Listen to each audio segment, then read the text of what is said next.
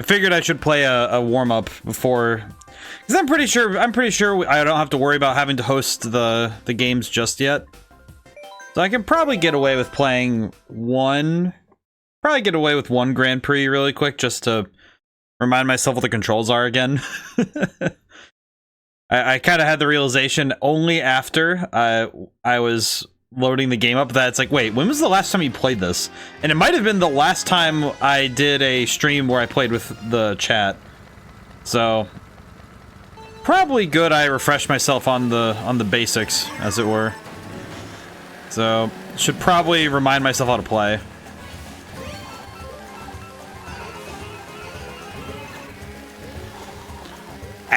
Yep, already mentally not quite there yet. That's okay though. Need to remember the physics. It's been a while. I can't even remember the last time I played a racing game, actually. I used to play Grand Theft Auto 5 races kind of regularly with my friends off stream, so it's... And I used to play this game a little bit more often. A little bit more, I say. But... yeah, it's kind of surprising. I don't play this as often. I guess off stream, I don't really have as much of a motivation, just because it's like, oh, well, what else are you gonna, like, what are you gonna do with that? What are you gonna do, truly?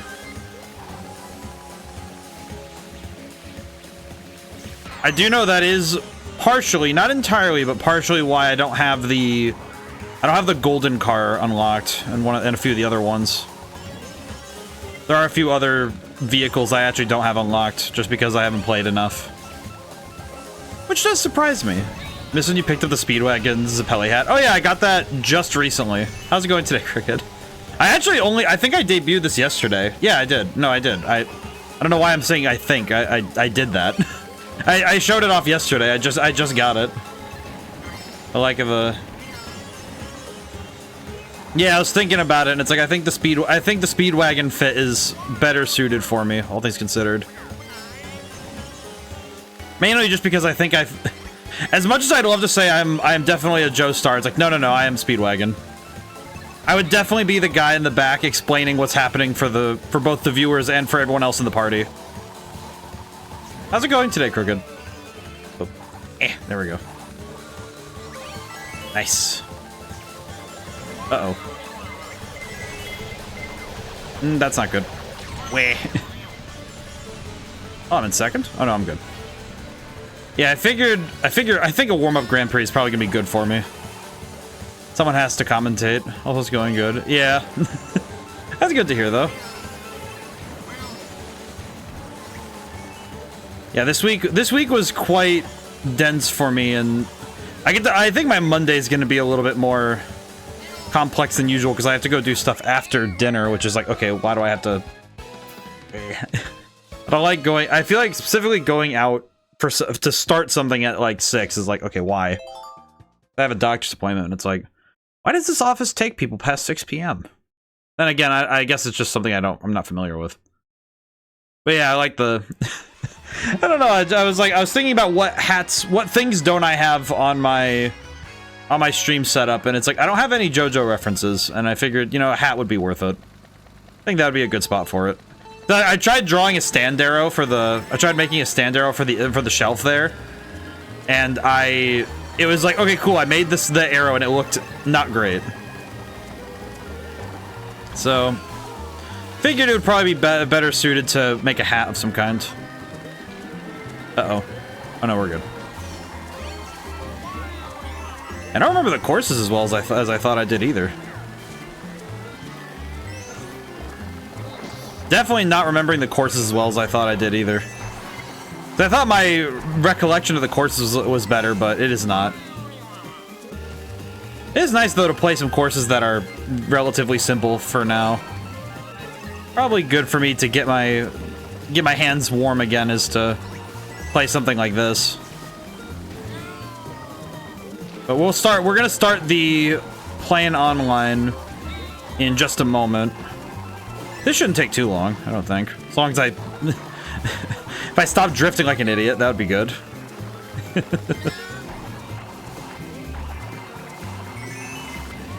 My drifts are pretty solid, but not fantastic. Definitely could, definitely rust it up a little bit in terms of practice. That's okay. Some games you just do fall out of practice of sometimes when you come back to them. And that's fine.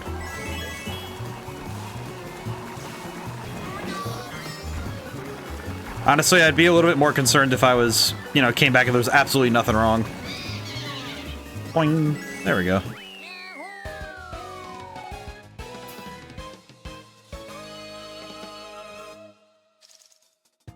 We'll say the hardest thing for getting hats, I think the hardest thing for making myself new hats is trying to get ones that play nicely with both the setup and also that don't go, it's like I have to kind of stack them vertically instead of horizontally.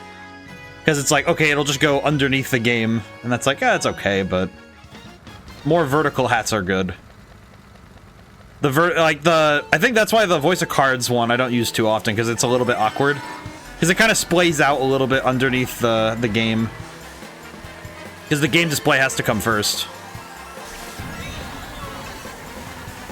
Whoop.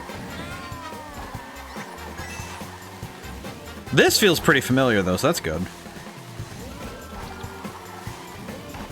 Weh. I'm feeling like I remember how to play Mario Kart now. Oh boy. There's a couple games that it feels like that now, where it feels like I have to take a practice game before I really recall how to play. I think biggest offenders are the ones where it's been long enough since I last played them that it's like a genuine, okay, I have to sit and recall all the details. Hit him. Yes. Very good. Ow. Why is this child? Ow. That's awkward.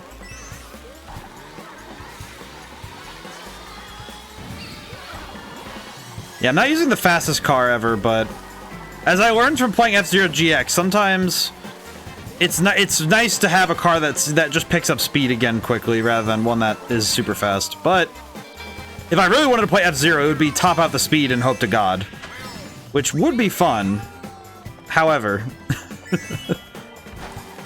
in Mario Kart, it's a little different. You don't want to... it's like, if you want to go for top speed and maximum gamble, then yeah, that's probably the best option, but... At least from what I've understood about playing Mario Kart, I feel like having a car with good acceleration can be a little bit better, depending on the situation. Also depends on who you're playing with, because if you know people who throw items forward more, then it's nice to be able to get back in the race quicker. Oh, that's not good.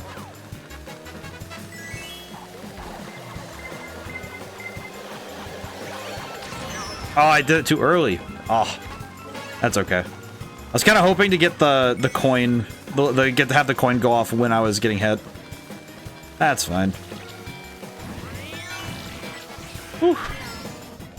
Yeah, I was looking forward to this one. It's been a long while since we've done a play with the chat stream. Ow, my face.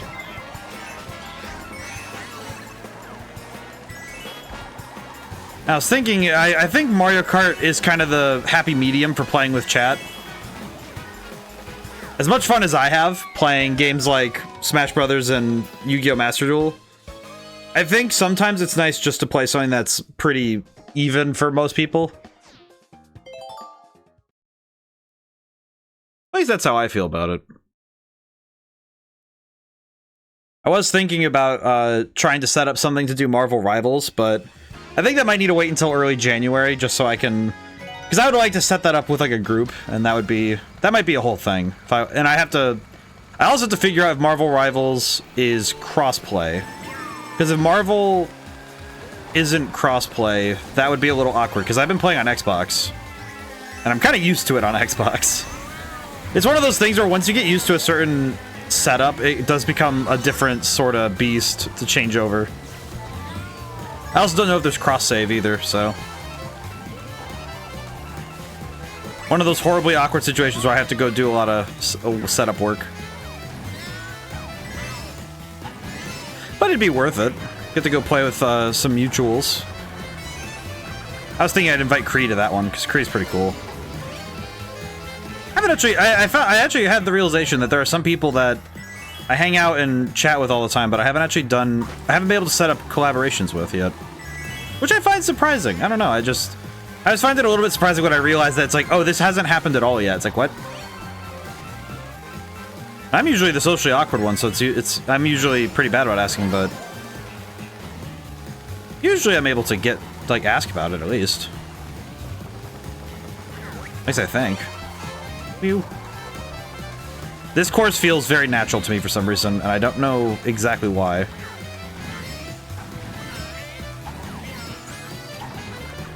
This one feels familiar.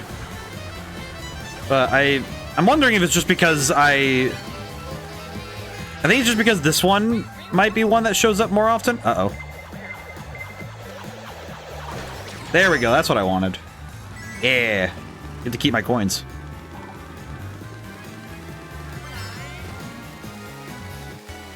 It is amazing, though, how long this game has stood as, like, the ultimate party game.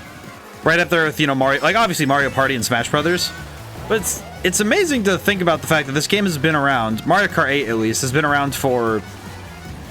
Let's see. It would have been out when the Wii U was out, because that was the original Mario Kart 8. And then they did Deluxe for the Switch. I think it came out 2017, if I'm not mistaken. I might be misremembering horrendously, but... I think it was 2017? I know it was near the Switch release, if memory serves well. But man, it is wild to consider that this game has been around for almost 10 years. Closer to 10 than 5 for sure, but just wild to consider that, oh yeah, this game has been around long enough that for some people this is Mario Kart. This is the only game they think of. Never really dropped their chokehold on family party games. No, never. I don't think they ever will. I think it's like the moment that you think that it's gonna start to drop, it's like, nope. But it's also a different sort when...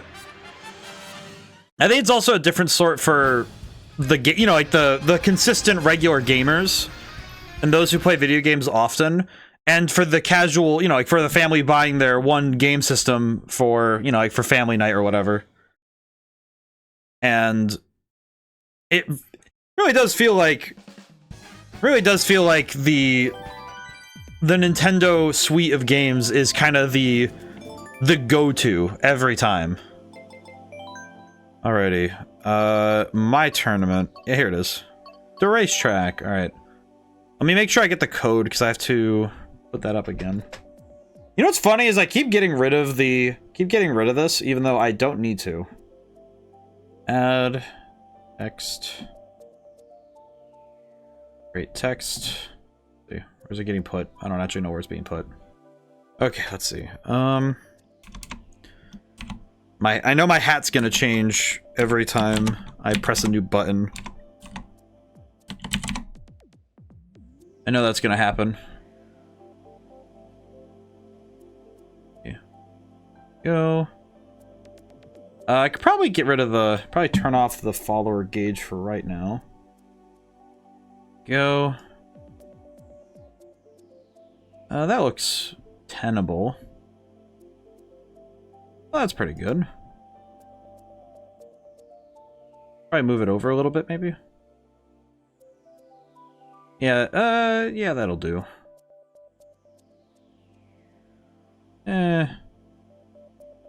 Like, part of me wants to put it back above me, like up here. But I don't want it to be too small where you can't read it. Yeah, there we go. I'll just put it there. Yeah, that's because I want it big enough to be read.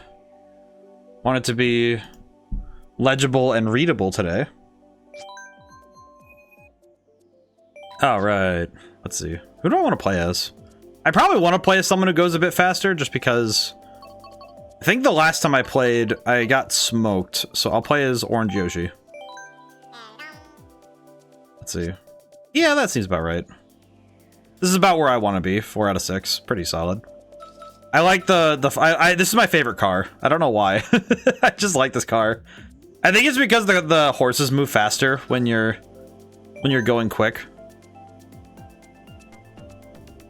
Yes. I'll just... Oh, wait, no. Go back. No.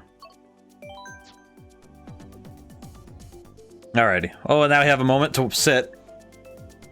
I can talk about updates for the rest of the year. Let's see. I'm gonna try and get out the... I don't know if this will be the case or not, but I have the goal to try and do the... I think I'd like to do the tier list video. I might record it the Monday after our last stream for the year on the 22nd.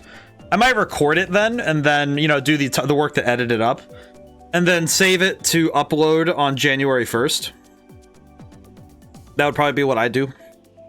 Because I do know that our first stream is actually on the 1st, which is a wild proposition. I haven't actually gotten to do that. I don't think I've ever actually had it where my first stream of a year gets to line up on January 1st. So that'll be that's kind of where I'm thinking the schedule's gonna be. Let's see. Depending on how much I have available in terms of, you know, like on my Nintendo Switch, you know, finances, I would like to start The World Ends With You as soon as possible. It also depends on how much of Golden Sun we finish on Wednesday and Thursday of this week, because I am actually going to play 2 streams of it this week. So that'll be a whole thing. Because I would like to finish Golden Sun if possible this year, but if that's not the case, then I'm not horribly worried. It'll stay on Wednesdays until it's done. It doesn't matter. And we are starting the Atlas RPG of the year on the 2nd of January, which will be Shin Megami Tensei 5. I will say that I was thinking about doing Metaphor, but I kind of came to the realization that it's been 3 years, and I'd like to play... For 3 years, because I've been doing this for 3 years at this point, I'd like to celebrate 3 years by doing one of the games, like the game that I started with. It'd be the very rare chance to revisit a game that was very formative to the streaming that I've been doing. So I figured that'd be cool.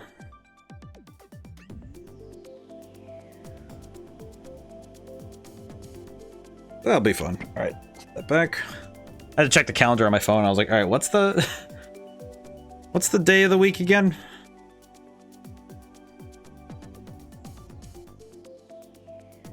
I don't know if there's any other big schedule things I have to worry about.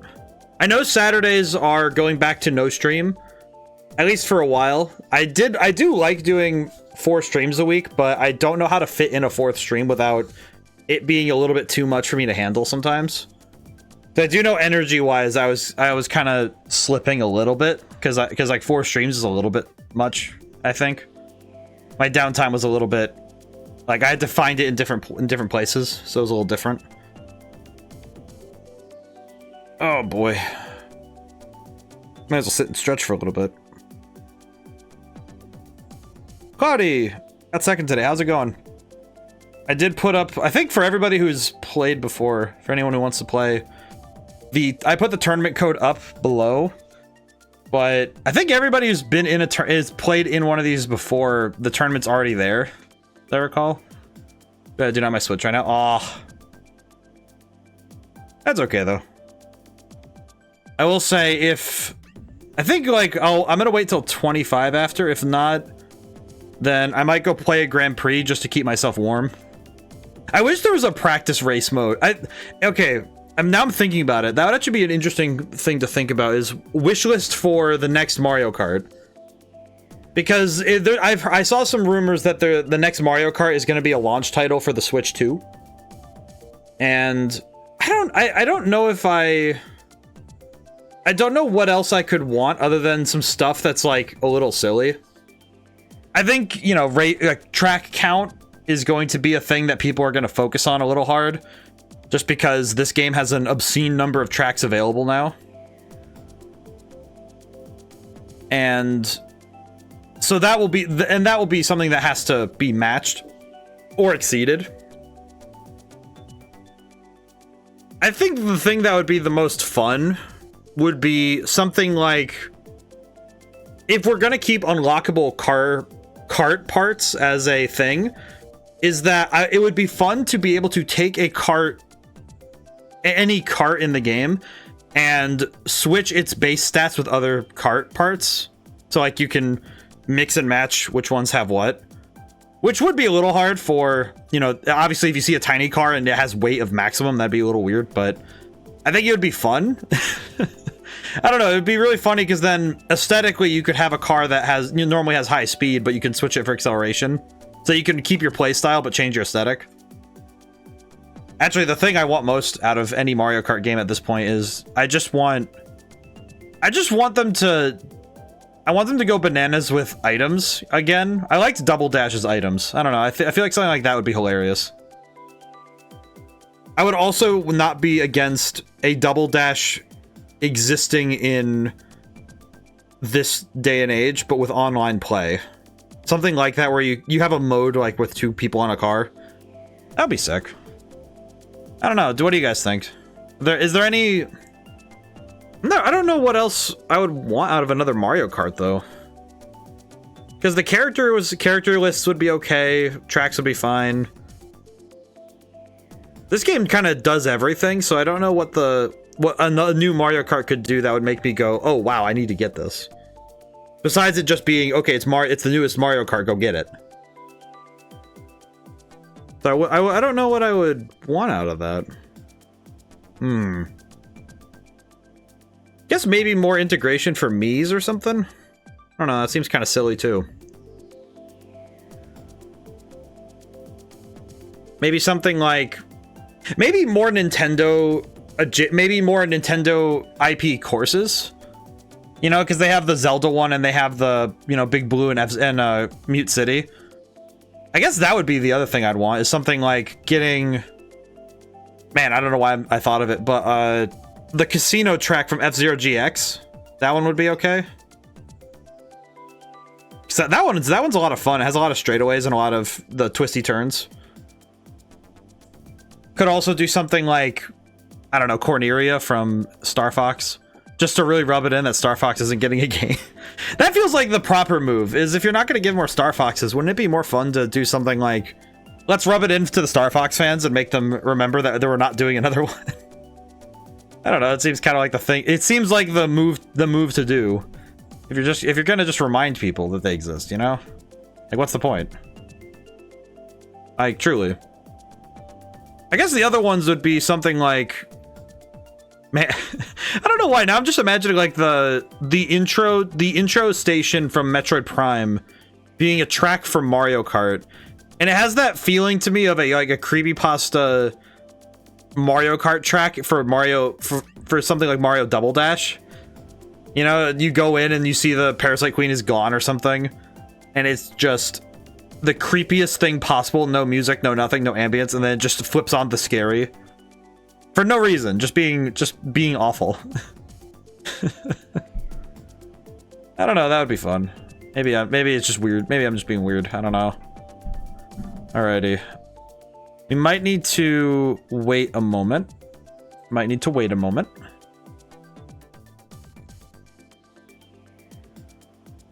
Might need to go do another Grand Prix so I don't let my hands get too slow.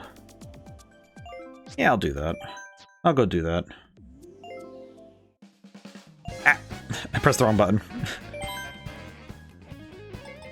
Did just realize, really quick though. Let's see, play stats. Question, how many coins do I have? Isn't it 4,000 coins that you get the thing or whatever? Tilt controls used to 0%. Don't you? And I think one of the gold parts you need to bring that up to 50%, right? I always forgot. I don't remember how half of that works, but I just know that getting the gold parts is going to be a pain for me to do no matter what I do. Might as well just keep playing at 150. I do like that between single and multiplayer, they actually keep your car and cart choice. Yeah, we'll just go do another Grand Prix really quick. Let's see. I'll go do this one. This one's okay. This will be fine. I'll do this. Got to keep my brain running. Hope everyone's having a good weekend. I had a solid time this weekend. I did finish Hollow Knight, for those who didn't get to see. I did finish it. I'm very proud. I was able to do 2 endings. I did 1 and 3 from what I see. That was pretty cool. It was pretty nice to actually genuinely finish the game in a way that felt conclusive and satisfying. I did kind of figure out what I don't want to say my problem with the game was, but more my observed frustration. I think in some ways it's the knowledge alone that there was nothing I could do to help it, to help the, like the in-game world anymore, if that makes sense. Like it kind of felt like I was fighting against an inevitable outcome, knowing that specifically the knight was doomed. It's like kind of that looming knowledge of, oh, this is a character you can't save, and this world is not going to be any better or worse. It's just going to be. I think as a storytelling, as a piece of storytelling, it is rather evocative, but it also, in a way, lends itself to a form of frustration that is unique to that game.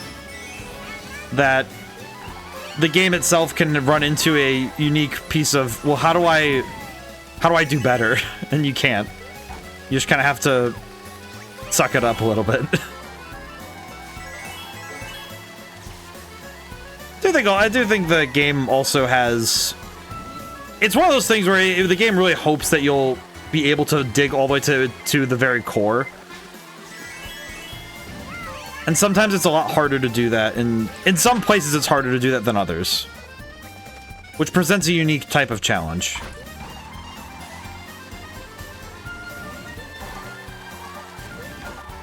Which I think is really... It was worth it, though. I think it was worth it for me to learn and understand. But yeah. I hope I can... I do have some games I'm going to talk about on the tier list that I think there's a few that are going to be a little bit... Some of my takes are probably going to be a might bit controversial. If I do say so myself. Not because they're particularly, like, trash or bad takes. I think it's just that I'm going to have to explain some of them, just having to sit there and say, okay, let me explain. I have to stop everyone from going to the comments, and I have to explain myself calmly why I feel a certain way about one game or another. Because there are some games I have some opinions about that I think are not there. I don't ever feel shame for having a not majority opinion. It's just that sometimes it can definitely feel... It can feel odd at times. Because you sit there and you go, okay, well, why don't I feel the same way that these people feel about this game? Because my hope as a game dev is to, if somebody has a favorite game, I want to share in that passion and that love. I want to understand why it's someone's favorite. And I think sometimes it can be a lot harder to do that without feeling like I have to force it. There are some games where it's like I really have to shove myself to say, okay, like it. Like this thing. I'm pretty sure you'll enjoy it if you just sit with it for a little bit. But some games it just doesn't work like that. The nice thing about the tier list too is that I don't actually have to, I'm not being told one way or another to be unbiased. Obviously I think tier lists are a subjective form. I think it's very easy to believe that it's not, but tier lists are a very subjective form of rating. I think even ratings in general are, it's of course it's based on what opinions formed from taking in this piece of media.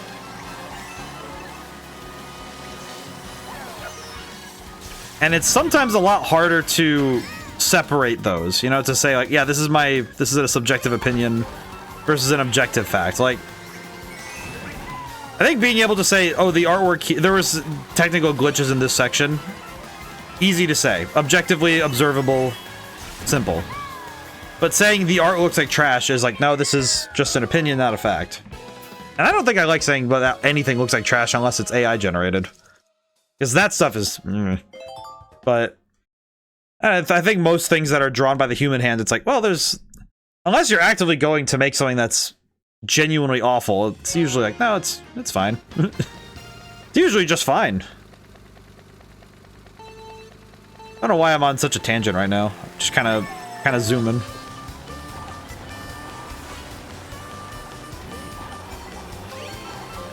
Brain's really thinking right now. Why? Sir.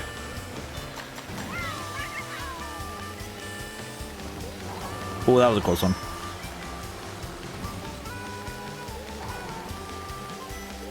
I do recognize that the AI is going to fight only me if they can help it.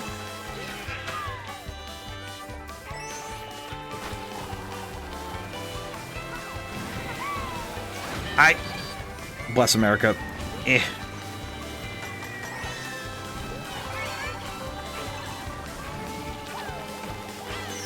Excuse me, sir. That was a bit risky. Ooh.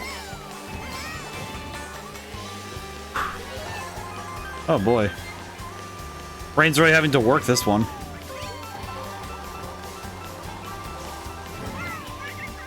Oh boy. Uh-oh. It's never great when you get to hear it. There it comes.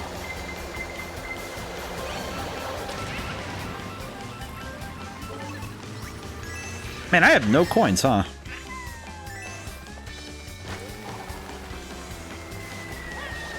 Oh. I just watched that green shot I threw just go. Aw. I was hoping that would work, but oh well. What are you gonna do? Ma'am, I don't know who you think you're passing, but it's not me.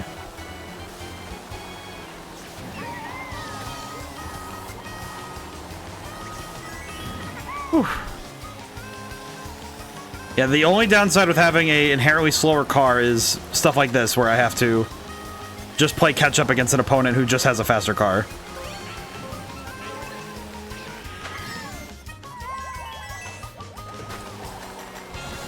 Nope. Ah! Why? Oh, nuts and bolts. I don't think I can win this one. Nope. Eh. Oh well, what are you gonna do? You know what? It's nice to see that I still have some room to grow. That's okay. Ow. Does suck, however. I feel like it sucks when you lose against AI, because you just go, oh, okay. You just kind of go, oh, okay. That's nice. Oh, now I'm down a point. That's crazy.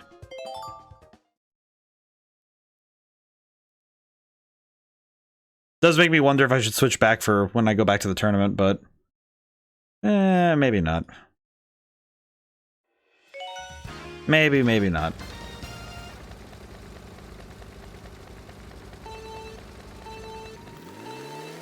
One more race for this one, and then we'll call it good. Go back to the tournament again. Whoa. I will say 150cc is apparently outside of my wheelhouse in terms of being used to it. That's funny. Surprised I'm not used to this speed.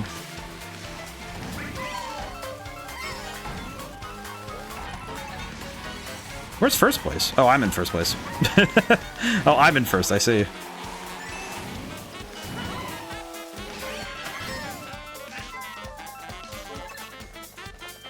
I do love I think the music is going to be a big part of the identity of Mario Kart going forward, though. I definitely think this music is going to be something that has to be kept and understood in order for the series to keep being good. I think, you know, awesome music is going to be huge. I do wonder what tracks they're going to keep for the next Mario Kart, though. Like, from this game. You know, the original tracks, rather. Because I'm pretty sure there will always be a space for the retro tracks, for those older ones, but... I think some of the newer ones, I'm curious to see which ones they'll think about keeping, which ones they won't. Because there's likely to be some tracks that get cut if there's another Mario Kart on the horizon, you know?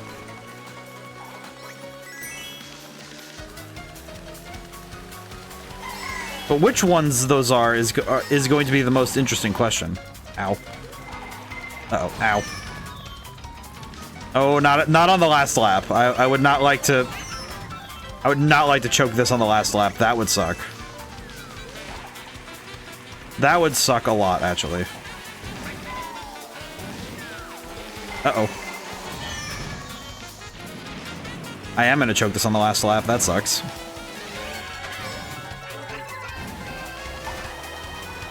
Nope, I saw it, and I saw it at the last possible moment, and my brain went, nope.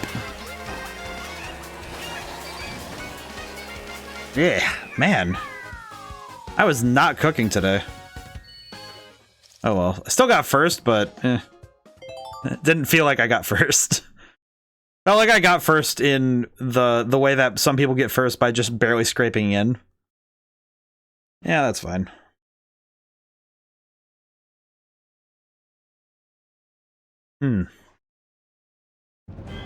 Not bad, but not great.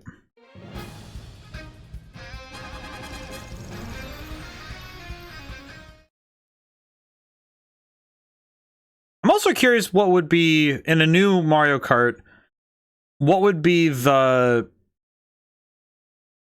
incentive for continued play besides just having fun? Because obviously I think if you make a good enough game, then people just keep playing it no matter what. And that works just fine. But I do wonder... I wonder what... You know, I am going to go back to my boy.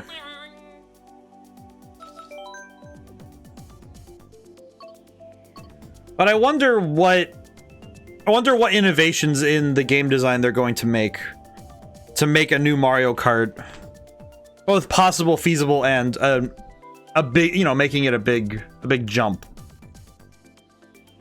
Because there are a lot of ways they could go about it besides just, you know, tightening the screws in some small places in the gameplay. Because the gameplay itself has been strong for ages at this point. So I don't think that's going to be a big problem. I don't think that the core of Mario Kart gameplay is ever going to be in question.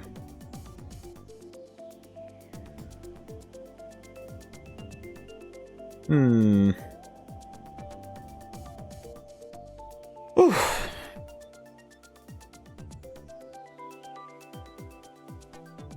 I need to stretch again. Neck and shoulders have been a little tense. Been doing more driving than usual lately. Had to take the car to places. Thankfully, it hasn't been a lot of super long drives, but one of them was like an hour to and from, you know, an hour there, an hour back.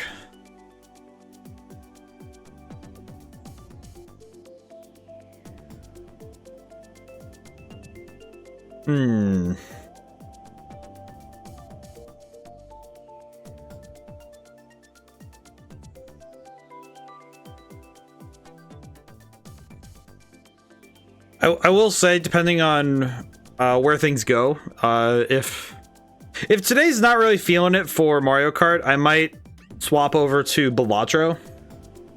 I could play some Balatro. That'd be nice. If this isn't really moving. I've been playing a lot more on my phone because I got it on my phone for some trips I was doing, so and that was nice. I think it was good to have something available right on the phone. It's also just I think the gameplay loop of Balatro is interesting to look at, just because it theoretically shouldn't be as good as it is. You know, if you put it down on paper, it seems like the kind of thing that might overstay its welcome. But it doesn't. It really doesn't. It's actually quite impressive. It's one of those things where the only real incentive is, do you want to unlock everything and get a really high score? Those are the only two real incentives in the game. There's no story. There's no further impetus than, well, I could do better next time. And that's the whole point. The fact that the whole game is built on the idea of, well, I could do it better next time with bigger scores and huge numbers, you know? And it's amazing to see how continuously true that is when you're playing the game. That you can easily just slip into playing it over and over and over. That's pretty fun. I think that's quite cool. Yeah, and the Game Awards. I should probably talk more about the Game Awards. I talked about it somewhat on... there was some stuff I saw at the Game Awards that I thought was really cool. I think the big ones for me were I think a lot of the smaller titles are going to be more interesting to me. Ninja Gaiden looks fantastic. That one's my probably, you know, I wrote up a list of it. I wrote up a list of the things that caught my attention. I'm going to go look at it.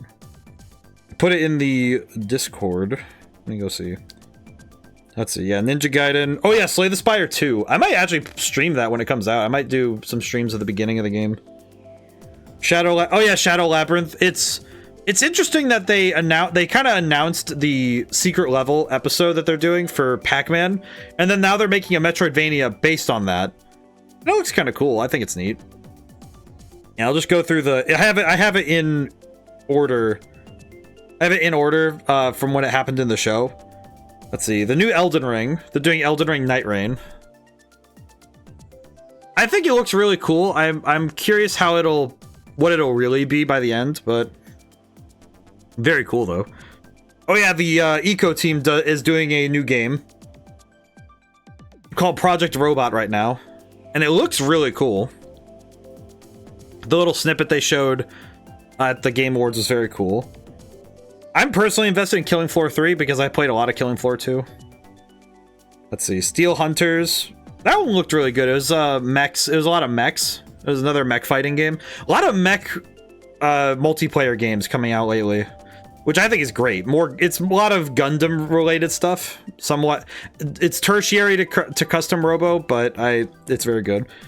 I wrote down Clive and Tekken, and honestly, Clive might get me back into playing Tekken 8. I usually play Tekken for playing King as usual, but Clive I might actually go and get because he looks really cool. I like him. Let's see, Virtua Fighter. It looks pretty good. The one guy kept using that shoulder move, which I kind of thought was funny.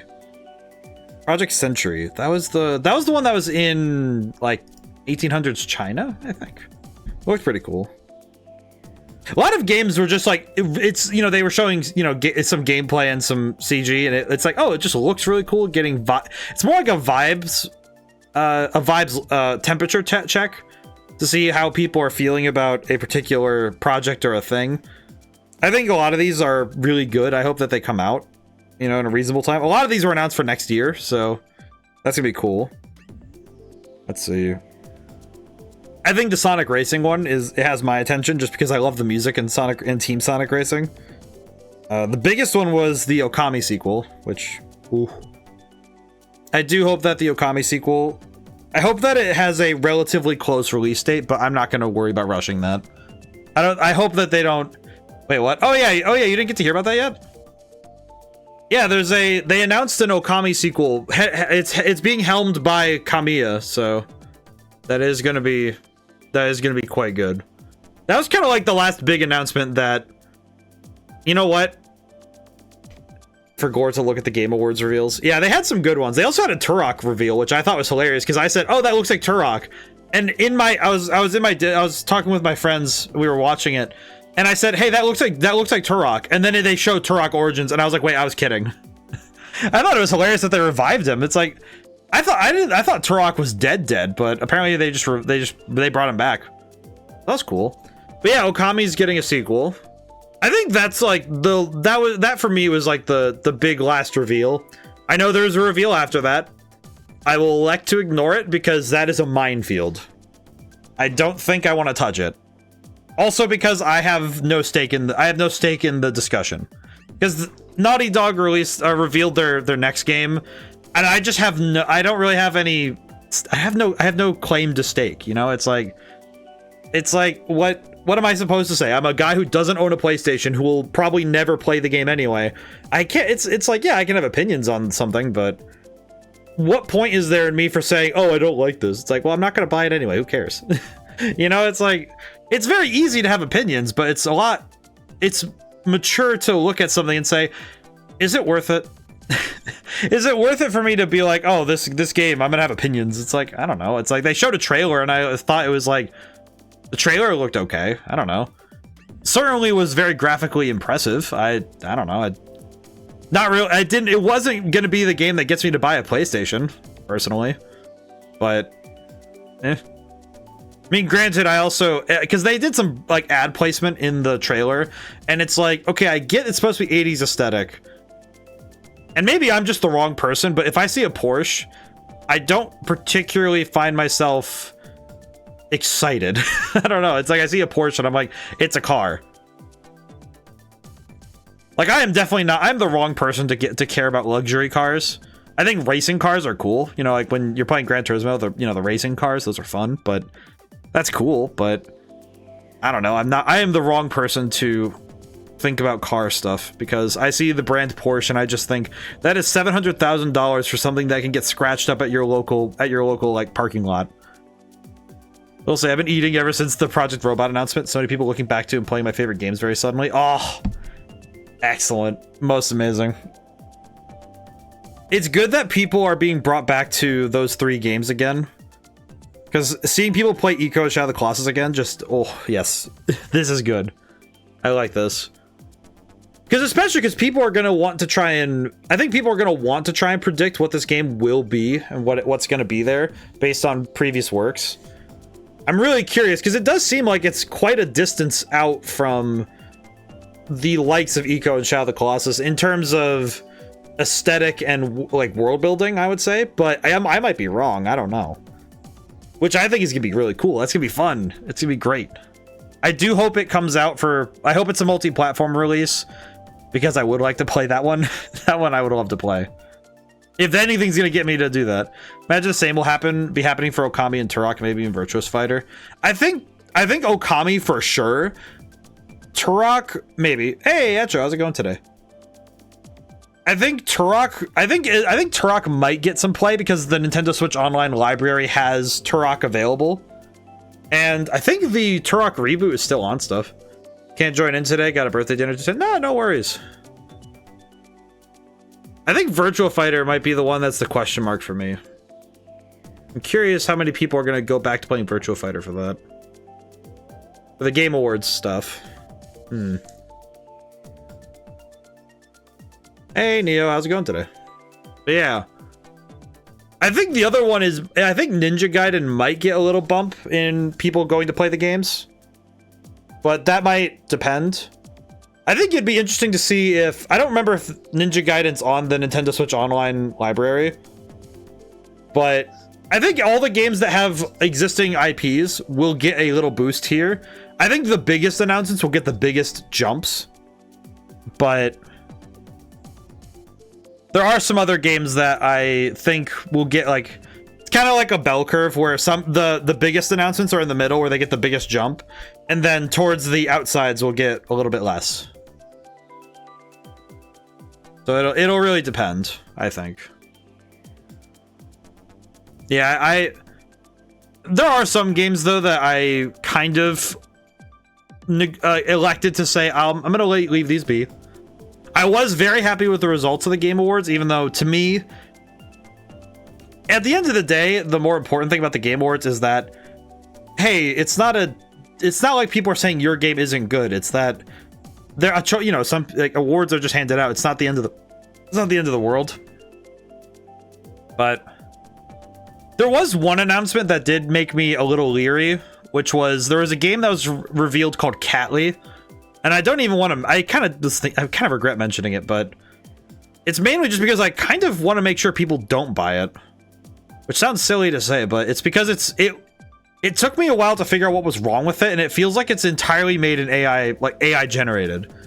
And I don't think that's a good... Yeah, I know what you mean. Yeah, it's just... I don't want to bring attention to it because I don't want people to give it attention. But I also need to make people aware of the fact that it looks like something... It looks like a trap. You know, it looks like something that's meant to get people to buy it without realizing it's AI. And I just thought it was very... It felt wrong. It felt very wrong in a lot of ways that were hard to determine. But I don't think that's one, burn the AI. Yeah, the problem that I see is that using that sort of content in final products is my problem. Using it for concepting, using it for things that are meant to be, you know, like, okay, hey, we need to generate a bunch of things. Let's then from those generations narrow it down and then make a real thing out of it. Good. You know, like, hey, can you generate 20 different ways that somebody could say reloading or something? That'd be great. And then, okay, take those, bring them down to 15, fix up the grammatical errors, do all the, you know, do the actual writing, and then put those in the game. Easy. But it's insanely, I think it's insanely easy for fat cats in companies to take that and say, but we could cut out the people and just use the AI. It could be the final product. It's like, no, you shouldn't. I know, I even noticed it in stuff that's not in game design, just stuff that's outside, just in the modern world, people using AI for weird stuff. Like generating imagery for banners on the sides of things at the state fair, you know, just like, why are you doing these? Why are these the things you're using AI imagery for? What's the deal with this? Even if it weren't AI, it's really, really artificial. Like if plastic were a platonic factor, you could apply to any texture. Texture always plastic, you know? Yeah, it's like, it sort of feels like you can tell that it wasn't really designed for or by a person. It feels like it was designed and that's it. There's nothing else to it. It feels like, you know what, actually that word you put down is interesting to me. Platonic. It really feels like a platonic existence. Like the thing it made does not evoke an emotion.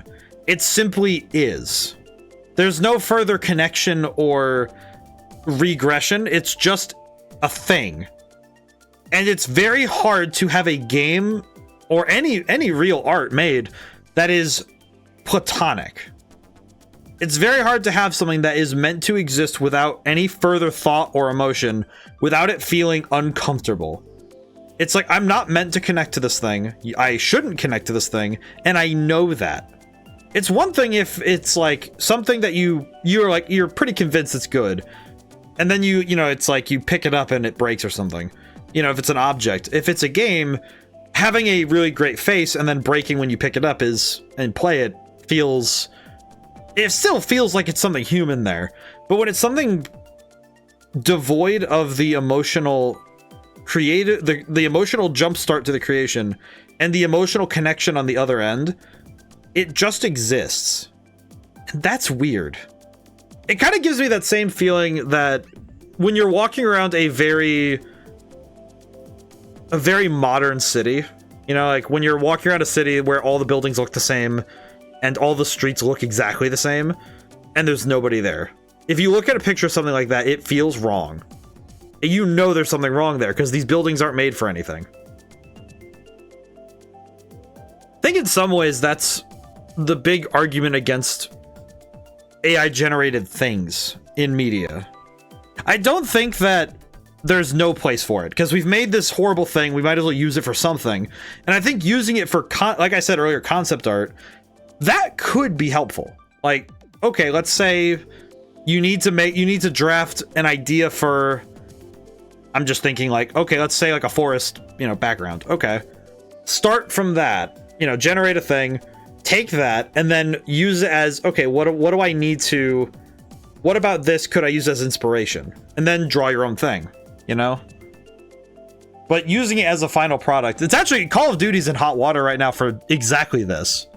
And the fact that 99% of AI databases are unethically sourced, yes, because they're just kind of ripping things out of the internet and using it themselves rather than, and it's not like an artist is sitting there drawing pictures and feeding it to their own AI. It's an AI bro goes out onto Twitter or something, takes a bunch of artists that he doesn't know or talk to and rips their art, shoves it into their AI, and then says, oh yeah, now I can just generate your art at the click of a button and make a bunch of stuff. And that's wrong. Just taking other people's work and using it for yourself that's not what you're supposed to do with it. I know that Call of Duty's in hot water right now because Black Ops 6 recently made an addition to their cosmetics, their their title cards, some of their animations and their art that is available, and all of the ones that got added were like, you could tell they were AI generated. It's like, oh, why does that hand have 7 fingers? Why does that guy's hand have 4? And you can just tell. You know, you're looking at it and you go, why is this so wrong? And it's insane to me to think about the fact that a multi-million-dollar company can't afford to pay it. Well, the thing that it makes me think is you couldn't afford to pay an artist to do something right, so you're going to do it by using a machine because you're cheap.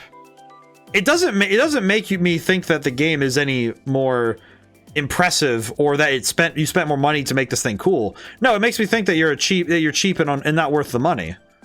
And I imagine that as more people become aware of the, you know, how AI works and what it does, it's not afford. They don't want to pay real people to maximize profits. Yeah, but that's the real thing. That's what's really happening. But for me personally, when I see AI, it makes me think, well, you're just being cheap. And that makes me think that your game is going to be cheap, and that means I'm not going to play it. Seeing AI generated assets means that to me that, well, even if they don't want, the truth of it is that they don't want to pay people to maximize pay real people, to me it says, oh, you couldn't afford to, because your pocketbooks mattered more than making a good game, than making a good product. So seeing AI art makes me immediately think, whatever the heck that AI art is on, I shouldn't touch it. I shouldn't even interact with it.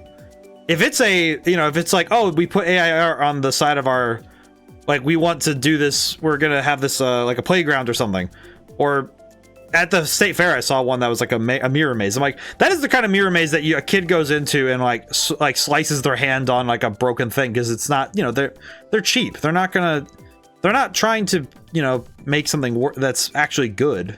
They're just trying to make something cheap and easy that makes money. And now it's going to start. I think it's culturally going to turn that way because more people are going to be more upfront about it.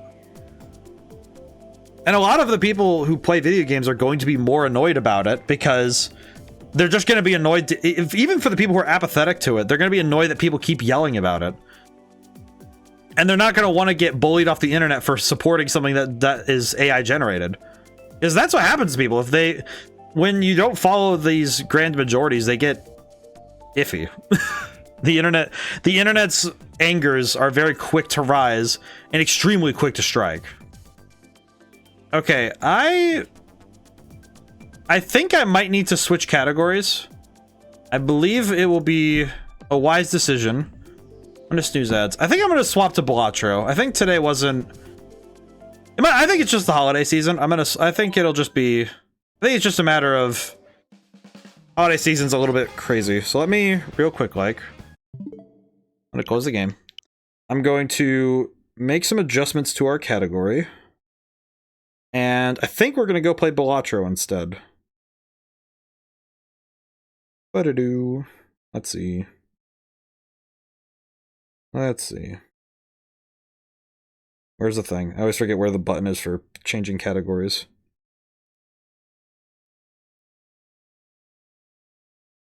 Yeah, always for gore. Let's see.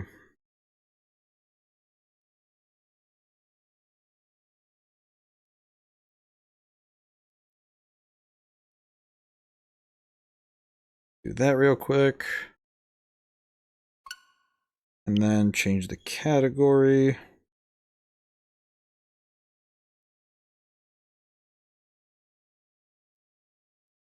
And good, hit done.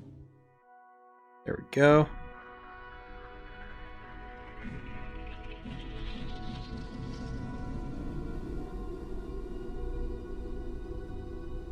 Oh, I had a text thing for that earlier, I see.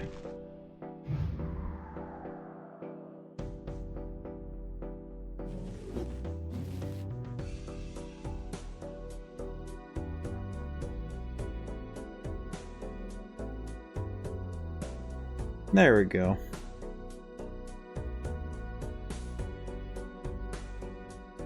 Alrighty.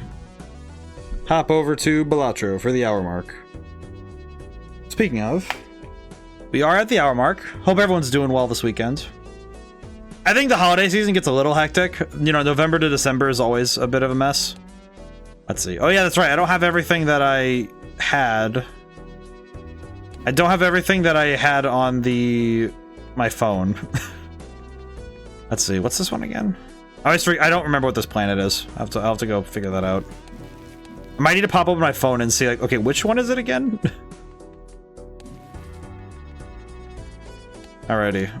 Well, let's just play around. Let's just see what we got. So yeah, for those of you who haven't played Balatro, it's basically poker roguelike. So I'll get into it and I'll explain what's good. I'll explain how everything works. You know what? Let's just keep it easy. Let's do this. We'll just do that. That's okay. I do like the music. The music is straight vibes. The music, I think the music and the screen and like the way that the screen does the TV pixelation, it is straight vibes. I might need to turn off the, hang on, I might need to turn that off actually, because, oops, wait, I think I can only change options from here. Hang on, options. Oops. Settings. I think I need to turn off the, I think I need to turn the CRT off because I think it causes, it does cause a little bit of issues for readability. Yeah, it causes a little bit of awkwardness. I like the CRT bloom though.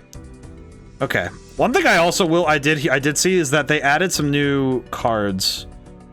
I like these. These are cool. You know, I should probably use these. I don't actually change my artwork very often. High contrast cards. Ooh. That's cool. Okay, what do we got? Among Us.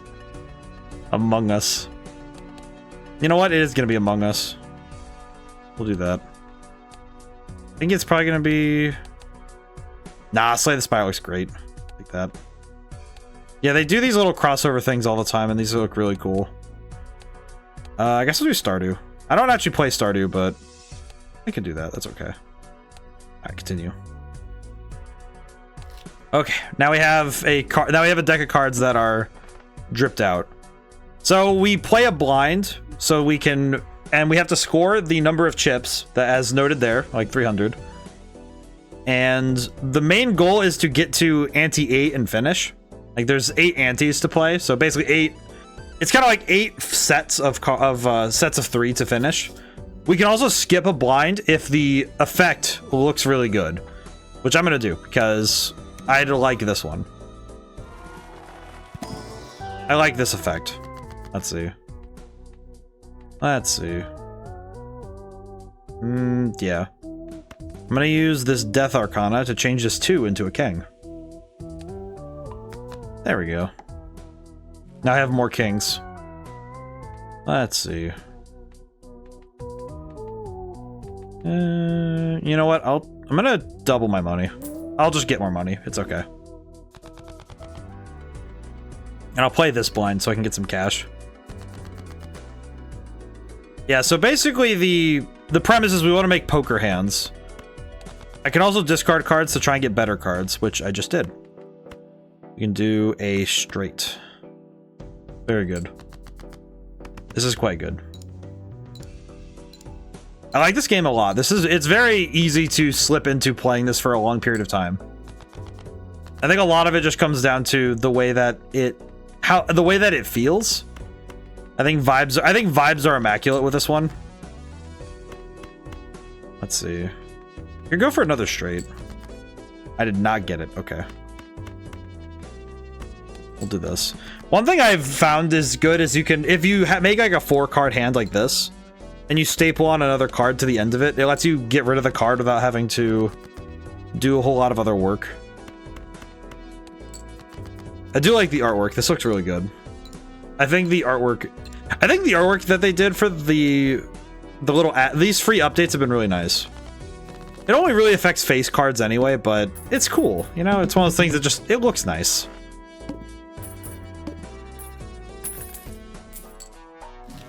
Let's see. So we can buy some new stuff. Let's see. And we can grab this one, I guess. Not really sure if... you know what? I'll buy this one. Overstock is nice. Lets me have more options. We have options. Actually, I think this game's also a great example of if you make something that's good, people will come and see it. And when you make something that's genuine, people are going to are really going to enjoy it.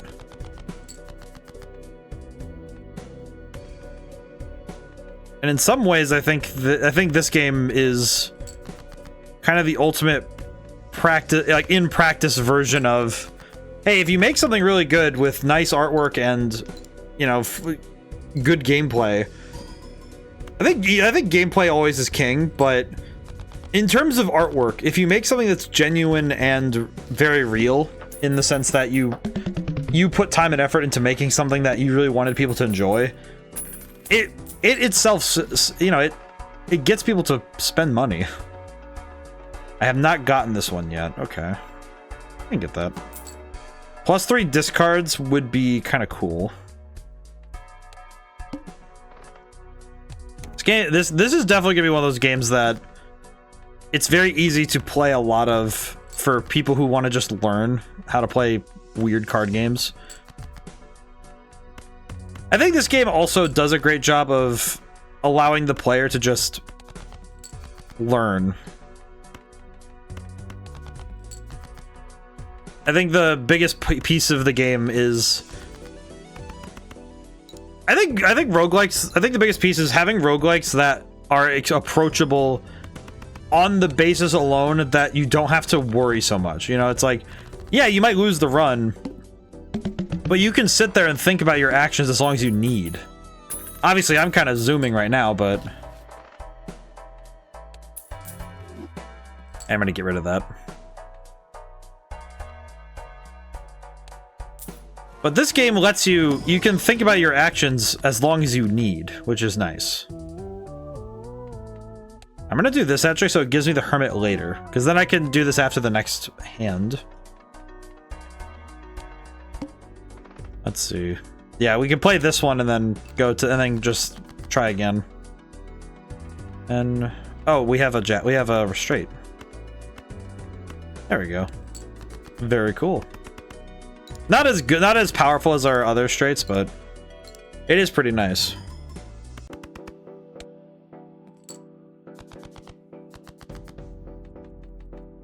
I think this game also hits an interesting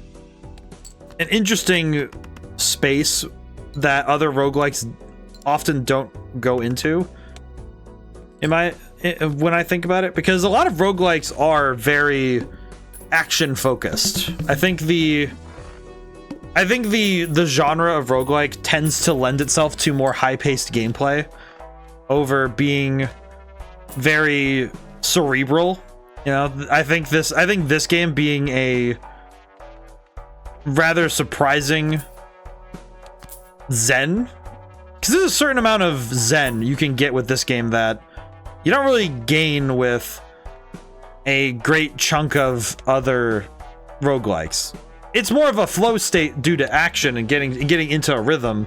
But with this game, it's much more about the thinking. It's much more about taking your time and wanting to understand what you're about to do. And 9, 8, 7, 6. There we go. And that's super cool. I think this game hits a certain sweet spot that hasn't yet been tapped. I think the other thing, I saw some interesting videos about this that Local Thunk also, like some of his words and interviews were used to describe these, that one of the greatest strengths and also one of the greatest weaknesses of the game design is the inability to preview what your hand's about to score, which in terms of game design is super bold. It's one of those things that feels like as a dev you wouldn't really want to do that, because usually you want your players to know what their actions are about to do. It is very rare to allow a player a space that gives them that turns the main game mechanic into true uncertainty. Let's see. Rare Joker or... for me, this one is Rare Joker or Aces. We've been doing straight, so let's do Rare Joker. Oh. Interesting. Interesting. That offers options. So if I have a straight in my opening hand... Oh, this sucks. So if I had a straight in my opening hand, I could reasonably... Okay, I actually want to play this hand rather than discard it, because I don't really want to discard that hand.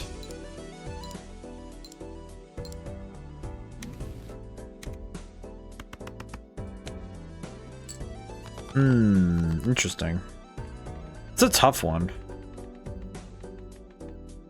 Oh, you know what I could do? I could get rid of... Splash, because I don't think I'm going to use that for this.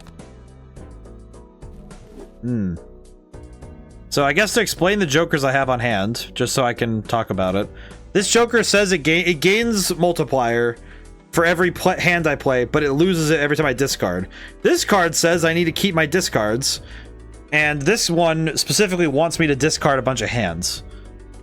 So that sucks. Actually, a fair bit that sucks. Holy crap, that sucks. It sucks for me. Okay.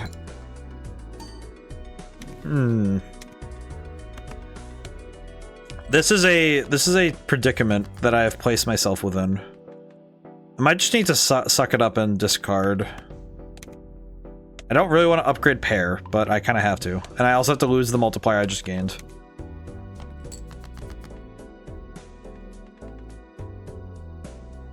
I think this is just where I fail. I think I just die here. I was not mentally with it yet.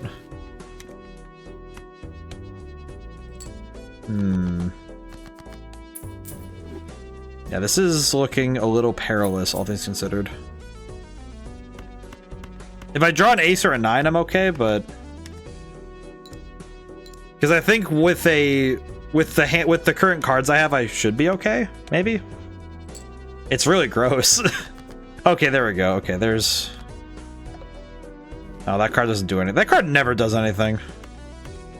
Great. Okay. This should be enough to win.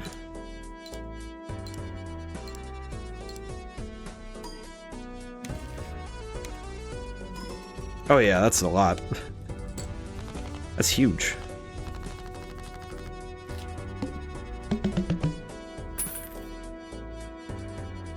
It's been a while since I've actually played with the music on, because I usually play on my phone, like I said.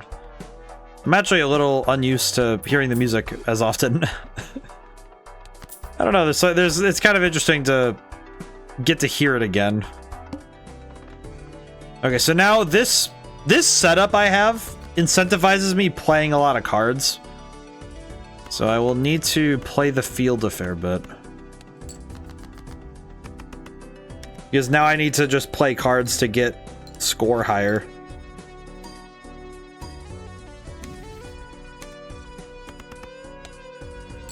Interestingly, this is pretty close to the setup I had the first time I played this game. I actually play... This is kind of the stuff I like doing, is the cumulative setups, where you have a bunch of... You just kind of start stacking up numbers until you have a huge formula. It's sort of like you set up a formula on the top of your screen, and that gets applied to whatever hands you play. And then that turns into...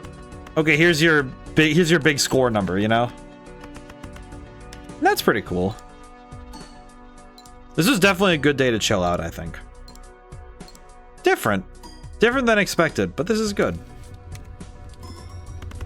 I do like that the score counter catches on fire when you've exceeded the score that you need in a single hand. If you exceed the score with one hand by a lot, it does so. Plus 12 for a straight. I don't actually need that. I don't really need that.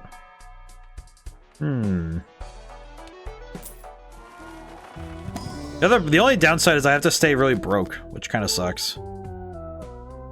Let's see. Or enhanced number cards. Do I want any of this? A lot of these aren't very great. Yeah, I don't want any of that. I actually don't want any of those right now. Oh, thank you for the funny triangle, Neo. I appreciate. Oh, we have no discards. Oh, well. That's a little rough for me. Let's see. I do appreciate the funny triangle. Let's see. Try and cycle this hand out real quick. Thankfully, this is still not bad. Just a little awkward.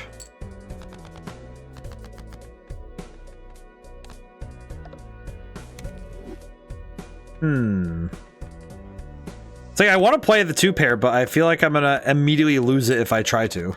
Like I'm gonna end up getting the cards I need for the straight I need.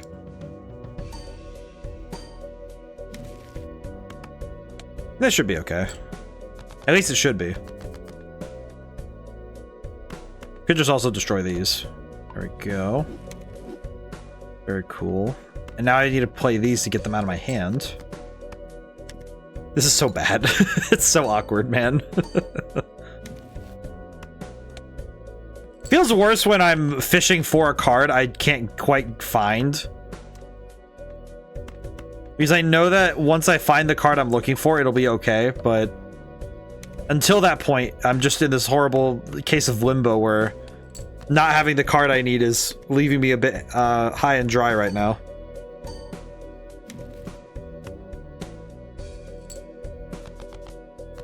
Okay, there's a queen. Okay, very cool.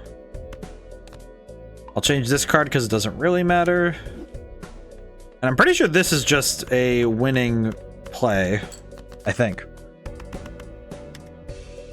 I hope of all things, I hope that everyone has the chance this holiday season to catch up, you know, in many ways, because I think this year has been very hectic, and I think that next year will be probably just as hectic, all things considered. 2024 was a very stacked year, but I think 2025 has the potential to be even more so. So I just hope that everyone's able to take the chance to get a breather in, you know? Because, man, it's more common nowadays that we're not able to really catch the breaks we need. Which I think is a bit of a shame. We definitely need, I think everybody definitely needs a bit more time to just catch up. All right, I'm gonna do this so I can, this is a big risk, all things considered, but I'm gonna do this because I would like to get some new jokers. Okay, this ace is debuffed. However, it's still working, so I have to discard. I kind of have to discard this time. Oh, you know, I probably could have just played. Huh? You know, let's play this. Let's just get it out of the hand. It'll be fine. The only downside is that means that I don't get chips. No chip. That's okay. Arng, chip. Okay. How do I do this? You know what? I could actually discard this one. I could discard this section. It is gonna suck because I have to lose another. It's more stuff to lose. However, I think I can do something with this because I can do. I got this tarot card. There we go. Very cool. And then do this. These. Ha. This game definitely makes my brain hurt sometimes, but it's also nice. I like the zen nature of it. As I said, I think there's this game covers a space of roguelikes that wasn't really being 100% explored. I'm trying to think if there's any other roguelikes that really let you just sit and think about your actions rather than get straight into them. I think technically Inscription follows that same suit, but oh, these both suck. It kind of feels bad to say it like that, but these both kind of suck. Just wholesale, not very good. That's sad. What are you gonna do? Not much I can do about that, all things considered. Just kind of have to play the field on that one. Oh well. Probably the most consistent thing I've found in games of chance like this is that you just have to play the field some days. I think that's the other thing this game does that other games kind of feel almost worried to do, is putting so much of your fate to literally a shuffle of cards and a, you know, throw of direct chance. It's impressive because not many games are really willing to do that, to actively put the player in this spot of, you're signing up for this game where you are just gonna have to hope that you planned well enough that your odds will be good. And that's really solid. I think that's great. It's a bold choice.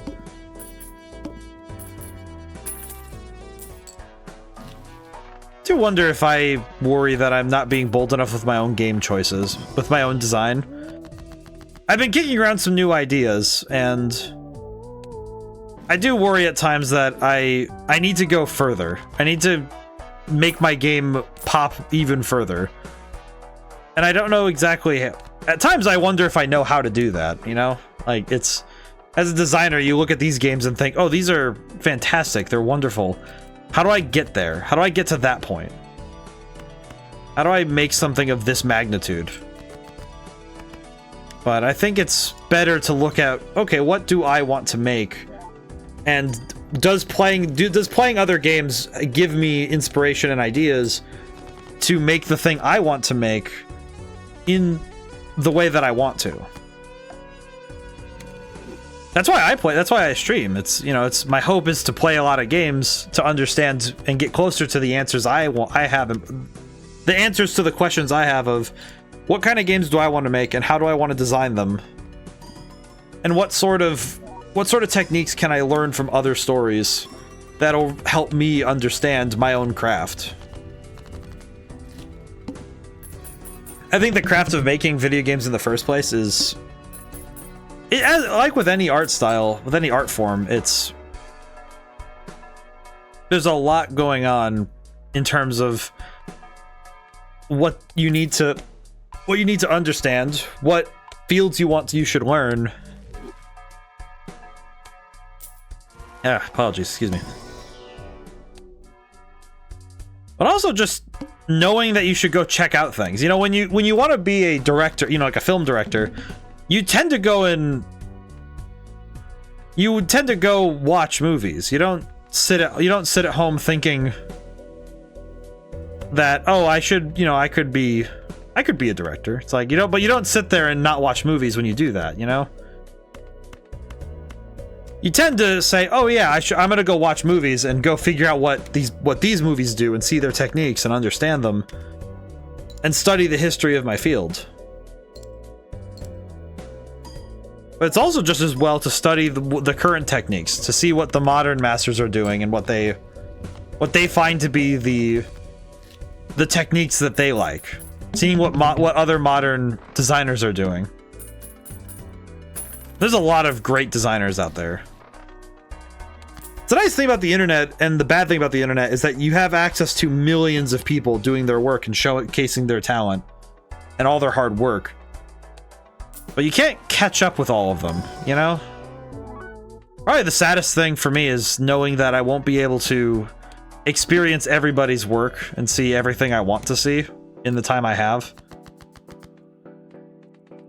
In a way, it frustrates me because I recognize well that I really want to give other devs the same amount of love and care that they have put. I want to see their stuff. You know, I want to get to know their things too.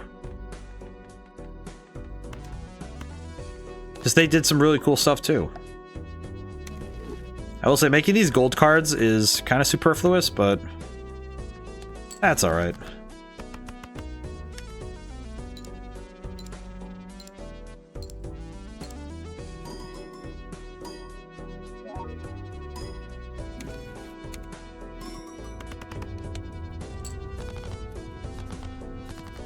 I do wonder how this game came to be.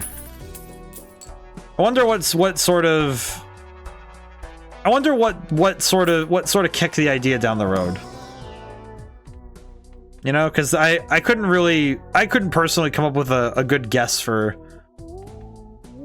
where this could come from. At least from my own perspective. Obviously, I think he probably has a great idea as to where it came from.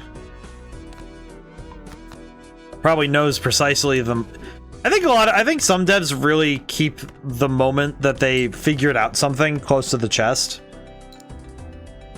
You know, that when the game and the design had that aha moment, you know? That had that space of, oh yeah, I know what I want to do now. I understand the question that's been sitting there. It's funny looking at this game though, it's very gameplay focused and being able to say the same thing about that, but it's true because this is the kind of game that you take it apart at the design level, and it's very centralized on the question of how can we make this gameplay loop the most satisfying possible, you know? How do we add to this in a way that goes way beyond what others could expect from it? You know what I could do is, you know what, no, we'll just do this. I was thinking about playing the ace, but if I get a jack, then either one of these will be good, I think. Does not matter.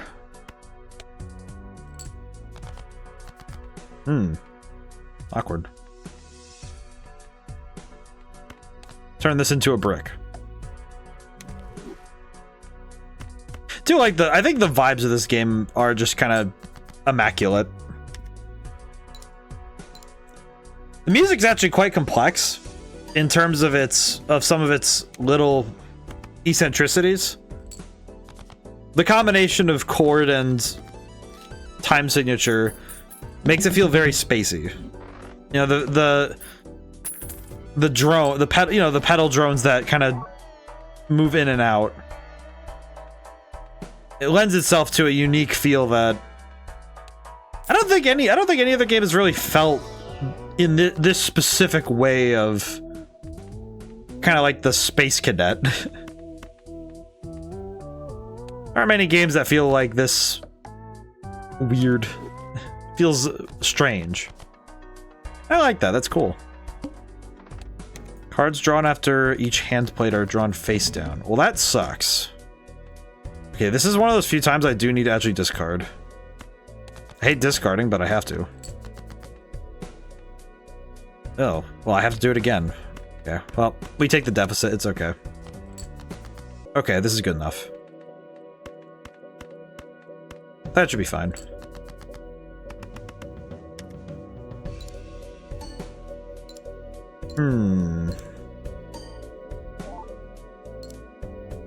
Pretty solid play, from what I see. Yep, there we go. Still doing pretty solid. Kind of sad that Mario Kart kind of panned today, but honestly, I think sometimes it's a little tough because I think especially nowadays, like with, again, the holiday season, I think it's like doing the with viewer stuff. Hey Nama, how's it going today? I think it's always a little bit of a toss-up. I think during the summer is like the best time for that, you know? It's like I think like June, July is usually like when if I'm gonna do stuff with viewers, it's usually at its best, I think. Good, how about you? I'm doing pretty good. We swapped over to Balatro and I can already feel the I can already feel myself wanting to continuously play this game for hours again. Which is solid. I could very easily play this game for a while. Which is good. It's quite good. Let's see. Lose money per card played. Okay, well, I could skip this one and play the next one.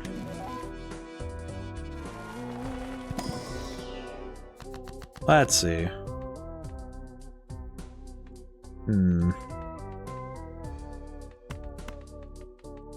today's been a good one. I did also get some cleaning done. I went and cleaned the room opposite me in the basement. I was able to get some stuff. I was able to get some stuff put away and some stuff cleaned up. Oops. Which is always a welcome thing to do. I had some stuff I hadn't quite gotten around to cleaning yet. So it was nice to be able to take some time to get that all sorted. Yeah, let's up these. There we go. And of course, I think just having a weekend where I was able to both get a lot done and relax. Always excellent. The chance to be able to sit, relax, enjoy myself, catch up on some things. Always a good time. I think especially weekends where my obligations are few, but my options are many. It is nice when I have plans, of course, you know, when I have things I plan out ahead of time and can go do, but there's a certain freedom in knowing that that I'm waking up and it's like, oh yeah, I'm just gonna go do stuff now. Let's see. Show a random card in hand, enhanced numbers. I don't really like that. I don't really like any of these. Spectral packs have not been good to me lately. That's kind of sad. Oh, I like this one. I do like this card. I could probably... you know what? I am going to get rid of this. I think I'm going to get this one. This one makes it so every time we add a playing card to the deck, I mean, we get a multiplier increase, which is very cool. We have more kings. We can get queens. That'd be good. Copies Joker to the right. Ooh. You know what? This is kind of conditional, so we could start playing other hands if we swap this out. Is this one? I think, you know what? I'm gonna risk it. It's risky. This is a risky play, but we can go for it. I think this will be worth it because we can do some stuff. We can definitely do some stuff. I think there is room for this to turn into very big plays. But yeah, getting to play Balatro is nice. This game definitely is very lacking in the stress department, which is very cool. It lends itself very nicely to just kind of getting to vibe and hang out. This is definitely the kind of game that would be very easy to sit and just enjoy like an afternoon with. Very easy to do so. Okay, I will say losing a lot of money is gonna suck, but we'll just make it work. It's okay. Yeah, because I'm gonna be out of money for a while there.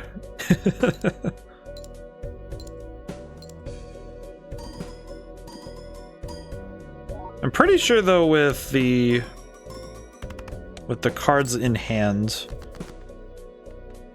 Oh, that's a yikes. Uh-oh. Actually, I could just play this. Might be enough. Might be enough to make it work? I don't know, maybe. Very silly, but maybe it'll work.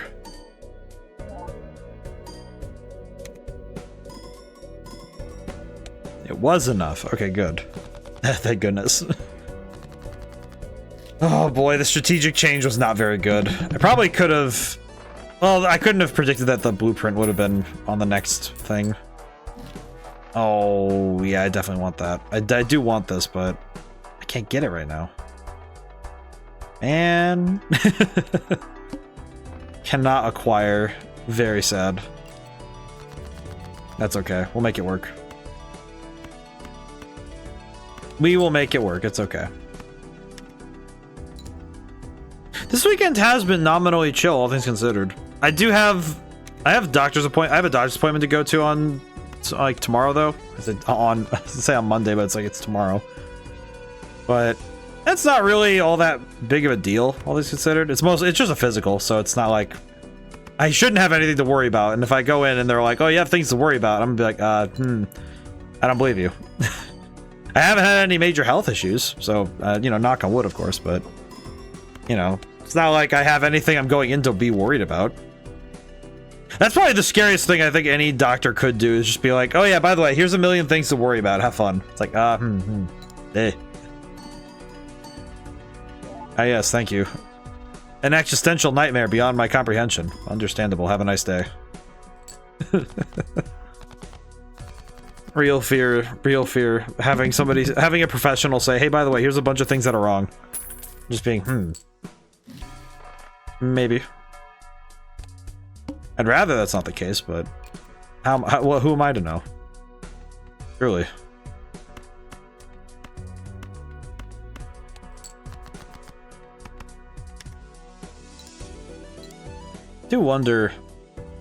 I do wonder how he came up with all the different. I wonder who came, like, how the art for all these were designed. Imagine the design process must have been a real interesting trip. Because it definitely had to have come from a kind of specific place. In some ways. Obviously the other IPs and their card art is a specific thing, but I'm curious how the Jokers were designed. I think the Jokers would probably be the part that would be the hardest to design. Like doing the... in terms of the card art. There we go.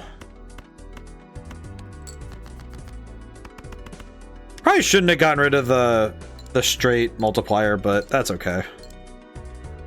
Probably by the end of this run it'll be okay, but...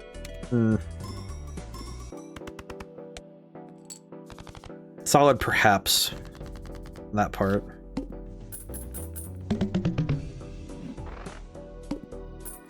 Oh boy. Let's see.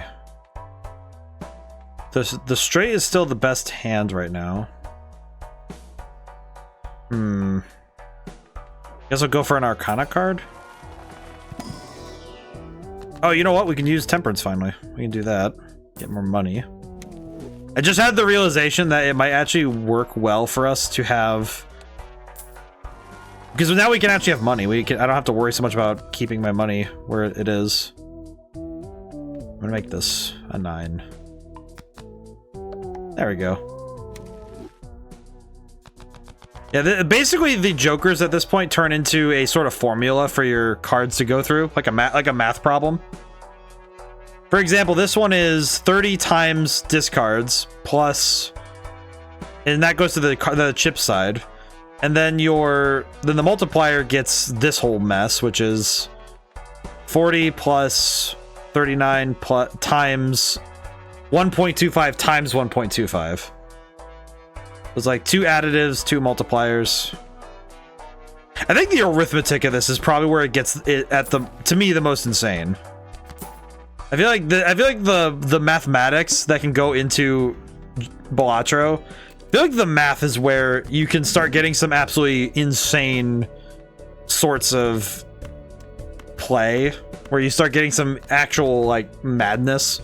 Because the mathematics behind every single play in Balatro is where it gets, I think it gets it to its most insane.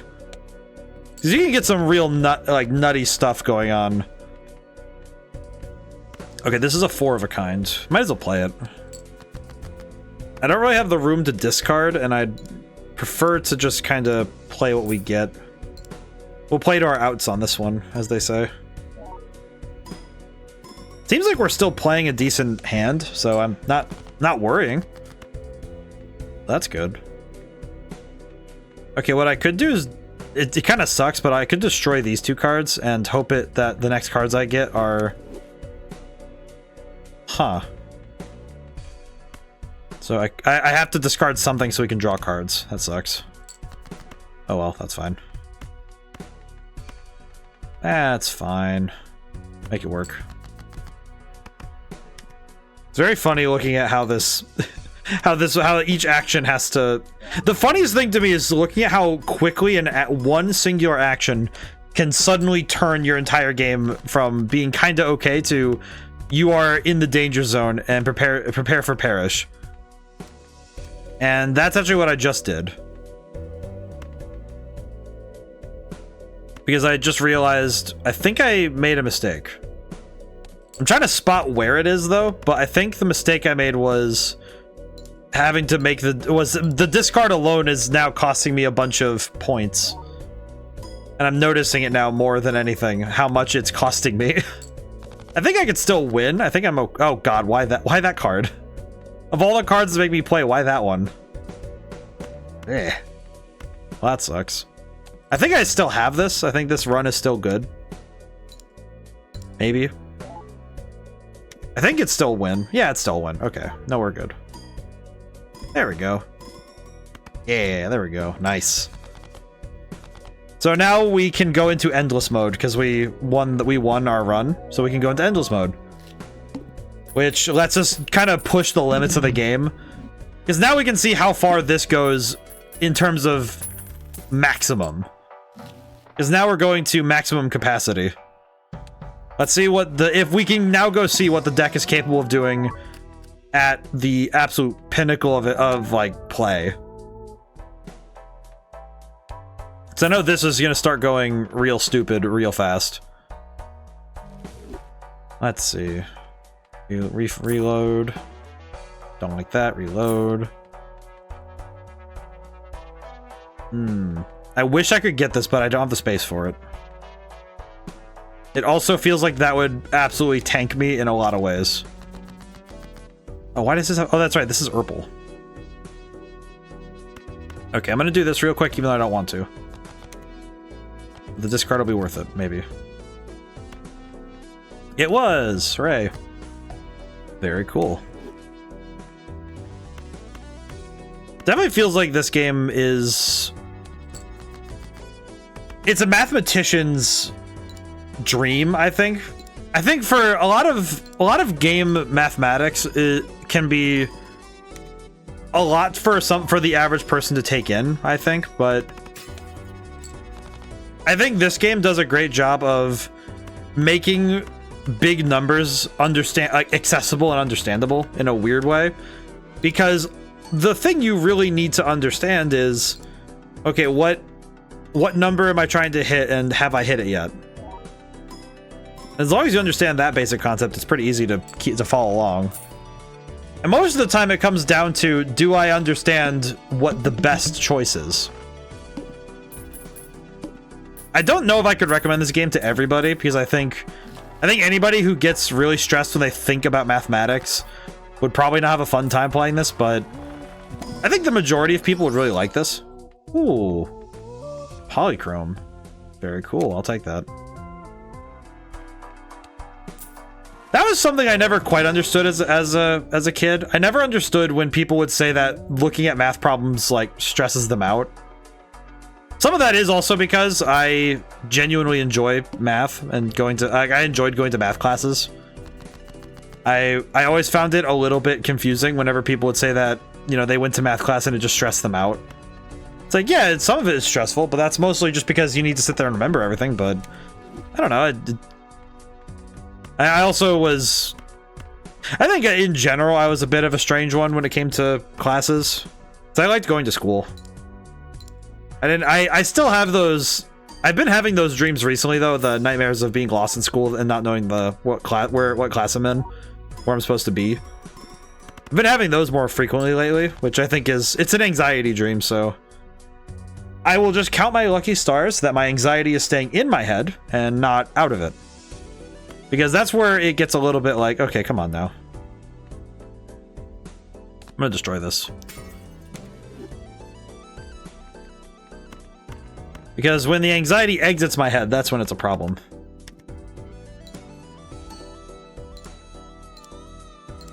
But it's interesting. It's interesting that how much this game is just really make two numbers as big as possible to win the game. I know there's a streamer who's been making I forget their name, but their whole thing is doing Balatro. It's really cool. Well, I say whole thing, but they've been playing a lot of Balatro, and it's really cool. Because they've really pushed the game's actual limits to some insane heights.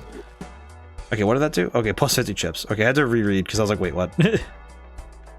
Okay, I could reasonably... If I sell this, and just keep the rest of these, I could just focus on multiplier instead of chips. Which might be nice, all things considered. Yes, very cool.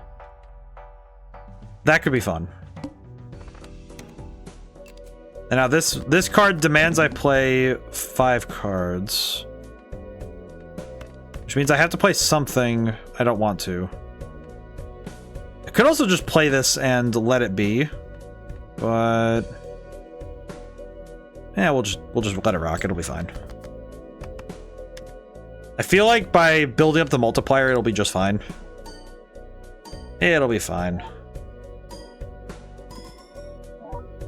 That is actually pretty awesome. Yep, I'm gonna regret not doing that, huh? Oh, why didn't I discard the 4? Why? Thank you, system. Okay. That sucks. Oh well, that's fine. That's awful. Okay, I do actually have to just play this and play to the outs and let it perish. The cards are just gone. Okay, there's a 10. There we go. Pretty sure this is just gonna win. I think this hand might just win. Oh boy. I do like the artwork. I do like the artwork they made for this because the art. I think the Slay the Spire art looks really good. I'm a big fan of that. It's interesting too because as a sort of crossover sort of thing, it's really elegant to just, oh yeah, the face cards are just characters from this game, and there's very little extra that needs to be done. You know, it's just okay, cool. Slap this on, easy peasy. And you're done. You know, it's pretty simple a method to add this particular cross promotion. Oh, that's pretty good. Oh my god, wait, 840,000? Yeah. Okay, this might be a really tough one to win. King. You know what I could do is do king, 10, 9, jack, queen. Still counts. It really is just counting the cards I have. But if I play this... Also, I'm going to get the follower bar back up. I forgot. Where is it? I always forget where it is. Oh, well, there it is. Might as well go grab that back up, since we're not using the code right now. There we go. Wow. Okay, yeah, I am not seeing a hand that good in a while, so that's gonna suck. That's not good. Let's see.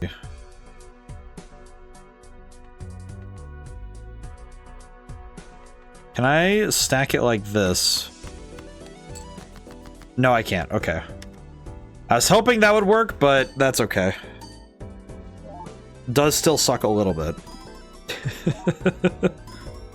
I think this might be where the game ends. Yep, this might be where the game ends. Not with a bang. With a 840,000 score ceiling. Uh-oh. No, I never feel like I'm stupid for having something like this happen. It always feels like, okay, no, I made my decisions and I chose to live with them. And I'm okay with that. I certainly never feel bad about losing a game of this, because it's just, okay, cool. Especially when you're in Endless, where you've already won the run. This is just really you going out and seeing if you can do better. So that's okay. Oh, you know what? If I kept a 10, I would have. Oh, if I kept a 10. Well, if I did a 2-pair, that would have been fine, but. Bleh. Oh well. I guess the question is, do I have. Let's see. Remaining. There's 1 10 left in my deck. I could try and fish for it. And that would be kind of like the Hail Mary, hope to win sort of play. Yeah, that'd be like kind of like the only thing I could do to reasonably get what I need. Nope. Well, I can go one more time. Probably shouldn't be. I'm dragging my multiplier through the dirt right now, but okay. Let's see, what can I do? What can we do to fix this up a little? Is there anything I can do to make this work? Kind of becomes the interesting question now. Is there anything I can do to actually make this happen? And I don't think there is. It's definitely gonna... I think this is the end of the run. But that's okay. Did our best. Yeah, nothing. Ah, well. Pretty good. Honestly, that's fine.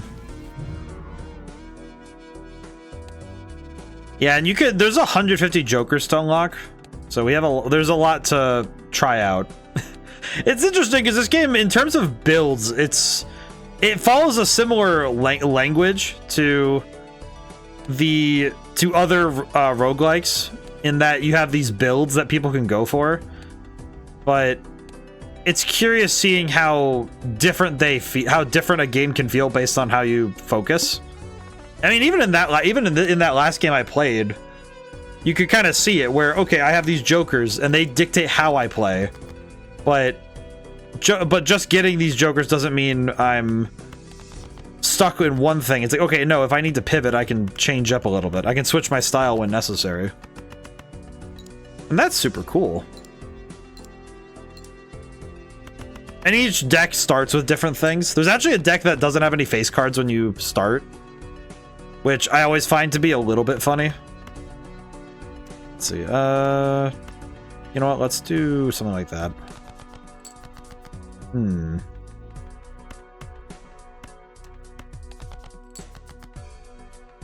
Oh well, that'll be fine. Oh boy.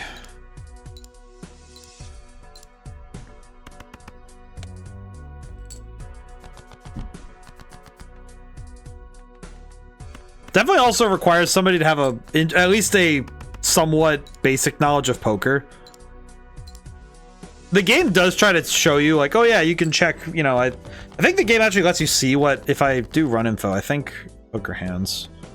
Yeah, because you can actually see what a hand looks like when you actually like hover over the different types. And that's super cool. I think this sort of thing is really nice.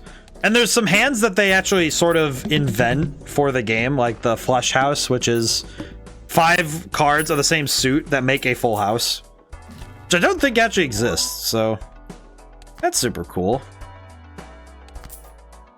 This game does do a lot of stuff that toys with some of the ideas inherent to the game of poker that I don't often think about in terms of playing a card game.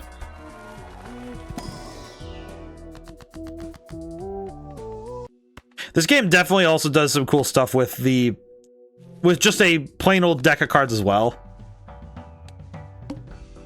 I would definitely be interested in seeing if a physical version would be possible, you know? Like, would a physical version of this game be able to do the same sort of intriguing ideas if you were to design one? I guess designing a tabletop version of this game would be a very interesting challenge on its own. Just the idea of trying to figure out, how do you put together something like this physically? Because you have to kind of take this apart and say, okay, what can you do that is tallyable in person? And what sort of things do you need to strip out in order to make it a physical game? I like the misprint. The misprint's very funny. It's just, yes, random multiplier. Grab this real quick. I do know that there's some stuff you have to unlock by doing certain things in a game. And this one is gonna be I'm gonna go for the 10 vouchers. I want to try and get 10 vouchers. Oh, you know what we could do? Hang on. I'm gonna do something very stupid, but it could be fun. All right.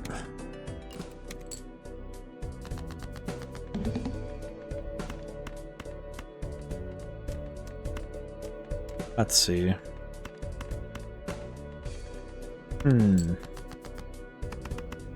I was quite happy to see that Balatro was recognized at the Game Awards.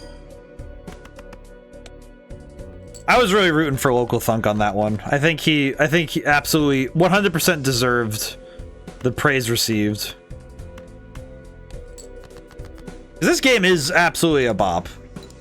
A lot of it comes down to just it's a deceptively simple concept taken to its logical endpoints. It's also it thematically makes sense too, because a game, you know, sort of it is related in very small ways to, you know, gambling. It is nice though. I did find it very nice though that that Local Thunk, the developer of this game, he actually said outright that he has it written down that he doesn't want anybody using this game as a means to push gambling onto people. Like, he actually made it he actually has it legally down that it can't be used for like any sort of gambling machines, you know, like slots or, you know, card games at, you know, casinos and stuff. It's actually legally down for that, so that's amazing. Some apps, I do appreciate that that he clearly put some thought down on some of the ethics side of it.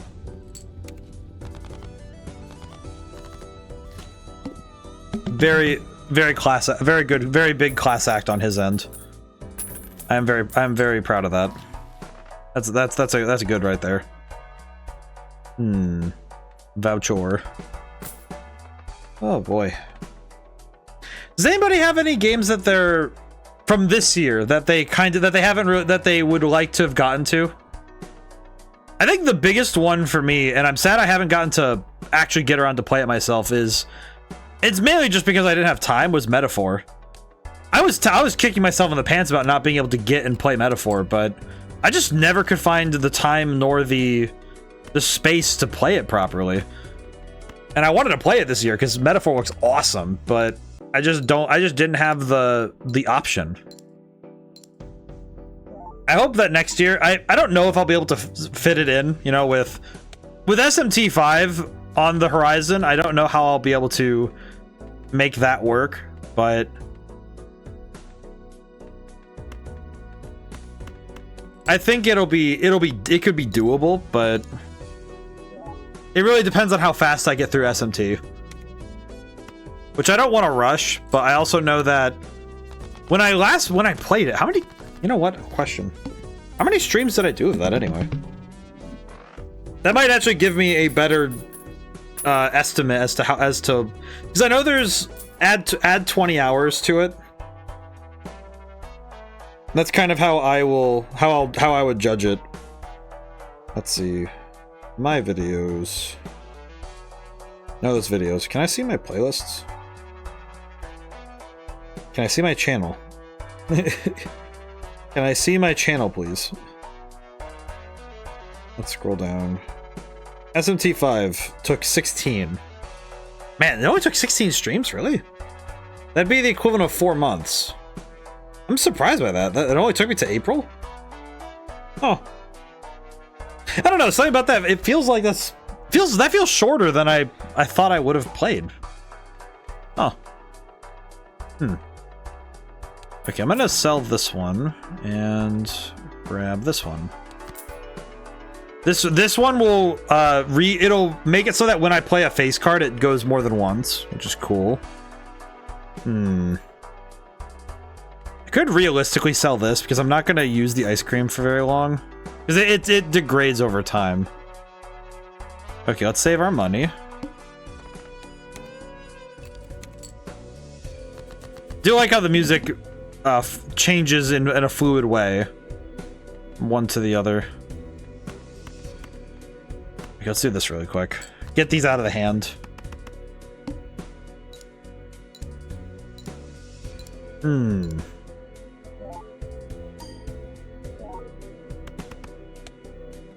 Are there any other games? Because I can't think. I'm trying to think of other games that would have been sort of under that same umbrella of here's a game that came out this year that was really, you know, like it was one that was like, oh yeah, I really want to get to this, and there weren't many other games that came out this year that I can think of that felt like that. But I don't know. I'm trying to think of other ones because let me look. I'm gonna go look really quick and see what games came out this year that would be considered games released 2024. Let's see. I forgot that Tekken 8 actually came out this year. I've played Tekken. I played Tekken 8 some, so, and I like it. I like it well enough. I'm not the best at Tekken. I like playing King, but I'm not the best at him. Helldivers 2 was, it's been through some interesting times over the year. Definitely still a good game. I think I still had quite a bit of fun with it, but man, it definitely had an interesting cycle of love, hate, and it's like, okay. Ooh. Let's see. Oh, Echoes of Wisdom. That's right, Echoes of Wisdom came out. The Legend of Zelda Echoes of Wisdom. I am surprised. I guess I'm not so surprised that I didn't get to it, but because I don't really play Zelda games, which is weird. I feel like I would love playing Zelda games, but I just don't. And I don't know why. I've never figured that out. It feels like the kind of thing that when I think about it, it feels like a form of heresy, but I just don't really play Zelda, and I still don't really know why. It's one of those franchises that just kind of slipped by me when I was growing up. Guess would be the way I'd put it. Where it feels like even though I owned a couple Zelda games, I almost never got good enough at them to play. I actually only have seen the end of 2 Zelda games, and both of them were because my brother played them. Like, I didn't even get to finish them. Let's see. Let's do that. Get some cash. Very cool. Because my brother beat Wind Waker, no, not Wind Waker, Phantom Hourglass, and also the Twilight Princess, which, why does he keep doing that?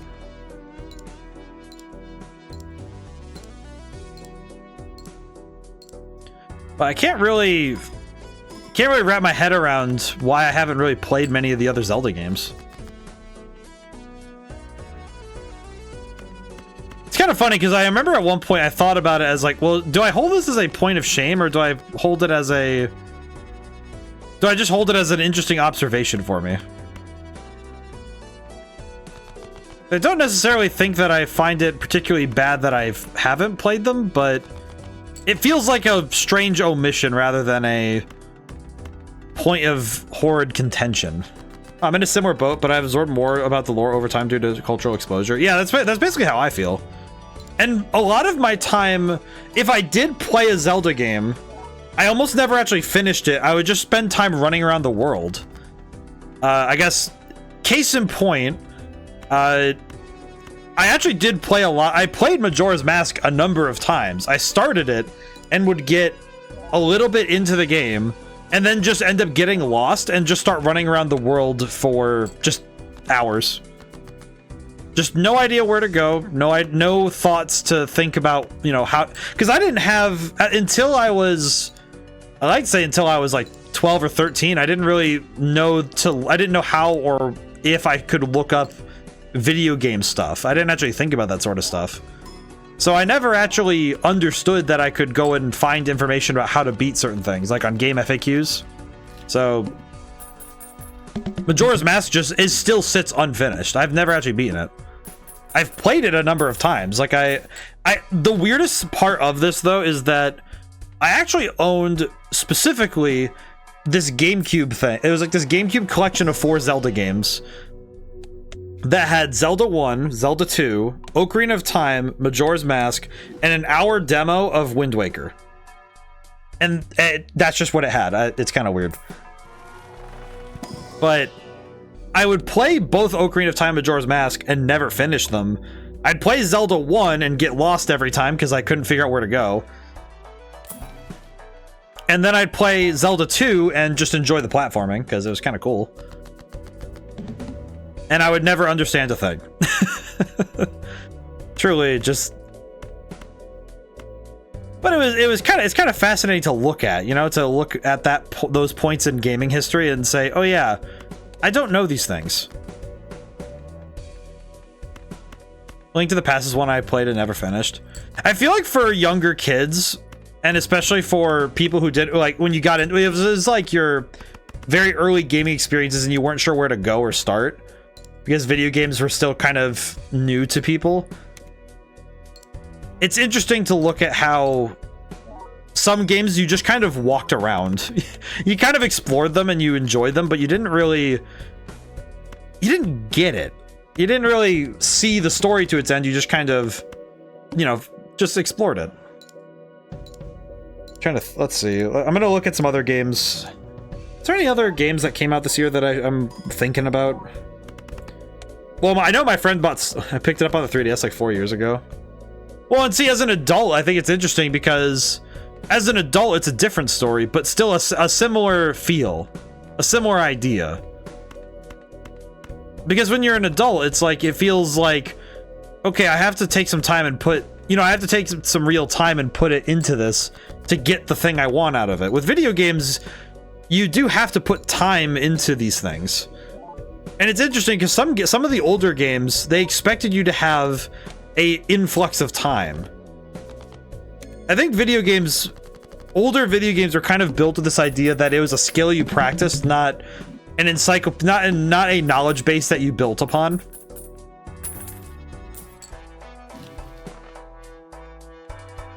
I think nowadays games are moving closer to that again, because some games really are just, you play them over and over and over again, and you build up a knowledge base about them, and you build up a skill to them, but a lot of games nowadays ask you to know things, which is like,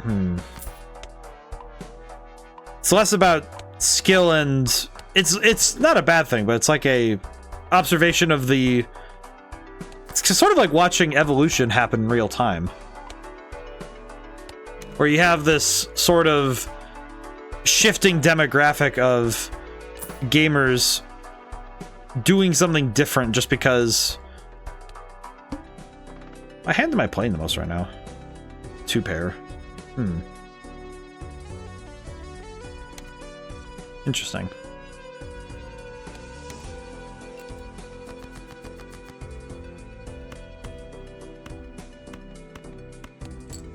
But as an adult, I think you enter a sort of different psychological point of, okay, how much time can I put into this today? And that's it's a different case. It's a different case point than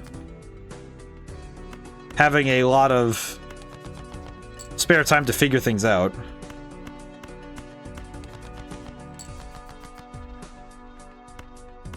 Today's video games feel a lot different than older games. So going back to play some of the older ones, it's interesting seeing how different they feel just by comparison. So a lot of newer games, I think, are built with the idea that you will probably look something up. That they're kind of aware of the fact that, oh yeah, you probably will look up something if you get lost. With older video games, it was word of mouth that always pushed them. And word of mouth was how you learn things. So it's a different ballpark now. And I think some devs are working under the idea that you will look things up inevitably. Which is interesting because if you build your game with the idea that, okay, these players will just look things up. If they'll make a wiki, it'll be fine. It does feel like, well, might be a bit too much of an abstraction to build a game that, with the expectation that players will just simply get to like instant pick up the information from somewhere else. A lot of games actually have eschewed this in interesting ways. I think the big one to me was seeing the Outer Wilds, because the Outer Wilds is met with this interesting paradox of, if it's like you shouldn't look things up before your first playthrough. However, you can't learn about the game unless you've seen something about it. So it's this weird paradox of you need to play it fully blind, but you can never play it fully blind, which is interesting. I find it fascinating that the game exists in this sort of space where it does have to exist in a way that you have to learn about it somehow, but by learning something about it, you're entirely going to warp your perception of the game and playing through it. Because the thing with the Outer Wilds is that the whole point of the game is you're not supposed to look things up. Like, the game's really built on this idea that discovery and exploration is necessary. And I guess in some ways, that is something that Hollow Knight also did, that I had to understand. I had to, like, play it myself and understand, you know? Like, there's a certain property of exploration that has to be observed point blank rather than being able to let it rock and look things up, you know, have to go and divine things from another source.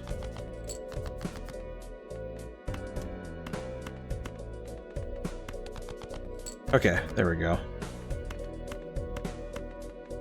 I do not know if I'm gonna win this hand. I don't know if I'm gonna win this blind. This one's kind of spooking me right now. Oh boy. Let's see. Oh, Indiana Jones and the Great Circle. I actually saw Cree was playing this one, and he said that I might enjoy it if I like stealth and stuff. Because it's more like a stealth game than it is anything else, which sounds kind of interesting to me, personally. I might need to try that one out when I can. It looks pretty solid. I'm not the most... It's funny, I'm not the biggest fan of Indiana Jones, but it's like, I like the movies, you know? Let's see. Stellar Blade. Also missed that one. That's another one that I don't... It's not on Xbox, so... It's not... Tough thing is, if it's anything that's a PlayStation exclusive, I just kind of whiff. So whenever a game comes out that's a PlayStation exclusive, I just kind of go, oh yeah, that came out this year. Oops. And I forget that it happened. Which is a little tough for me sometimes. Sometimes it's a lot harder for me than other years to watch some of these, you know, really talked about games. Kind of. Oh, I lost. Oh well. So let's back it up really quick. I'm gonna look at something. Let's see. Oh yeah, an Astrobot. Sad. Sad I missed that one too. Oh, that game came out. I forgot about that one. Yeah, there's a Skull and Bones. It popped up in the Google search, and it was like, oh, I forgot that came out. Oops. Ooh. Forgot about that one. Oh yeah, Space Marines too. Yeah, Space Marines. Oof. I feel like Space Marines 2 is just... It's quite good. I think Space Marines 2 is also another one where it's like, oh yeah, this one hits different. This year had some great releases, all things considered. Like, it also had some bad ones, but... I say bad only in the sense that a bad release really is just something that doesn't entertain. Because some games are... Some people, like, you know, they're divisive, but it's like, oh, they're... You know, overall they're good. They're fine. But it's very rare that a game can come out and it's collectively understood as being just awful. I don't think Skull and Bones fits that, but I do think it's funny to look at and say, oh, I kind of forgot. Some of them I feel bad because I forget they happened. Oh, one I did enjoy this year. I streamed it. Princess Peach Showtime. I had a lot of fun with that one. That one was an absolute delight. Very happy we got around to that one. That one was very cool. I'm happy I got it too. I got it because I got two of those. I got 2 vouchers for games on during Christmas and my birthday. I got 2 vouchers for Switch games. I know one of them went to Super Mario RPG, which, oh my god, I just realized I forgot I was playing that. I just thought about it. It's like, wait, didn't you start playing that like when you got it at the beginning of the year? And now I'm just thinking, huh. Oops. I forgot, frankly. Which I don't think it's because the game was bad. I just... Other stuff came up and I just was like, oh yeah, you know. Forgot about that one too, to be honest. It's like... Super Mario RPG, the remake, it's not even a bad game at all. It's just like, I don't know, I had other stuff going on. I think in some ways too is because I started playing Persona 3 Reload a month after that happened. because I started playing Persona 3 in February when it came out, and I just kind of kept going, you know?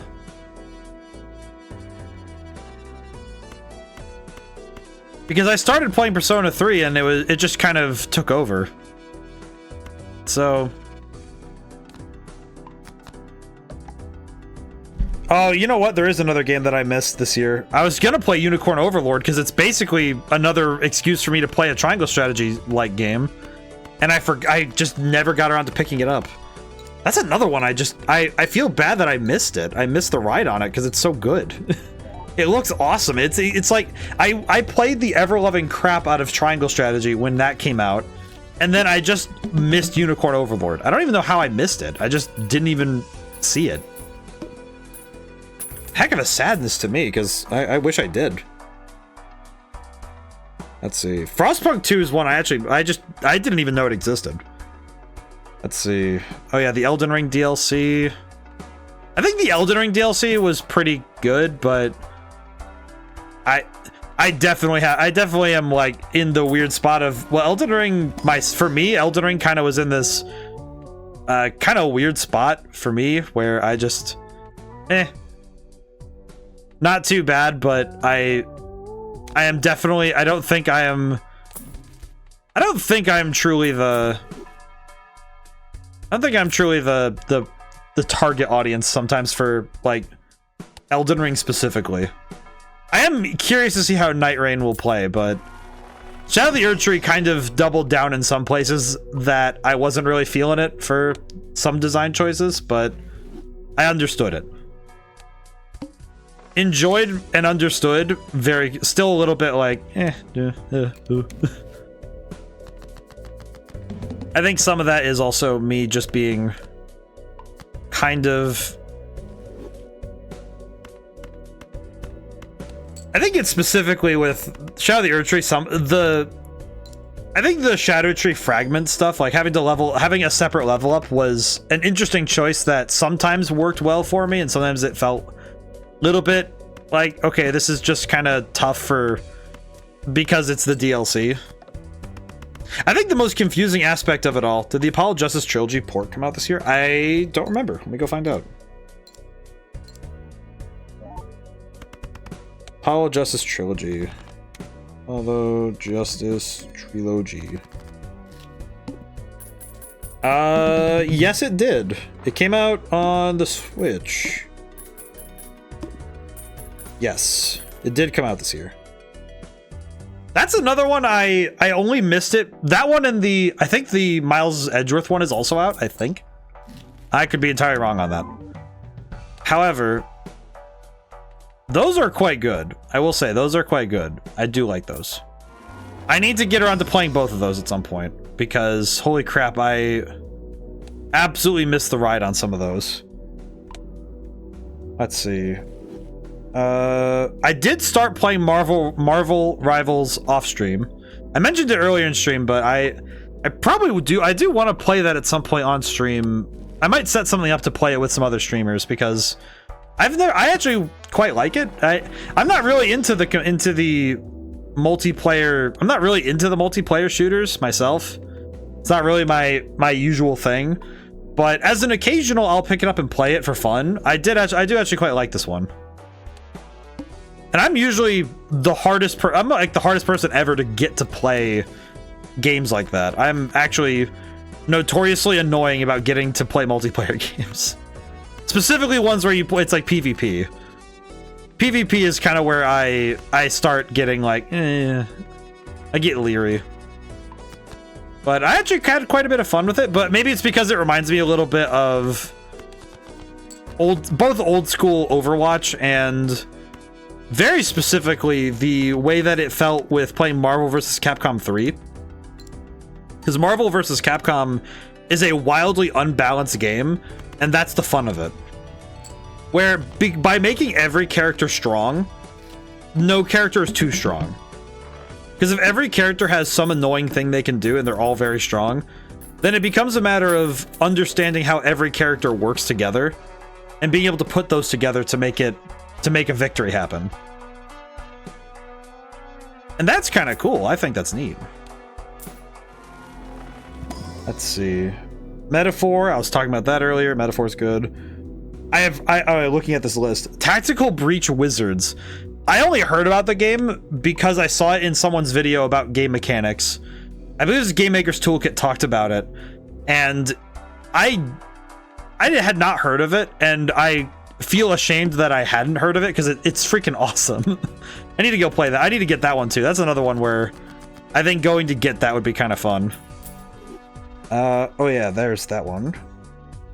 There is another game that came out that is, to me, collective absolute banger of a game. Did we mention UFO 50 yet? No, I have not actually seen much of that. I need to look at this because I do not know what UFO 50 actually is. Echo asked about it a while ago, and I remember being very confused by it. Video game collection published by Mossmouth for Windows. Yeah, I actually never got to see this one. I definitely need to go look at it because it looks awesome. It also looks awesome. You're in for a surprise.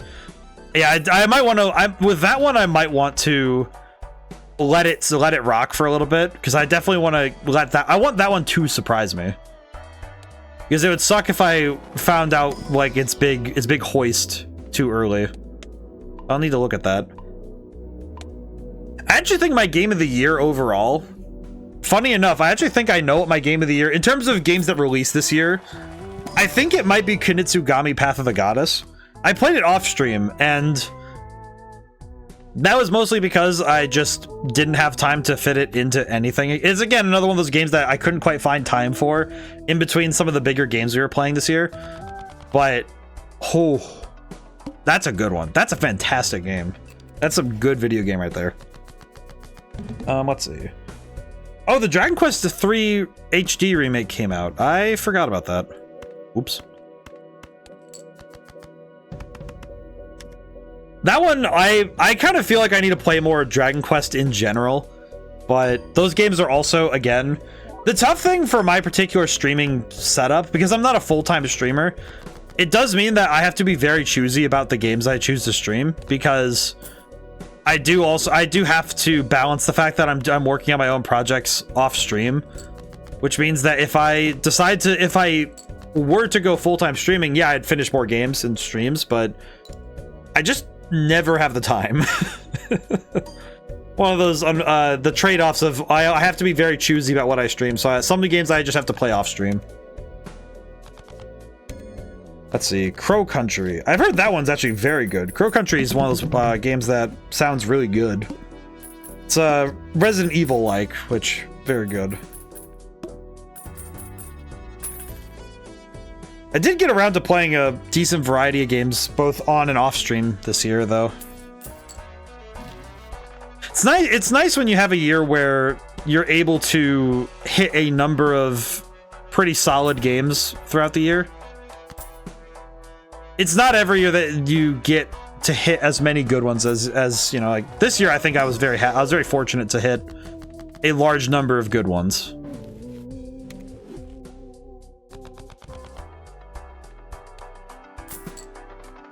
But I definitely missed a few. I think that's just how it is sometimes, though. Let's see. Cannot do a thing.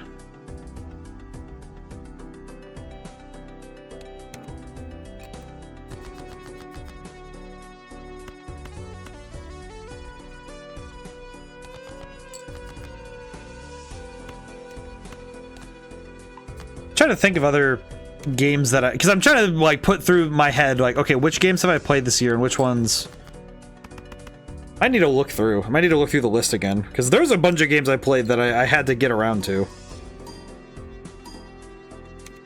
I also have a list of games I played off stream that let me look at that actually. Games I played off stream. I have this like little thing called the off stream list. Let's see. Are there any other ones that I played this year that were like that I really want to talk about right now? Let's see. Okay, I have two off this list I can go to right away. One is this game. It's a game called Clone Drone in the Danger Zone. That one was really cool. That's a fun one. It's both multiplayer and single player, and it's really fun. And that one's very, it's very voxel, but it's very voxel looking, you know, the 3D pixel looking games. Really good. I'm actually thinking about it now. It's like, yeah, that game's really fun. One of the other ones that I did get around to was, and I played it off stream just yesterday. I was playing it just yesterday with some friends. It's called Buckshot Roulette, which, yeah, from like the title alone, probably will make some people go, wait, what? And yes, it is exactly what you might think it is. Yeah, it's basically the most insane game of chance and wits involving a shotgun. It's very wild. It's insane to look at. It's a very interesting game. It's quite fun. I definitely not one that I could just like throw somebody to and say, hey, you should play this right now. It's like, maybe you should know that this game is a little bit intense. Some of the effects are quite intensive, all things considered.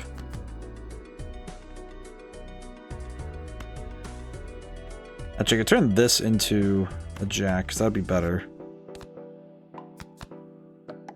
I think this will be better. Ooh, okay, that works. Nice.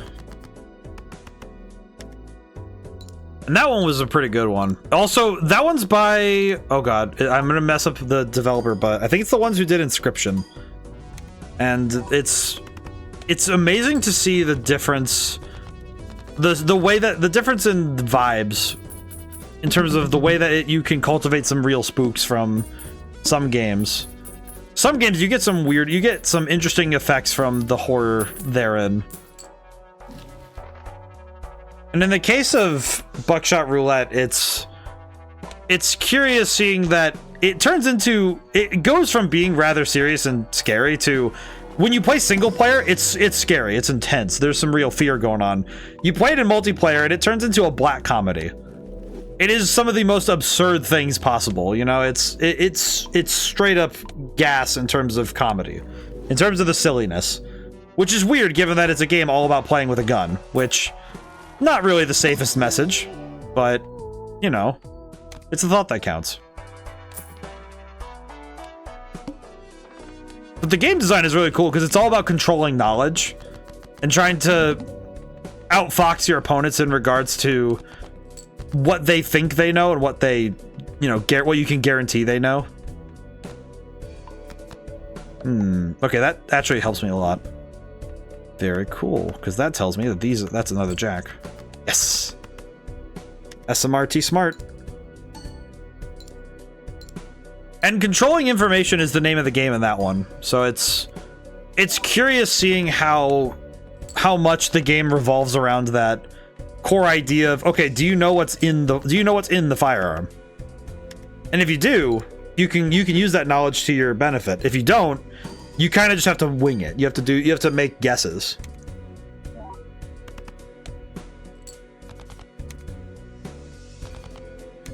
It's a lot of good stuff though. A lot of great stuff came out this year, and a lot of stuff I played this year that I think was fun to get around to.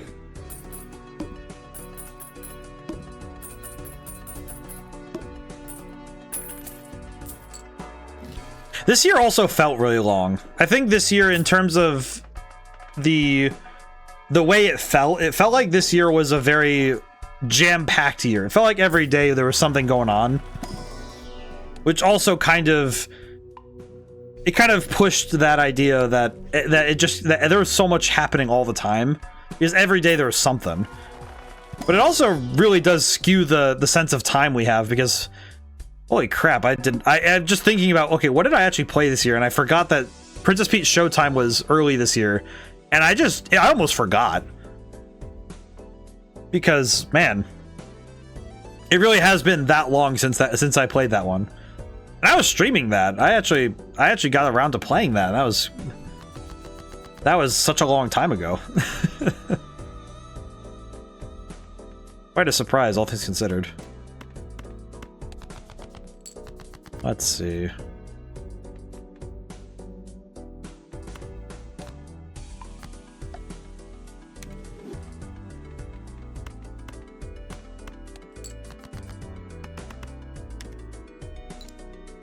Actually, just looking at the difference between this particular playthrough and the last one, kind of surprised how different the hand has become. Let's do this instead. I do apologize to everybody for who was coming by to hope to play Mario Kart. It is tough because I guess the tough thing is that you need to get some people to fill the game, and oh well, what are you gonna do sometimes?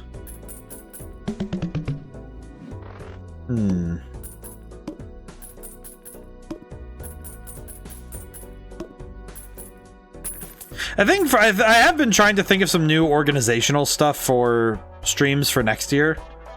I don't think it's gonna be any big changes, any, you know, I need to make some big sweeping things. I think it'll be much more that I have to do some quiet or rearranging, you know, some things that just need to get moved around a little bit. And that'll be okay. I think just trying to figure out some new organizational methods to better handle the stressors of growing streaming, because I do at the end of the day want to grow this as much as some more. I would like to. I'd like to meet more people. That'd be cool. I think the big one will be, I think for stuff like this, for like doing games with chat, I think I'll need to move to a system where I have to run it by everybody before I even set it up. Like, I have to put it in the Discord, like, hey, if I run this, will there be... So I think that's something that will also make sure that people get to play. Because I feel bad whenever people come by and it's like, oh, I can't play right now. It's like, well, I feel bad because I probably could have set it up better that people could join in and play. So I don't know if Discord's the best system for that anymore, though. Because I don't think it's working. I don't think it works very well. Because it does seem often that when something goes to the Discord, it kind of just sometimes gets lost to the ether.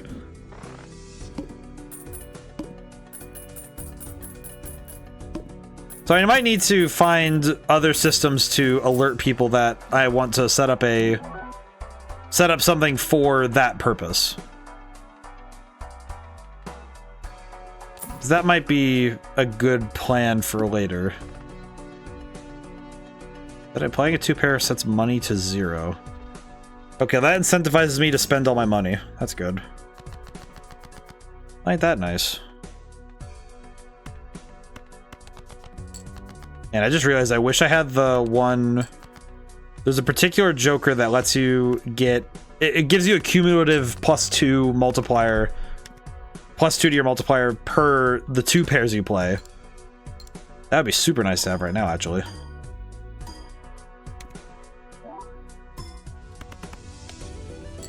I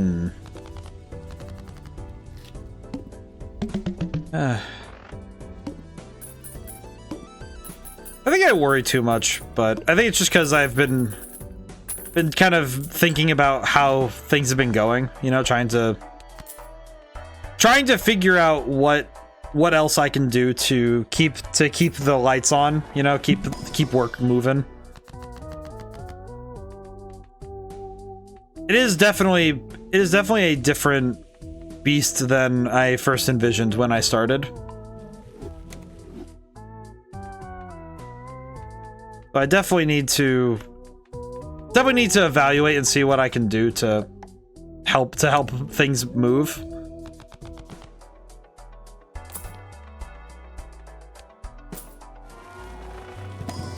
I do know that one aspect is that probably after this next game comes out, I might need to move a bit away from doing, you know, like books and stuff. Let's buy that. Set that aside.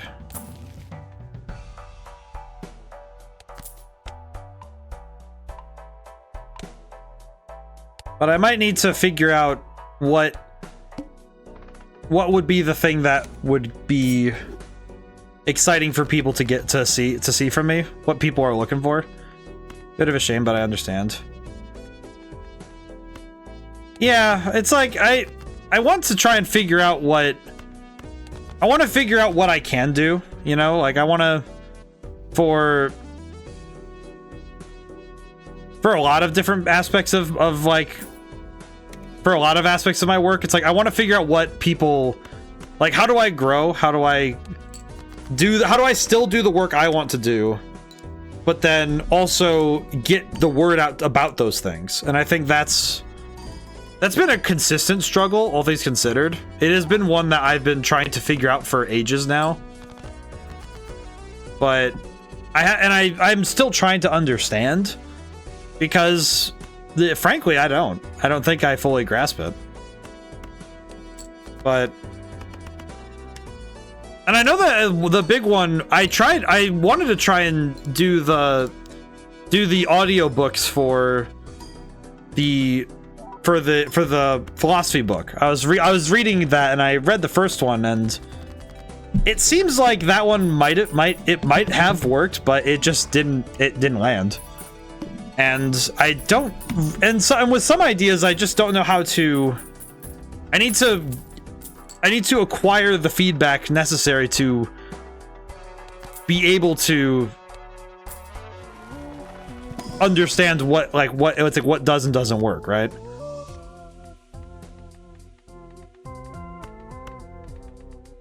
So I want to make sure I put out the best work possible that people really want to see. I think the audiobooks were a good idea, because, you know, doing the chapters as audiobooks was actually, I think that was a pretty solid idea, but it kind of petered out a little bit, because I did the first one. I was like, okay, well, let's see how this one lands. And I was kind of surprised to see it just kind of hits. And I think what might work, I don't know if doing video essays specifically would be a good idea. I think it might be a fun idea, but that's a whole separate sort of project. I think I'd want to start with the work I've already done on, you know, the book on philosophy through play. I think it might be better if I start with doing that as a audiobook, but I don't really know. One of those things where I kind of have to sit back. I have to figure out. I have to do a couple more chapters and see if that works. See if people like it. Maybe if the whole book is up there, then maybe it'll be more interesting, because then they can sit and listen to the whole thing. But again, I don't know. I don't know if that's. I feel like the saddest thing for me right now is trying to understand what is the best course of action for the particular work I want to do and the work that seems to get the most attention.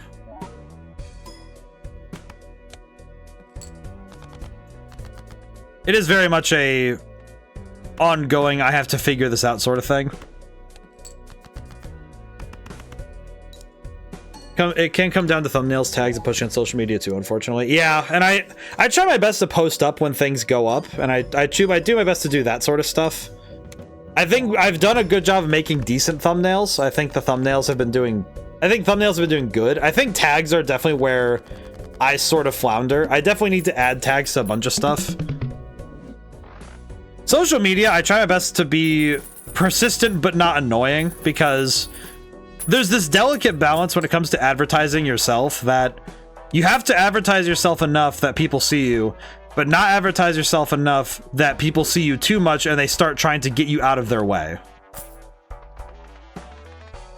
Which is a very delicate balance, because for some people, even more than one post is enough.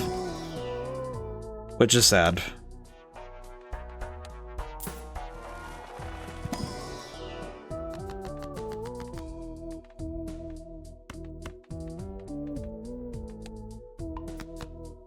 And some of it comes down to luck. Well, some of it is just luck, that someone sees you doing your thing and they take pity on you. Sometimes it really is just a matter of this person, I sold the wrong thing. Hang on, you know what? Actually, hang on. question. Can I reset that? Am I able to reset it? Sometimes you can reset these things if you go back and hit continue. If not, then I'll just have to make it rock, but... Okay, we're good. Oof. Okay, we're good. Yeah, because I want this one. There we go. Okay, now we just never spend money ever. Let's see, run info. How many vouchers do we have? 5. And no. Yeah, it's one of those things that definitely can... I'm grateful that I've been able to work through it, you know, to be able to work on my stuff and work through these growing pains. But man, there are some days where it does get a lot harder, I think. There are some days where it is a lot tougher than other days to just, you know, put the head down and keep working, you know?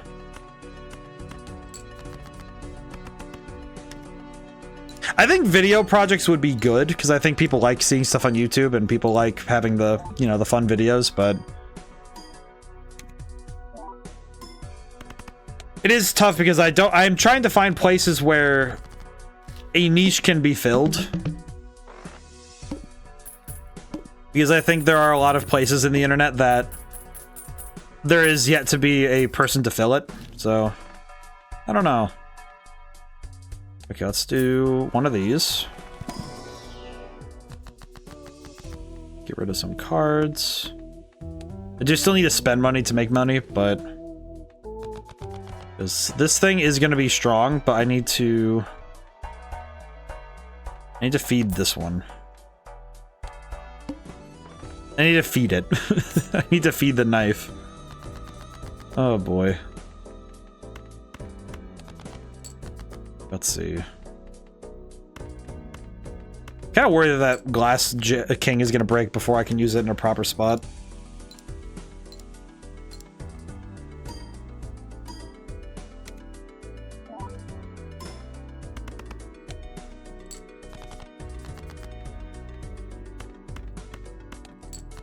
I know in some ways too, I think the things I like working on don't correlate to the most... It doesn't correlate to money. It never will.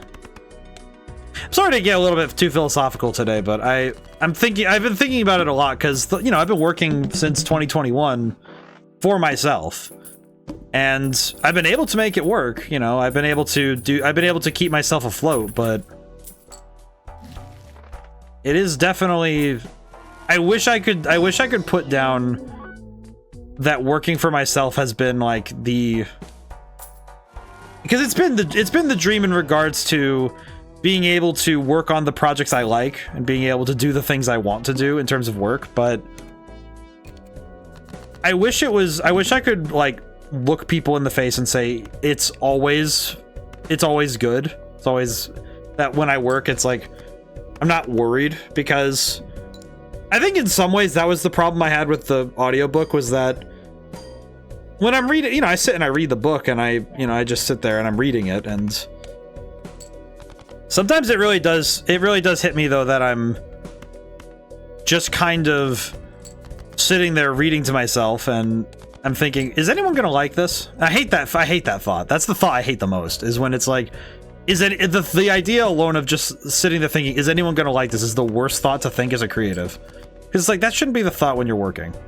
When you're working on something, the thought should be is, am I having fun? Am I making something I am proud of? Am I liking the thing I'm making? Thinking about the end result of somebody liking it is irrelevant. It's not that you shouldn't make things that are going to be liked, because you should, because that's the goal, that's the hope, is that you make something that someone wants to partake in. But at the same time, it's not helpful to only think about what's going to sell, what's going to get a ton of views. It's nice to get something that gets a ton of views, but I think after a certain point, it weighs on your soul to do that. To sit there and say, oh yeah, I need to make something that's only for getting attention, that's only for getting people to see my things. Because after a certain point, that's all you do. You just make things to be seen, and that's it. I don't think I could do that. I don't know if I could ever bring myself to work like that. only make work with the sole intent of getting it to be seen, because then it's all about being seen and being noticed, and that's it.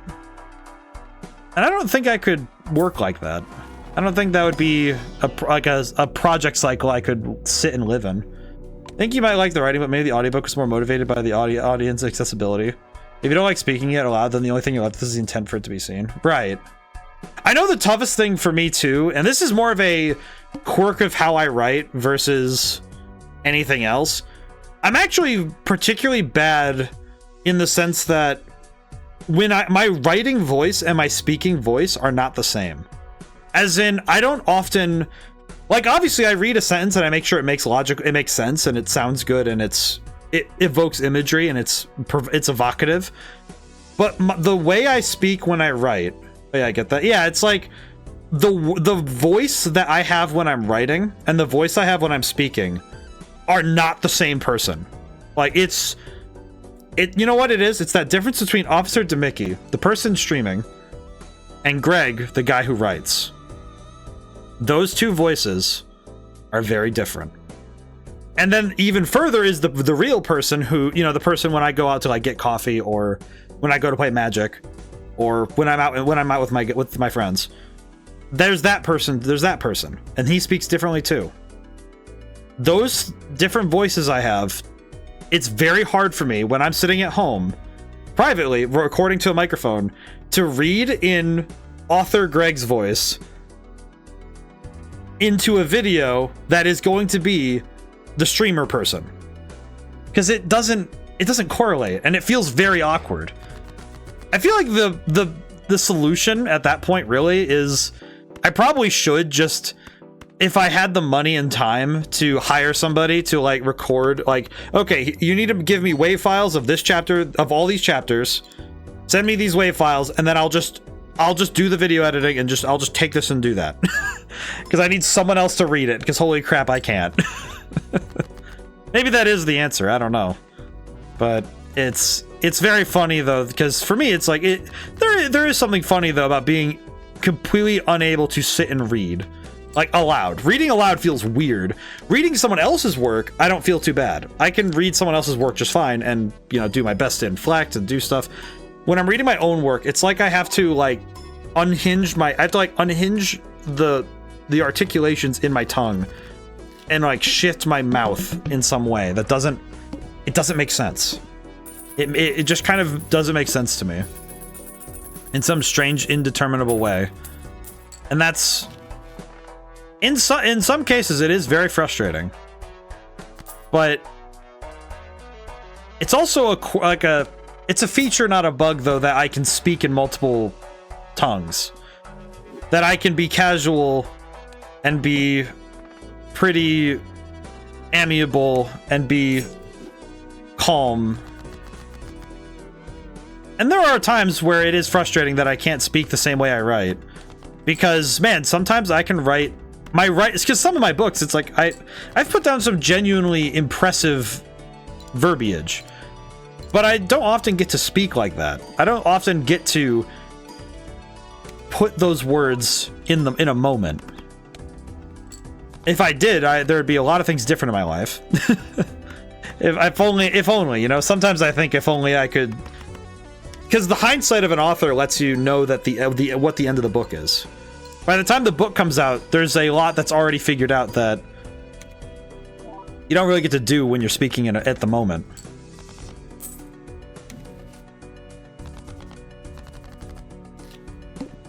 And I think all of this anxiety about work and wanting to be seen and wanting to do these things, I think in some way is why the game I'm working on next is probably my most painful. I kind of already know that this game is going to be a stressful one for me, because I kind of have to, I know that with this game I kind of have to reach into some really painful spots in my soul.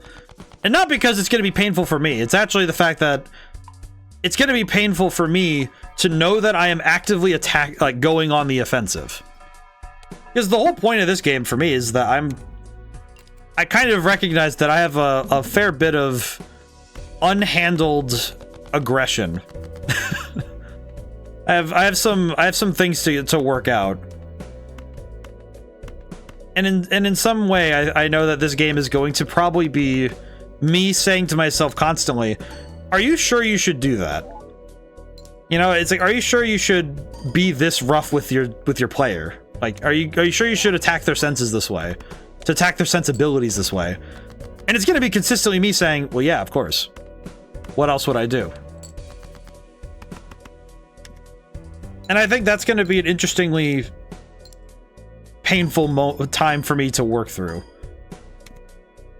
Because as a designer, it's going to be me going against my usual sensibilities of trying to not be gentle with a player, but to be cognizant that some players might find some things too uncomfortable. And it's like, okay, well, you get, you know, it's like you don't want to go too far with your writing, you don't want to go too far with your ideas. And it's like, this is the one game where I'm giving myself a free, kind of like a blank check to go, okay, no. Anytime you think that thought of, you should pull back on this. No. Go harder. Go further. Be worse. And I do wonder if that will be a good idea. You know, it's like, I think anytime someone thinks, oh, I'm gonna make a piece of art that is, by its very nature, going to upset the audience.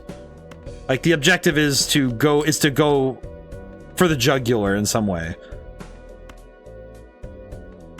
You know, it's like, that's not quite... But in horror writing, that's the point.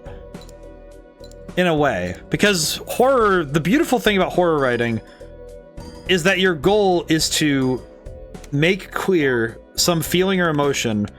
Oh, I lost. Really? Oh, nuts and bolts. And I lose the card game while I'm yapping, but I feel like with horror, the unique thing about it is that your goal is to make a statement about something in a way that not only gets people's attention, but forces them to listen. Because when people are scared, I find that when people are scared, they listen. Because they think that any piece of information they can get will be the thing that gets them out of the problem.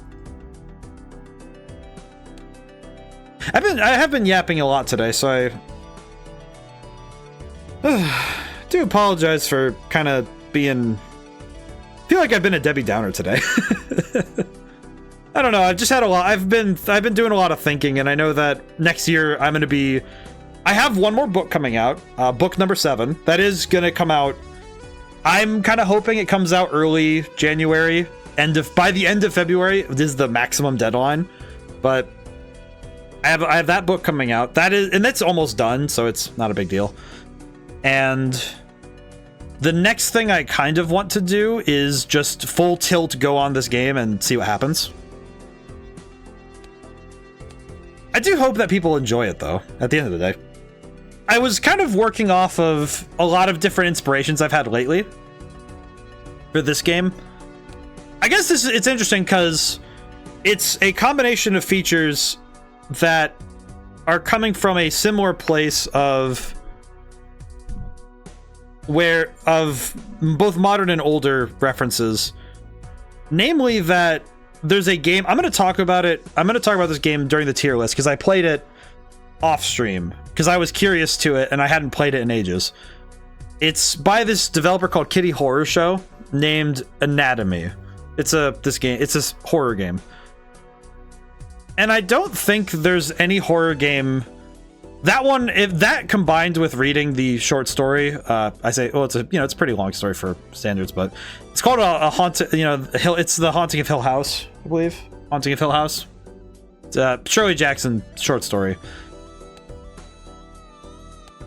And I think putting those together, and then in my mind, there's this concept I really like now about the way that a place can be haunted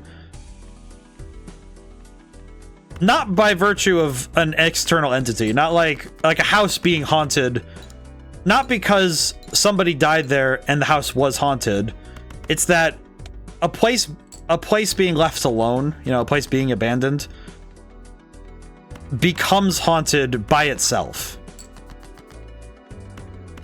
That a place can become alive because it was left too long alone. Like, a place was abandoned, so it is haunted. And I like that. There's something about that idea that I think kind of scares me more than other ideas, because I feel like the idea of a place being left alone and becoming worse because of it is a bit... It's almost like it's scary in a way that is a lot harder to parse.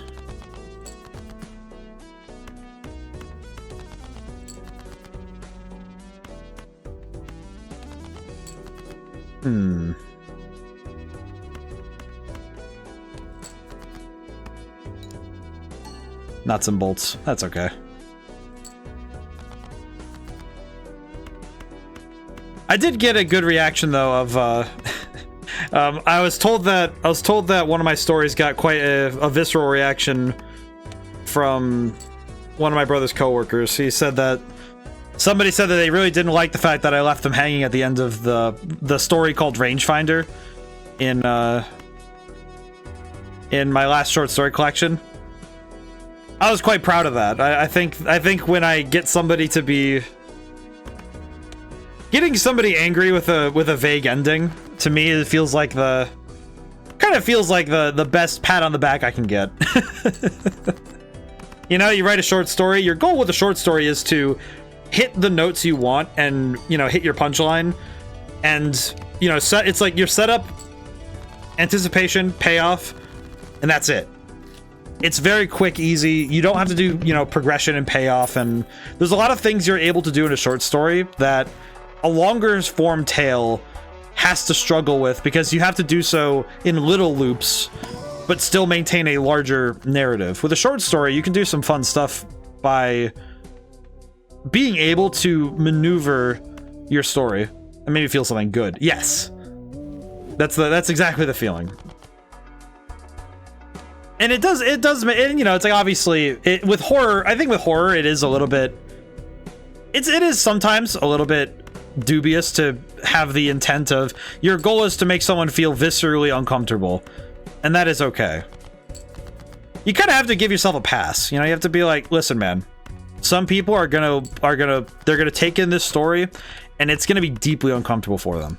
And that's true outside of horror, too. I think, like, Persona 3 makes you grapple with the concept of mortality in a lot of ways that, for the general RPG player, some of them are not ready for. What follows is usually some good assessment. Right.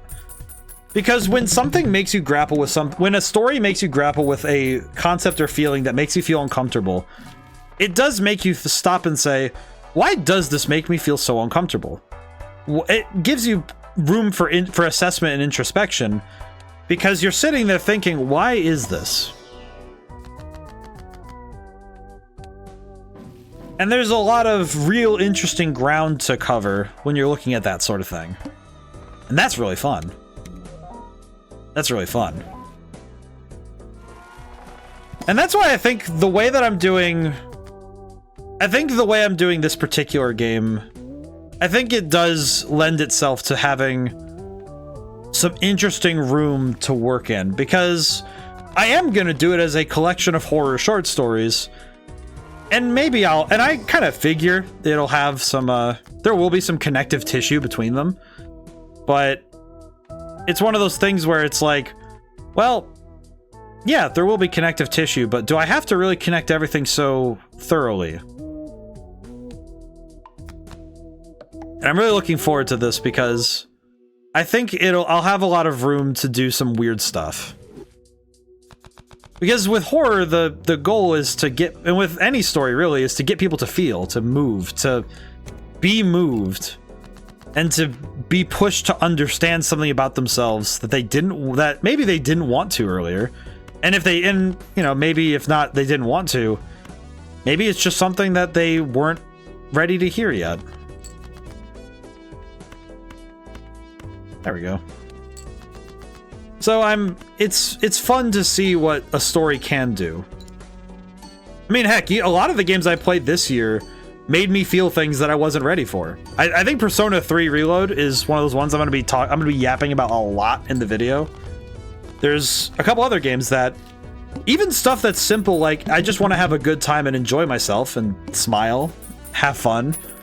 Even that simple feeling of just wanting to have fun is a worthwhile virtue to understand. You know, that you're playing a game to have fun, and if the game is making you feel that way, sometimes it's nice to explore why it's doing that for you. Sometimes it's nice to explore, well, why am I having fun? And being able to verbalize why. Being able to simply put to basic words why you enjoy the thing you're enjoying. I always feel kind of bad for those those people who play games and never sound like they're having fun. Because it always seems like such a shame to have such good potential for your time squandered. It's like, what's are you having fun? Where's the magic? And that's actually something that actually did push me away from a lot of multiplayer shooter games, was this constant feeling of, I don't really like feeling upset for no reason. You know, just choosing to spend my free time being angry. It's not exactly something that makes logical sense. And obviously, I don't think every multiplayer game feels that way, but I don't think everyone does, but there's a lot of them that it's just like, okay, come on, man. What's the business with this? Why do I suffer this? Why suffer this, truly?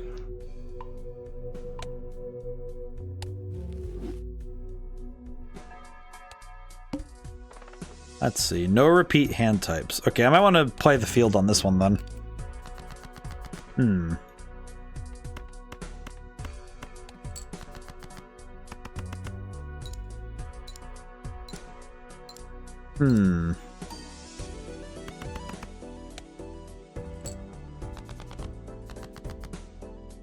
Yeah, I think that I do think that this will be a good opportunity for me to understand my own writing at a different level, and also to maybe push myself out of my comfort zone in some ways. That'll be very beneficial. Let's see. Fish for some better stuff. Whoa. I feel like seeing this is just, there's some cursed energy with this Among Us.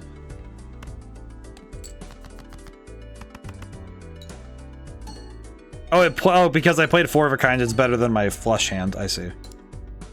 I feel like there's some cursed energy with the Among Us.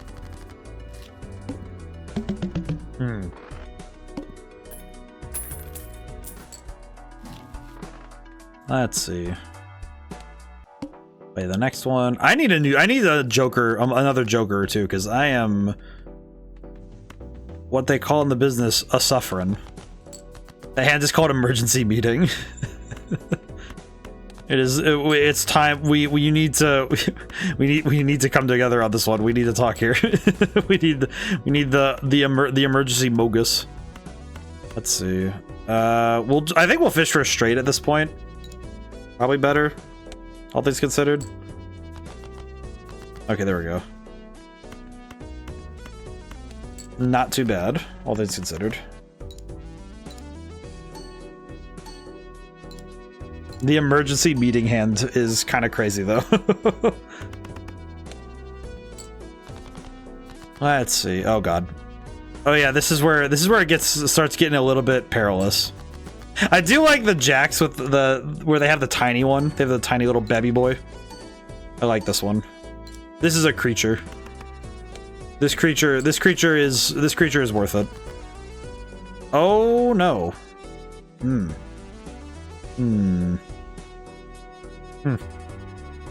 Well, I think I just lose. Yep. I don't have any better hands to play. Crap. Yep, that's an L. Oh well.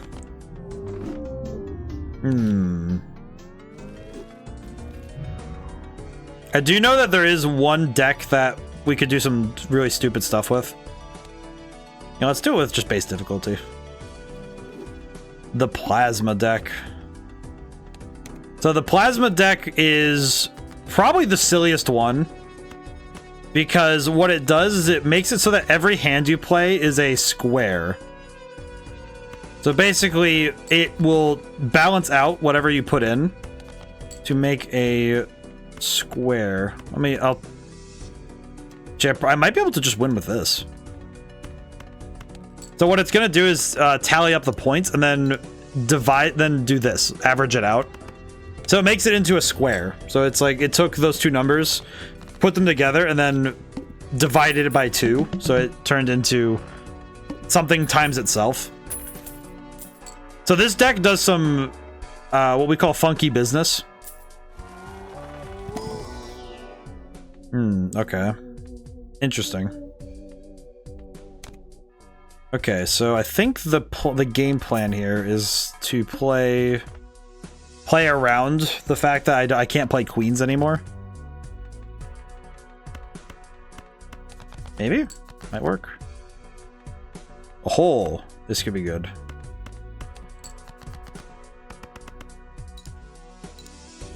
Yeah, because the queen will give us, in the hand, 13 multiplier, then plus 12. Yes.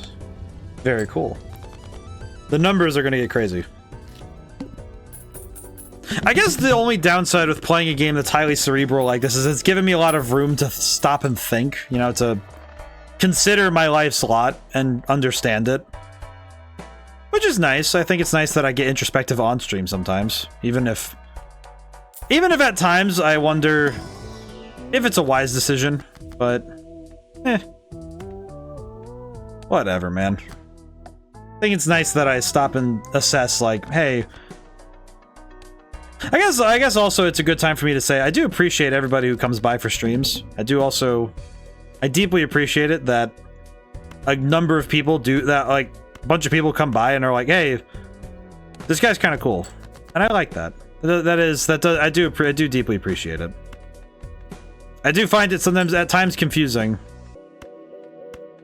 as is life. Let's see, what am I doing? This might work. It's not great, but I'm gonna make it work. I don't have any I didn't have any good ways to play around that one. Really. Still made it through though. I'm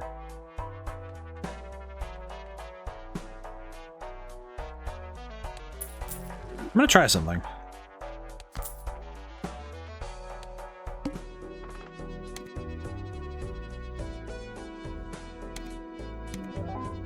Oh, interesting. Okay. I see a possibility.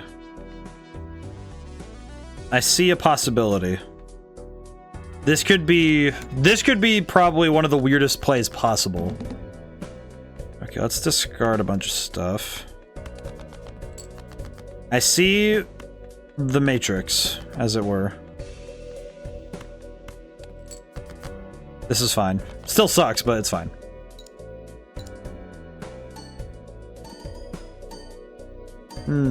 Okay. Yeah, this could be a very funny playstyle.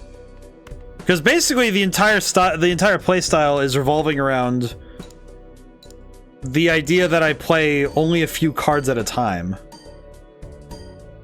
Which means that I only need to play 2 to 3 cards a hand. Which could be very funny.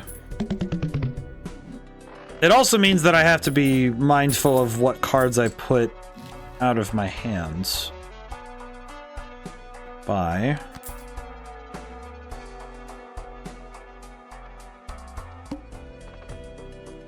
Yeah, this is gonna be a weird one. I can already feel that this is gonna be very different.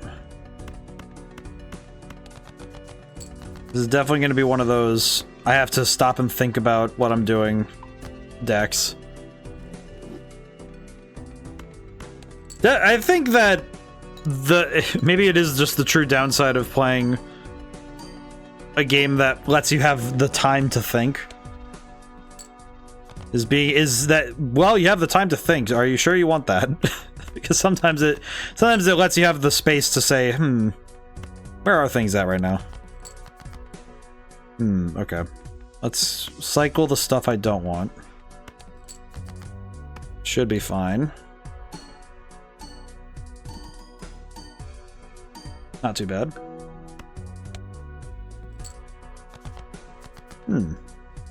Nice.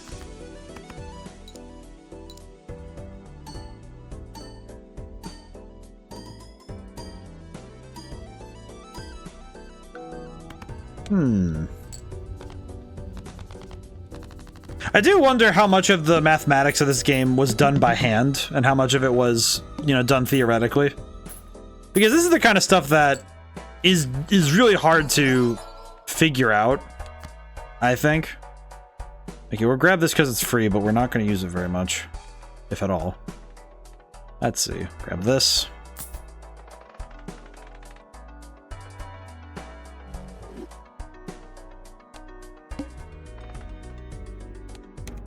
Because the actual math behind this game, there's a lot going on. I think especially when it comes to figuring out, because trying to project mentally what you are gonna do with your cards here. It's a lot of extra arithmetic in the back of your head. That's what I have to do, is I have to sit and think about, okay, how much is this actually going to amount to by the end of the at the end of the play? Because man, there is a certain point where it does start to get into your brain a little bit, how much the math has to go, how much you have to do math to figure that out. The mathematics does perturb and confuse. I think especially the way that because you have to stop and think about how the numbers are going to line up before you play. So you have to stop and, you know, read your cards, understand what's going to happen. Let's see. Diamond cards being debuffed is not that big a deal, but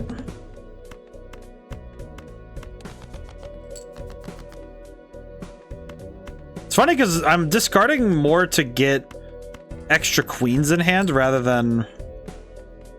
Okay, well, since we're not playing queens, I can take the queen. I can take all my queens and turn them into steel cards, so that'd be okay.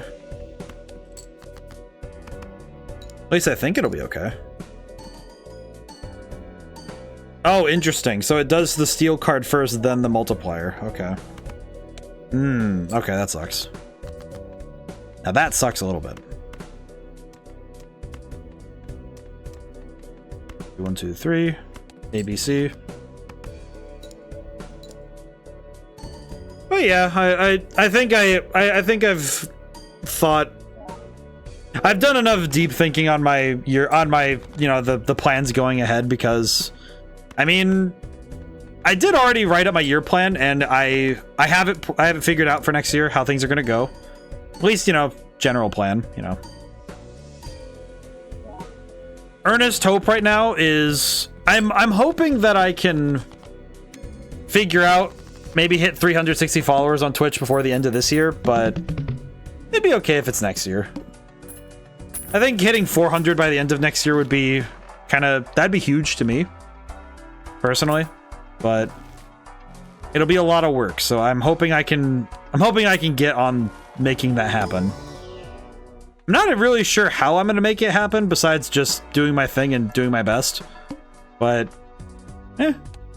I'll figure it out. I'm sure it's a matter of just having to sit and figure out what needs to be done.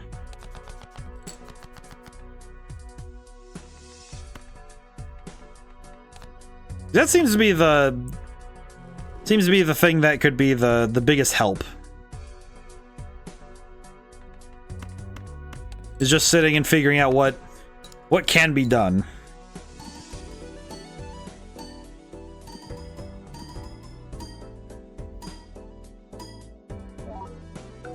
Because there's a lot of extra work I can do for sure.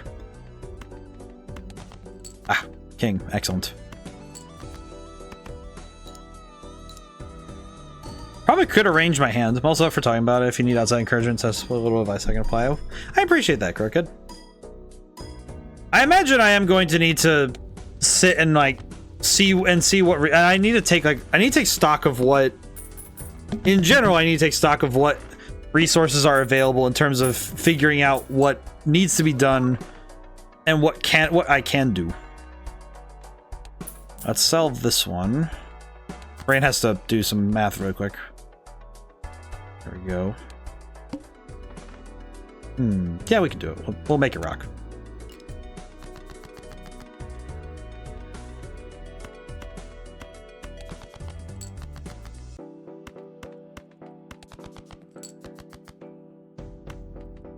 I wonder how many things I can do to really make the push for some of these things.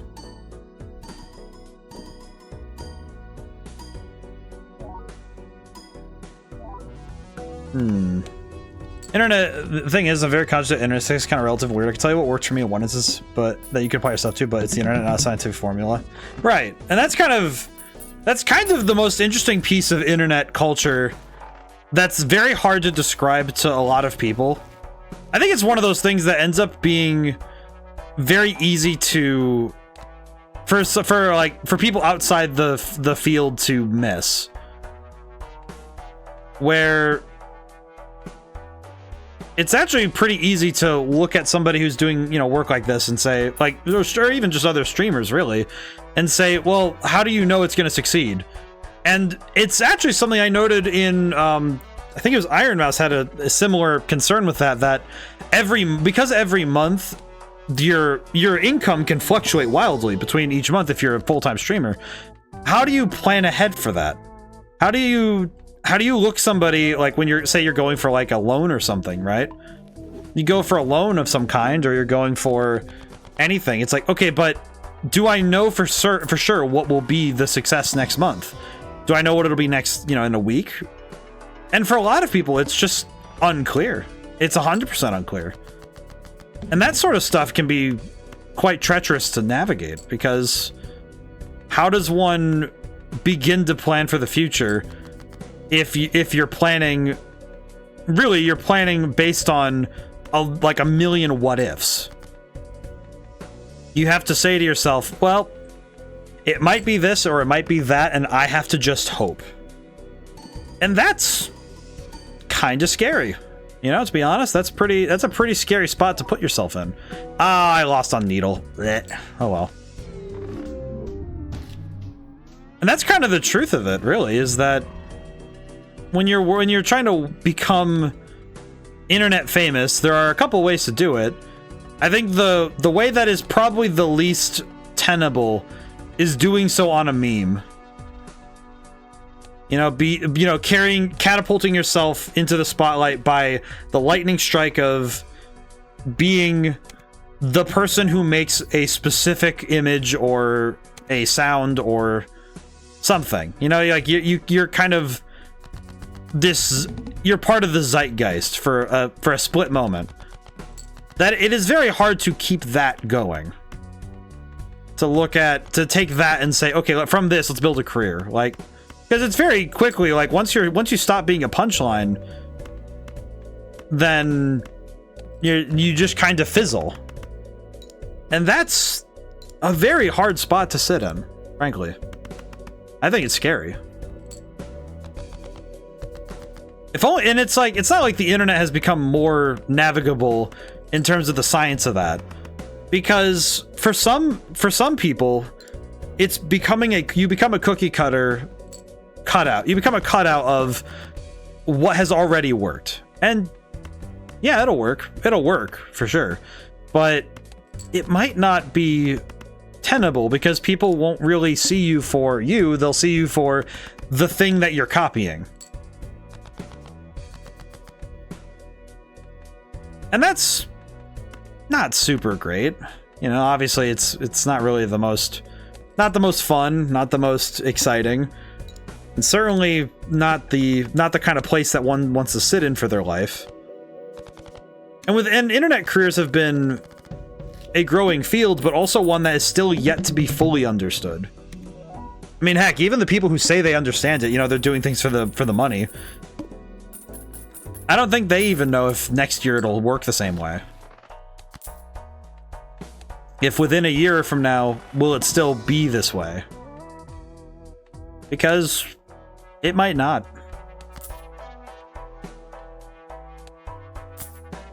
But I think there's good though in that, because sometimes somebody gets lucky and they strike lightning and they get to reach all the people that they hoped to. That they got to get their message to somebody, that their lightning struck and that was what they needed. My genuine hope is that I don't become a singular event. That's kind of my earnest hope in this life. I don't think I could be content with being a singular event and then that's it, you know? Like, I don't think that would sit well for me, you know? Just, oh yeah, I said something stupid once, and then I was like, oh yeah, I had, like, you know, my 5 minutes, and then I was shuffled off stage, and that was it. I don't think I could live with that. As much fun as that would be, you know, to be immortalized for a very stupid bit. It could be funny, surely, but I don't think I would enjoy it. I don't think it would be something I could reasonably live with without it feeling disingenuous.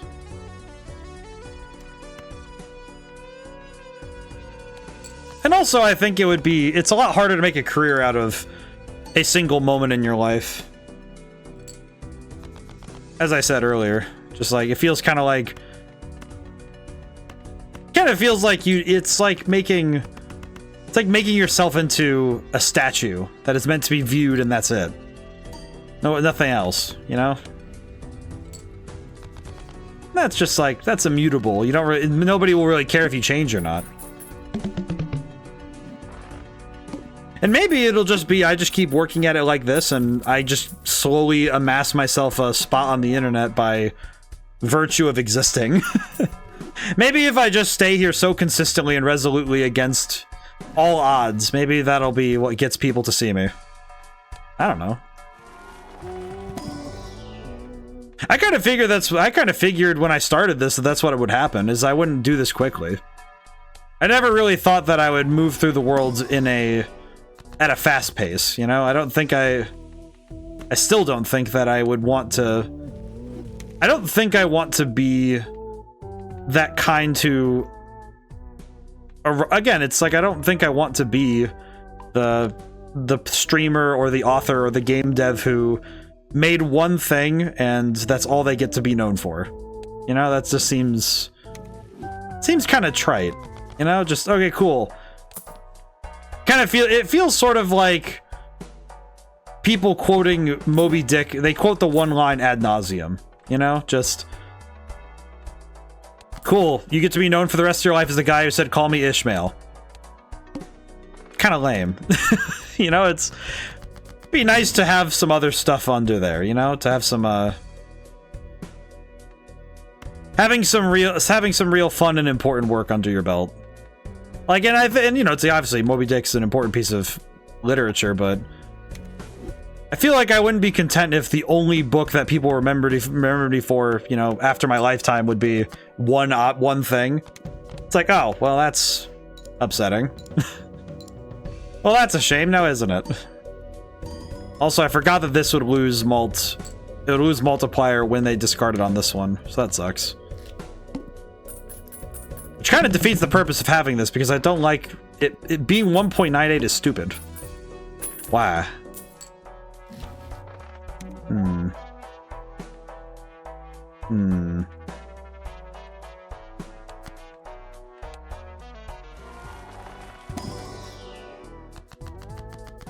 know what? We could create a random Joker. What's the worst that can happen?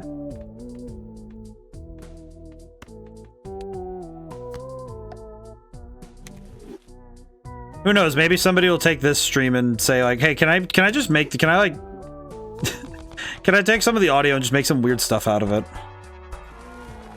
I think that'd be funny. Somebody take this and is just like, let's just take this entire conversation and turn it into a YouTube poop or something. That'd be fun. Now I'm just thinking, is there any is there like without having me say it and trigger it myself, I wonder if there was at any point during the stream that I said something that could be reconfigured into something like swouse. You know, like if I had said some word that can be misconstrued into that phrase. So I think that'd be funny. Swoos. Yeah, just like some like weird little tidbit that I said where it's like, oh, I accidentally said like taking a word and just reversing it.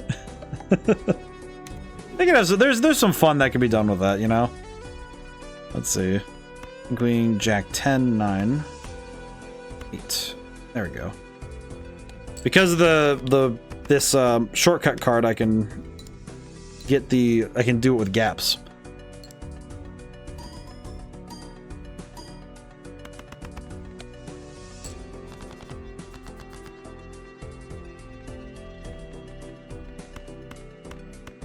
I guess if I'm gonna be hoping for the hope of lightning to strike is not a good one to have, but I always have the thought that, you know, if you work hard enough and long enough, you make your own lightning. That's the goal of life. And who knows, maybe one of the things I make this next year will be the lightning I needed. Who knows? A shame that I can't divine that sort of information, you know? Probably the only thing that truly makes me sad is I still haven't figured out how to predict the future with 100% accuracy. A shame, really. Perhaps one day.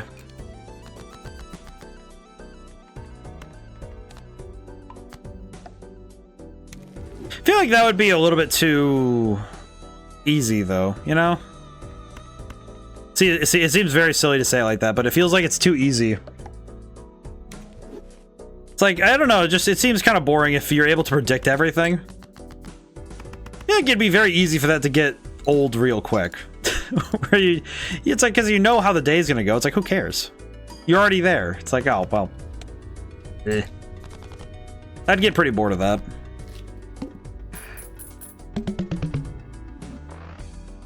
Oh boy. Let's see. You know, I should probably talk about the upcoming streaming week, because it is going to be a bit funky, just because it'll be a bit strange overall. Oh, I hate this Joker. This thing is not very good. Because it gains multiplier based on not playing the hand you like playing. Which means I have to constantly keep track of which one of these is not my... Which means I'm going to lose this inevitably, which is lame. Not into that.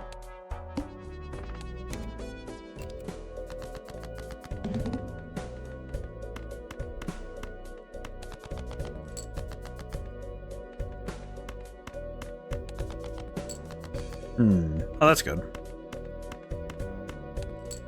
This should work.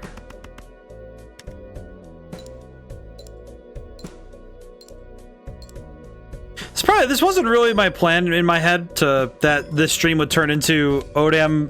ODaM gets philosophical about his own work, and the very nature of my own career. But I don't know. I guess it's good that we did this.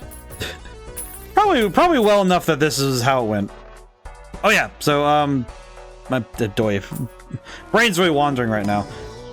But this week's streaming, we're going to do 2 streams of Golden Sun on Wednesday and Thursday. Mainly because I don't want to start any new games until the next year, because it just makes more sense.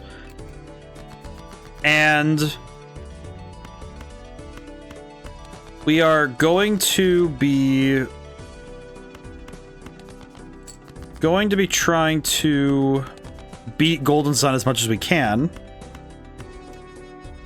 Obviously, if we don't finish it, obviously we'll just continue playing it on Wednesdays. It's not a big deal. And generalized objective will be to beat Golden Sun as soon as possible, but we'll see. And Sunday, let me see where we have that Discord poll. I'll have to see how that turned out. Let's see here. Let's take a gander.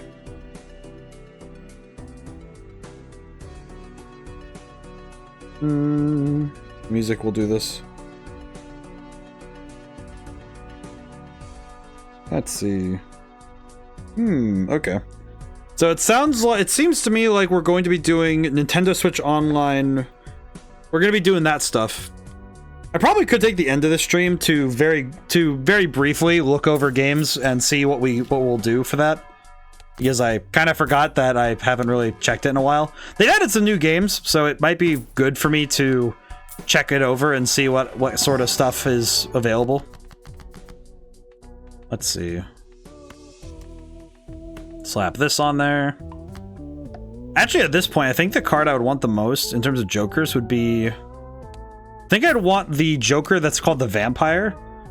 Because it would be able to turn all these gold cards into multiplier, which would be super cool. Let's see.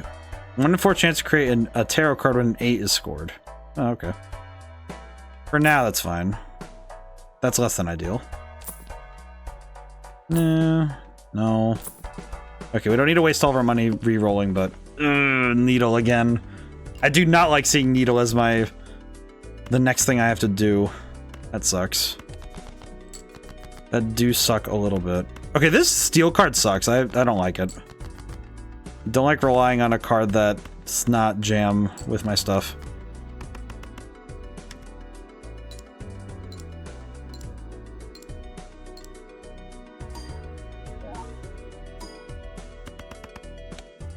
But we'll probably do it's gonna be us playing those games. That'll be this Sunday. So for the rest of the calendar year, after the 22nd, I will not be streaming. It'll be Christmas week. I will go through, and then the Sunday after that, I am not streaming. I thought about doing like a Sunday then, but I kind of figured that because I'm gonna have friends over. I'm gonna be doing a lot of stuff. You know, it's going to be a bit hectic. I kind of presumed that it would be wise to have that full week of kind of empty for purposes of keeping myself from getting too stressed. And also, it just seems like it would be a good time to let myself fully rest. That would be good. Let's see. Okay, I need to sell one of these. And then use this one to make the Emperor. Because now I can make additional cards. Okay. I think I can finagle my way out of this one. Let me get myself... I need to get myself some cards I can trust that I'll make it through with. Let's see. Discard these first. Okay, let's go all in on Jacks and Aces then. Sorry, my brain is like, okay, I should probably actually lock up a little bit so I can maybe win this. Oh, crap. Okay. Well, we need to play a 2-pair anyway, so this should be fine. That's fine. That's fine. Okay. Put up the multiplier as best I can. Oh, this is gonna be a problem. Okay. What I could do is hang on. Let's do one of these. Put that over there. Okay, well, in terms of cards I could have gotten, those kind of suck. That's fine. Okay. Okay, let's see if it works. Fingers crossed that this actually pans out. It feels like I am, like, actually I'm kind of nervous that I didn't do my math. Oh no, I did. Okay, good. Whew, okay. Did good. Jeez.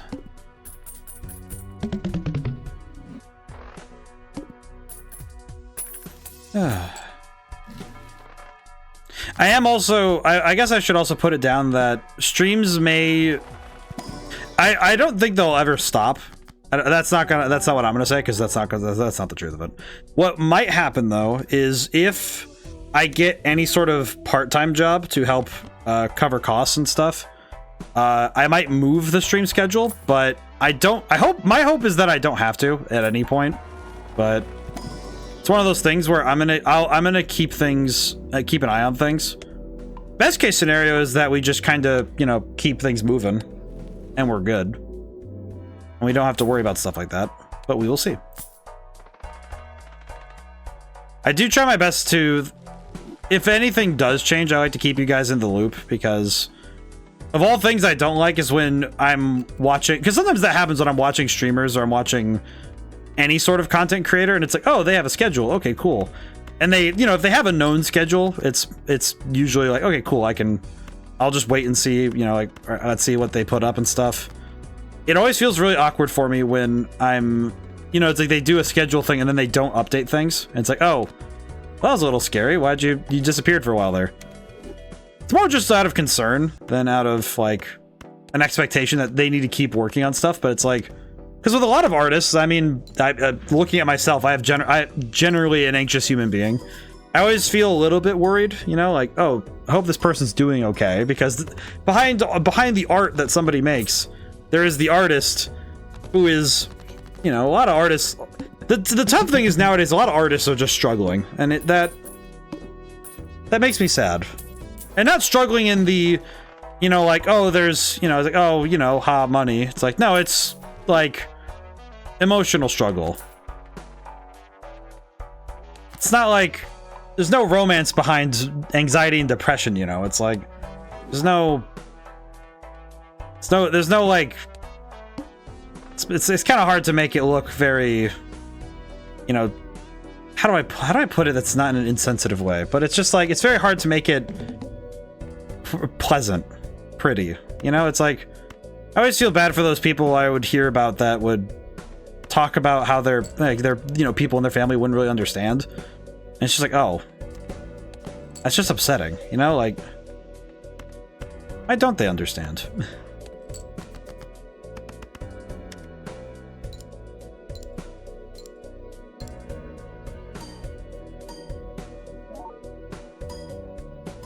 I'm grateful that mental health has become more understood in these 20 years, in the last 20 or so years, because it's definitely become more of a open conversation for people to be able to say, hey, I'm not well, and being able to approach somebody and be able to talk about it without being ridiculed. And that's good.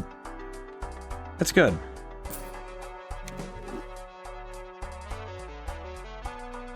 Because man, there was a time where it was just like, you're just being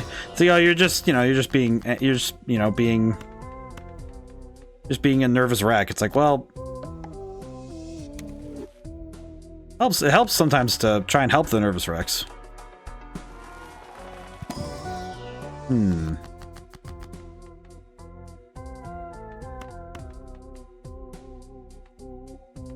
There we go.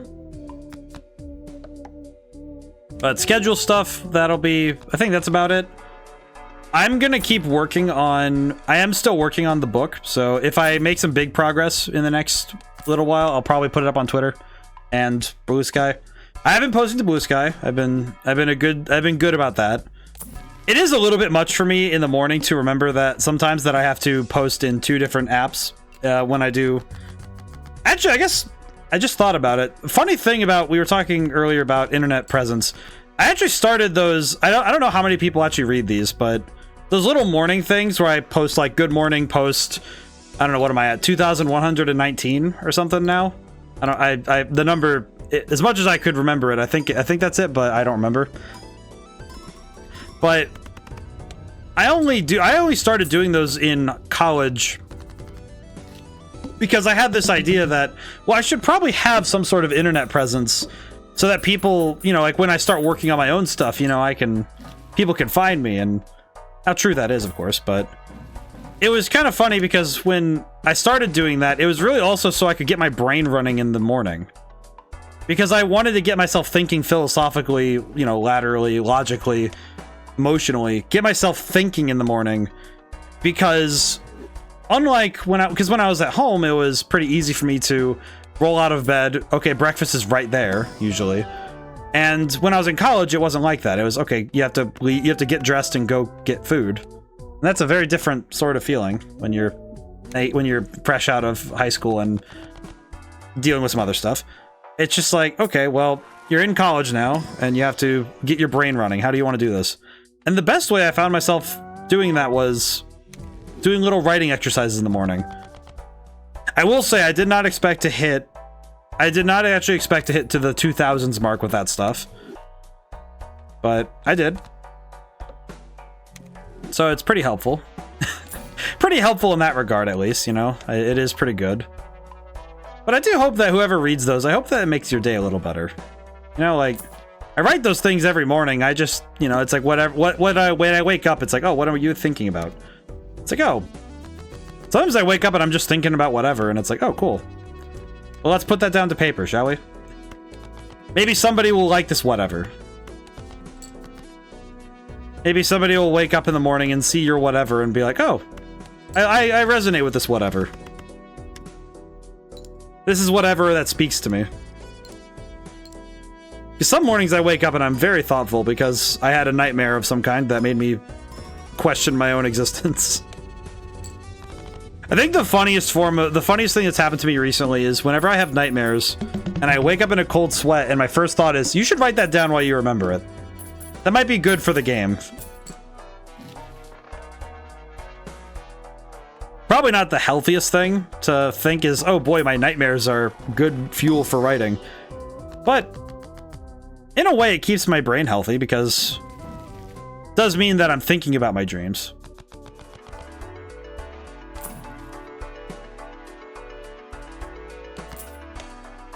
Probably the one, I think the one I've been because I'm doing a short story collection for this next horror game.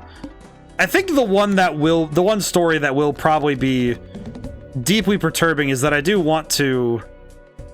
would very much like to do a short story that specifically goes for the school aesthetic, but not for the reasons that I think most people would think somebody would go for a school in terms of horror. Because there's easy horror to do with school settings, and then there's the difficult stuff.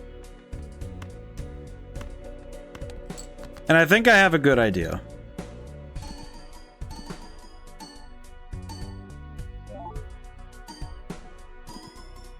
Oh, that wasn't too bad.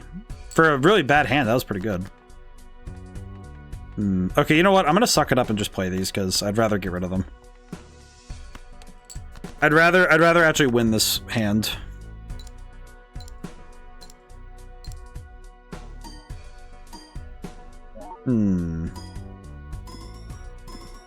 There we go.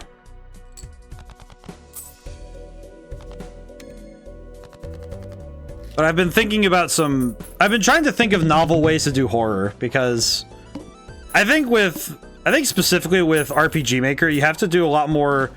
There's a lot more on the developer side to get the player not just invested, but immersed. Because there's already an inherent abstraction in terms of the setting, because you're looking at it from an angle that's not first person. So you have to first win against your players' sensibilities there. Which is, I think, already the hardest part. But then you have to get them thinking about what your objective is. You have to get them worried about what your next move is going to be. Which I think in some ways is probably going to be where my own sensibilities are going to be working for me.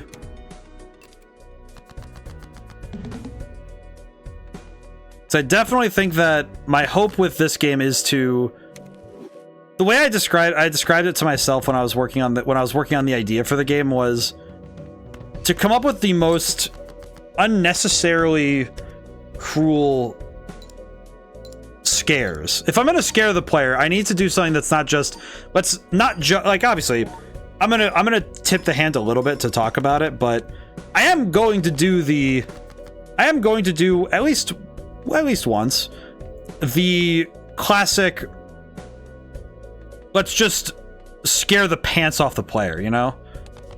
Just the most vicious and cruel jump scare possible, right? Obviously, you don't lead with those. Those aren't the kind of jumps, those aren't the scares you lead with. Those ones you don't like. If within your first hour of your game, you have to do a jump scare like that, you have to really set it up. You have to do some real good setup, real good. And even when it comes to tone shifts in a game, even if it's not a jump scare per se, but something that makes the player realize what kind of game they're getting into, that what the story is going to be, you really have to set it up properly and also make it a logical step forward for the player to take, to make that jump. Because it's very easy, I think, for some players and for some devs to be insensitive to the player in regards to how they make that jump, to make that approach. Because it's very easy to just do something because it'll shock the player. But shocking the player won't be enough. You want to affect them. And when it comes to any genre of writing, like I think of Persona 5's first chapter, and that's within, I would say, well, that one was first 8 to 12, I think it was 8 hours. It was also, I will say that Persona 5, that is quite a long one to get into, all things considered.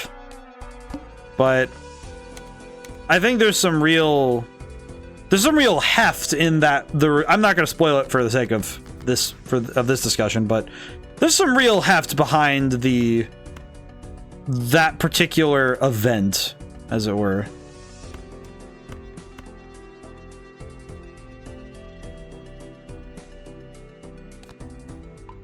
Because the particular event is deeply upsetting, but also it is necessary to establish the tone that the game is going for the rest of the story hinges on that first big reveal and that first big hit. And without it, the game doesn't have the thunder it needs to move. And to move the player, too. And that's true of I think it's true of any story beat or plot twist or tone setter, is that you need to be willing to... You have to be willing to say, okay, you have to be sensitive to your player and what they will think when they see your story beat. You can't just sit there and slap it down and be like, oh yeah, our goal is to get the player to shock them, hit them real hard. Because I don't think it actually works that way, that you can just bludgeon the player with a tone shift. If you're going for scares or fear or anger, you can't really do that with an indelicate hand. It might be a vicious swing. It might be a vicious swing for sure, but you definitely can't do so without being like, you can't just swing wildly for the gates, you know? I guess to relate all of this to this game,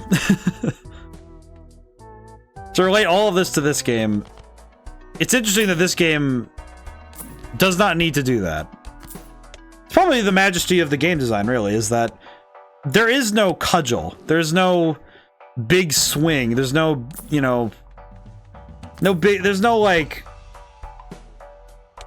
there's no sudden spike in moment. There is there's your cards, and there's the magic you can make happen with what is on the field. Okay, this is $10. This sells for $4. Okay, I'm actually gonna... it's a little bit weird, but I'm gonna buy that. Because this multiplier is much larger. There we go. I had to do that before I forgot to. Let's see. Actually, you know what I'm gonna do? I'm gonna discard all 5 of these so we can shuffle the hand. Your cards and number go up. Truly. And but any big moments that come out of this gameplay, you know, any big excitement, any huge amped hype is coming from not a spike in the energy, but in this slow buildup of resources, in building up your ability in this game, and slowly snowballing until you've gathered up this momentum to keep catapulting, to keep zooming. And that's where this game's patience is, where I think its real strength is. Because this game has to be exceptionally patient with the player. And the player, and vice versa, the player must also approach with a level of tact that allows the game to do the thing it's meant to do. And when you get to see that big moment, it's like, oh yeah, it hits. You know, all of the gameplay, the immersion, all of the design choices that may at first feel strange or wonky to a player's starting mind suddenly make sense, and everything lines up. And you have the flow state is established not through rapid action and insane speed and reflexes, but through careful movement and very gentle thought.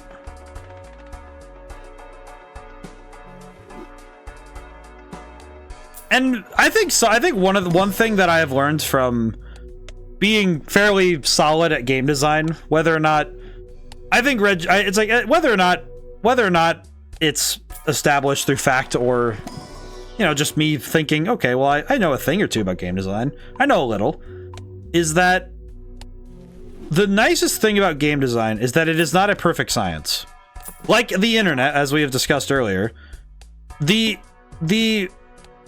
beautiful thing about game design really does come down to the fact that none of it is an exact science. None of this is a precise, I can measure precisely, like, I can make very precise motions to specifically get an outcome with everything. Not everything can be so easily measured or so subtly divined, right? Sometimes the best moments you get in a video game do not come from a conscious decision. It just happens. And sometimes that also happens because the player is not making conscious decisions. It's that they're following their instincts. That their brain is guided along by your decisions in the future. And those decisions shove the player towards something greater than they could understand. And that there is, I think, the essence of good game design. And maybe I'm wrong, I don't know. I'm an expert, sure, but not really. I'm an expert in my field by virtue of having done my time in college and spent a lot of time studying. Does that mean that I'm a true expert in the sense? Maybe. Maybe indeed. Maybe that's how it works, but if only I could be so certain, you know? I'll leave that alone.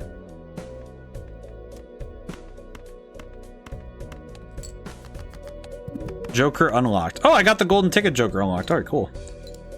Nice. But yeah, I think there is a science. There is a science behind game design. I don't think that anybody would be able to definitively say that you know, there's no understanding.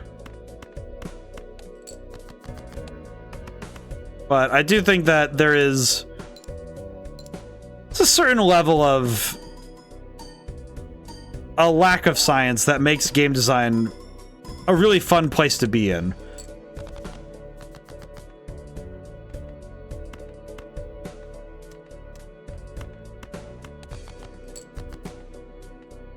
You know what, actually? Oh, you know what? No, this.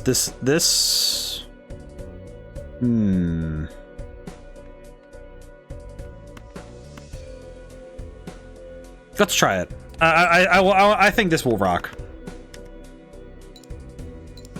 I think this will work. 50%, 50%, plus 6. Yep. Yeah, that was part time. How's it going today? How's it going, my friend? Oh, Shelby. Shows my the D&D session. Oh, most excellent. We just got raided. My brain just was like, wait. It's like, oh, this is Shelby. Shelby, welcome in, Raiders. Holy crap! I was, I've been mementoing my Mori all day. I've been like in this philosophical spot, and it's just like raid. Welcome in, Raiders. Holy crap! Hi, snouty indeed. How's it going, everybody? Oh boy. My energy levels were, I was just kind of like, do. just kind of, I was just having I was vibing. But how's it going? Let me do the thing. Hang on. Let's see. Let me do the raid. Hang on. I do the shout out. Let's see. I have to type. It's gonna be fine. It'll be back. Unfortunately. Oh, there we go. Hey. What were you playing? Warframe. It's going well. I feel that fully. It's like I feel like whenever I get surprised, my brain just goes, oh. Oh, how is Warframe though? Let's see. I heard that there was an update that was, I don't think it came out yet, but that 1999 update that was announced at the Game Awards. But how is Warframe? I'm a bit unfamiliar, only because I played it back when it was relatively new. That was a long time ago, though. It's been God, I just remember that Warframe's been around for 12 years. Wait a minute. Mood. Welcome in, Raiders. Oh, I should actually introduce myself properly. It was fun catching back up to remember how to play. Got spam those story missions next. Oh yeah, that's how I feel whenever I come back to a game. It's, you know, you have to go through that phase of remember how to play and feel the controls again. Has been around for 12 years. Holy heck. Yeah, I kind of forgot until the Game Awards mentioned it. I was like, oh wait, it's been around how long? Holy crap. 12 years ago. I would have just been starting high school at that point. Yeah. Wow, holy crap. But introduction. I guess I should introduce myself. Remember who you are. I am Officer Demiki. I am a composer, author, game designer, streamer. Fox guy with the hat. At least now I have a hat. I also can sometimes not have a hat, but I like my Speedwagon hat. But yeah, I make many things. I have a game on Steam, and I've written 6 books at this point. So I've done many a thing. When did that hat get here? I just made it. I have conjured it. Speedwagon. Oh, thank you. You know what's great? I'm happy that most people are recognizing the hat. I'm happy that the Speedwagon hat is not being lost. This is excellent. This is good. But thank you so much for the raid, Shelby. I will say, if you need to do any post-stream self-care, it's like, make sure you get to that so you can, because I don't want to like. Yeah, and how do people do that? Like, they always, whenever people go through all that stuff, I'm like, holy crap, really? But not the Speedwagon hat. No, it's not the one with the blade, but it's the one that it's like it's in a different part. The Zeppeli hat, yes, it is the Zeppeli hat. It's funny because it's like I know because I know Speedwagon wears it at a point, because that's why I remember it as the Speedwagon hat, because he wears both. Let's see, what was I doing? But he wears 2 different hats. That's the thing. He has like 2 different hats, as I recall.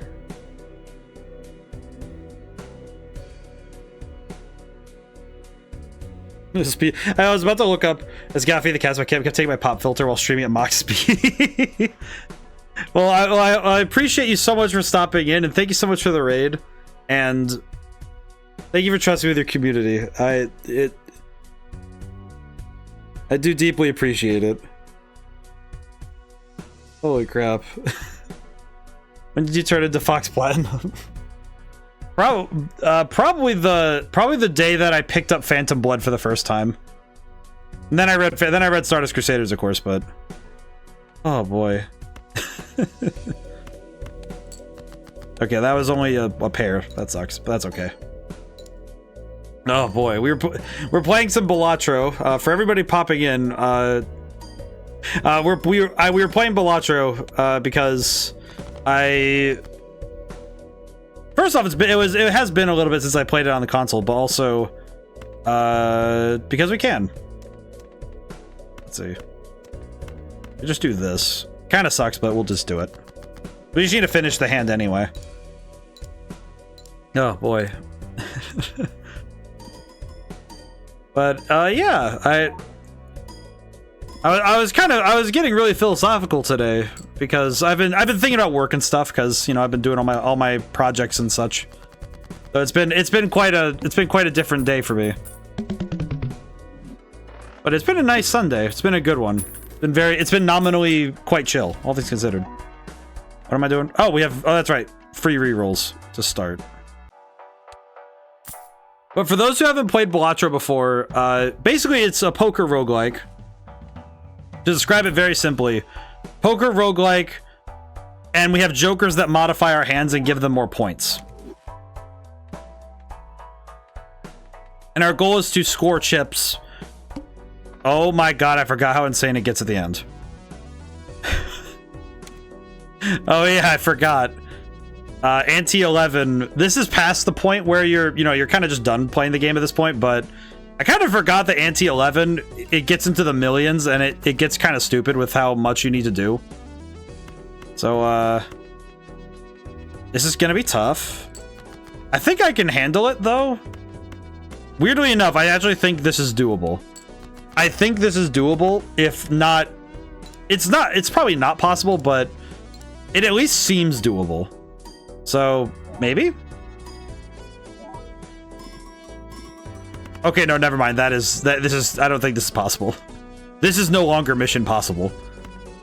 On the subject of JoJo, do you see the announcement of JoJo Day? There's another live event where the voice actors get together. Very similar to the event where they announced part 6. People are hopeful this will be the time to announce part 11. Or part 7. I hope so. I'm hoping so. I don't know if I should hold my breath on that, but I would really like that to be true, personally. I think it'd be super cool if part 7 gets announced, because that would be just awesome, all things considered. That would be super sick. I think if Steel Ball Run gets announced, that would be really cool. I'm curious if it will be, but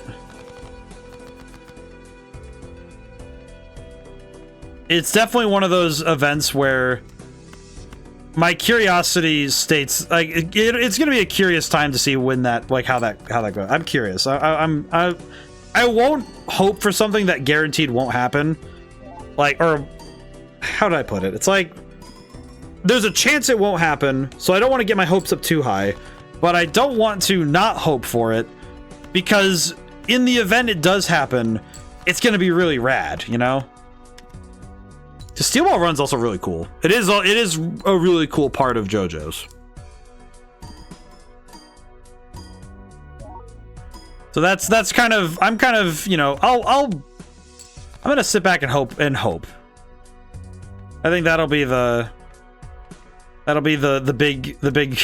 big point of the day will be hope. Let's see. Actually, let's get rid of this. So yeah, we're not winning this, but I just want to see how many points we can get. I would rather play it to the outs and see how we do, rather than just let it go and just quit. My view, they'd have to be shooting themselves in the foot, even if they really set up this whole event that in the past announced new part and they just weren't doing it at that time. At this time, they must know how this looks. Maybe, probably. Alrighty. Well, because we got a raid, and I don't want to. I think it would be unwise to leave the people without one more showing. So let's do. I think this time we'll do the fast version. We'll play Plasma.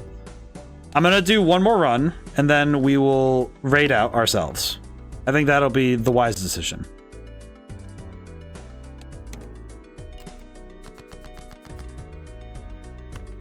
It's kind of funny because I was thinking about it, and it's like I feel like they probably will announce something, but if it's, and you know what's the thing I'm thinking is that if it is going to be part 7, I'm curious how they'll handle it. I hope that some of the voices from the video games hop in on this one, because I actually really liked the voice they got for Valentine in the Joestar Battle R. I thought he did quite a good job, and I also really liked the other voices from that part in that game as well. So I could absolutely see them keeping that part. I absolutely love that, just that exclamation. It is such a bizarre thing for someone to, like, as a noise to make. Donjon is so weird, but it's so specific in this odd way, and it's really funny. But it's also, like, interestingly perturbing. It's one of those things where it's like, out of context, it's kind of funny. In context, it's like, It's Japanese version of Tada. Kind of feels like it. I think what always surprises me a little bit is that out of context, these things are very silly. You know, like when you see somebody doing that stance and doing that, and then seeing in context, like, oh, by the way, this was like during like one of the most terrifying moments in the manga, and you're like, oh, okay, yeah, that makes sense. I mean, heck, I just think about how the torture dance from part 5, it's just like, that was just like half a page in the manga, and then they're like, oh yeah, let's animate this, and it's like, what? Why? And it's like, oh, because it's funny. I don't know. It's like, oh, it's funny. But I do really like I think I just appreciate the concept alone of Valentine. Because the fact that like, you know, it's like he's President Valentine, but he's also funny Valentine. It's like, there's something almost deeply disturbing about the notion alone of a guy being known as funny, and then being being funny only in the sense of like, this is like, you know, laugh because you're scared kind of thing, not laugh because it is always funny. One does not simply laugh at the Valentine.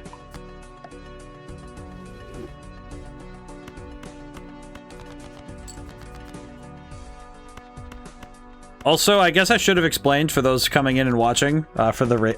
I probably forgot to mention for the raiders that we have Amogus.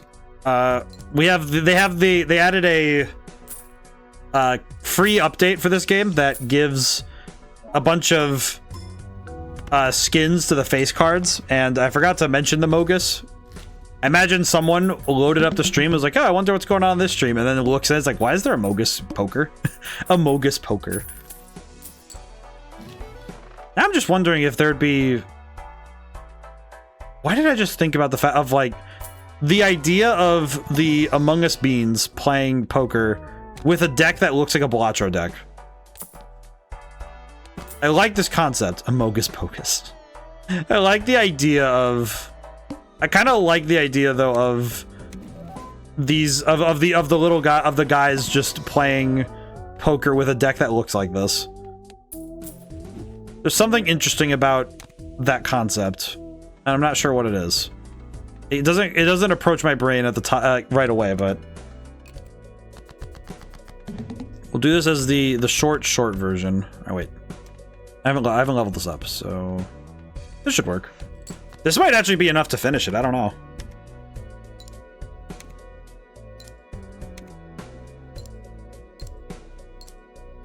I will say I've been talking this whole time, and I kind of forgot to drink my water today. Kind of kept forgetting to drink my water. That's kind of an oops on my fault. Oh, jeez. Keep forgetting to hydrate. I feel like when I get myself talking really fast, it is difficult for me to remember to get myself water. An unwise move, truly.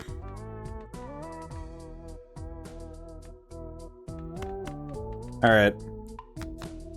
If I build a relatively strong deck and get myself some decent cards, we should be okay, maybe?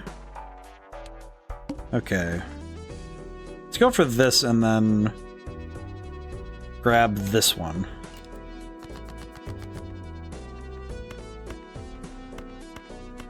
But yeah, I think part 7 will probably happen. It's like, I don't know why, I just thought it would be very funny though if they skipped right over to Jojolion instead. It would be very funny if they did. I don't think they would, but it would be very funny. There would be a slight hint of comedy there in doing so.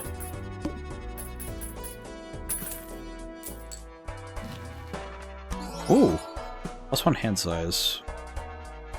You know what? Let me... I'll can that, take this, and then... I think we need to get ourselves... Okay, I do want to get rid of these, but we do need to buy more cards to replace that then.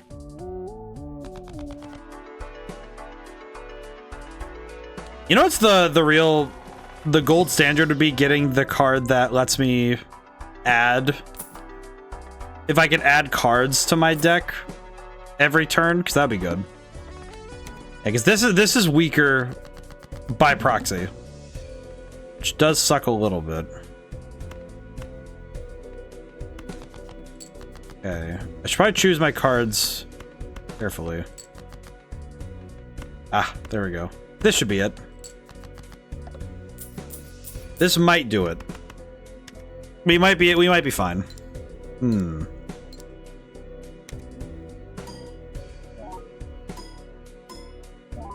Oh yeah, we were. Okay, good. Very quick, very easy.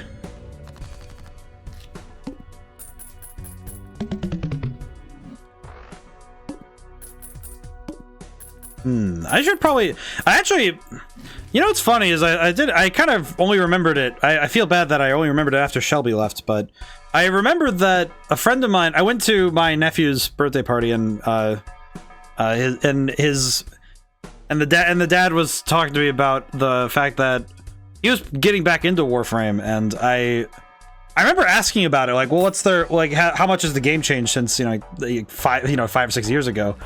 And it's interesting how much it has changed, because I imagine that with footage up of the game original, looking at the game in its original state, one could probably pretty easily with Warframe be able to take the game and say, okay, from version 1, what's the difference between version 1 and the current version? Looking at the game in its base form versus how it evolved over time.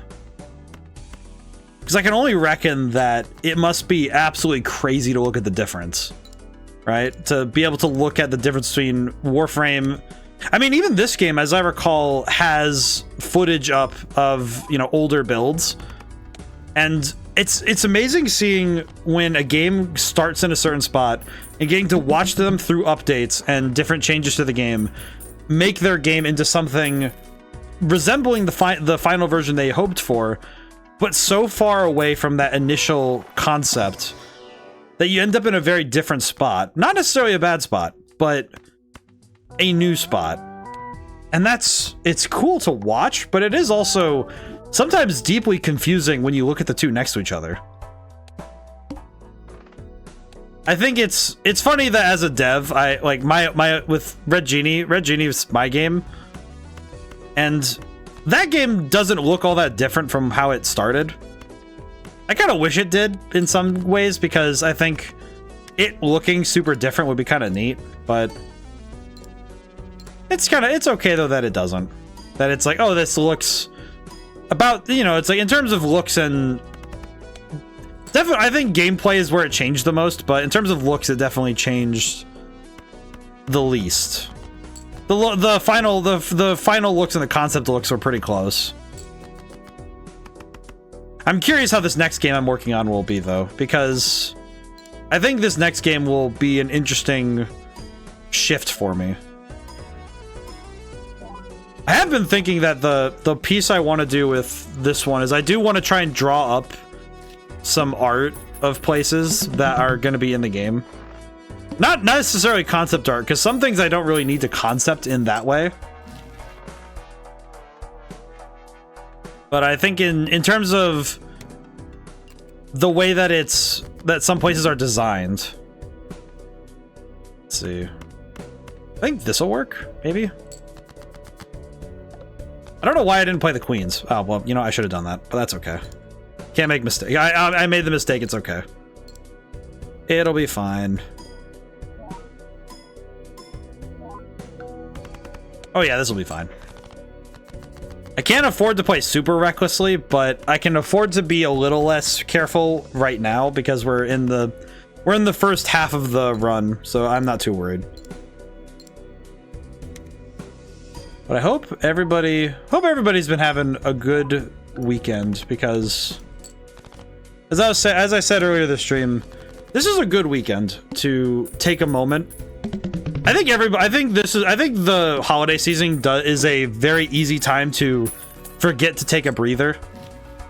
So I am always the advocate for people to take a moment and breathe. Okay, I could. There are ways I could do this. I'm just trying to figure out how to do so. Let me buy this first. If I can get another uncommon, then... No. Okay, got it. I think I'll wait on that then. Okay, that's negative. So let's do... Okay, I have a very dumb idea, but it might work. It might work. Let's see if I can make it happen, though. I'm curious if I can make this happen the way I hope to. Because I have a bit of an idea in regards to the cards I want to work with. We'll see if I make it work. If it doesn't work, this will probably blow up in my face, but we'll see. This could very easily be the... Let's see. This could very easily be the section of the stream where ODaM whiffs an entire run. I think I'm good, but I am gonna be wary of saying that I'll be good.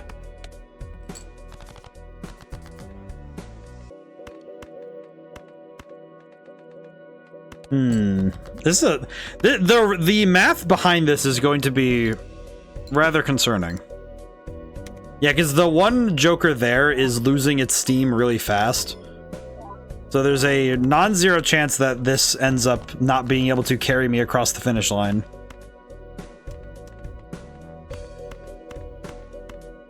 Okay, let's do this, because with this, I should have enough chips to work, maybe? Maybe? I hope so. As long as it's over 10,000, we're okay. Oh yeah, we're good. Okay, we're good. We're good. Okay. Woo! Okay. I kind of hope to end on a victory. That's my hope right now. I would like to end stream on a win. That's the... If I'm gonna end stream, it's gonna be on a W. That is the hope, the goal, and the plan. Okay, that changes a lot of things. Okay, sell this. Buy this. Put this here. Buy this. Take this. Roll. Ah, the worst one. I don't like that. I don't like that thing. Get it out of here. I don't like it. I don't like the one that lets you go into debt because it does nothing. It doesn't really do anything for you. It's just kind of there. That's not great. That's not according to Keikaku. That's unfortunate. That's a shame. Truly a shame. Truly the most shameful of plays. Okay, and then just burn through some of these. Zippity-doo-dah. You know what's funny? I don't know why I said zippity-doo-dah, and it reminded me. I remember hearing the phrase zippity-doo-dah and hearing people sing it, and never knowing what it was from. Obviously, as an adult, knowing where it's from is a little different. It is a little bit of a different reaction at times, mentally, to hear it in your brain. But it's interesting only knowing the context later. Though I will say, I don't know if the context itself is overblown or not, because it feels like one of those things where it's like, I understand, but is it? It sort of is, but it's weird. It's very strange. It's a very complicated history, and for those who don't know, Walt Disney does some weird stuff in the early days. It's a very different world sometimes. Truly.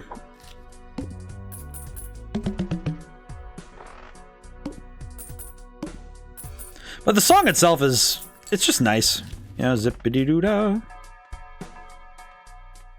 I don't know why I know. It's like I only know it because I remember I'd hear it as like a kid. I'd hear my mom singing it and stuff. It's funny how many like kids songs just kind of showed up out of nowhere in the household. Let's see. Oh, you know what I could have done? I could have done that, but that's okay. I could have done death second and then do this, but it's fine. It works out.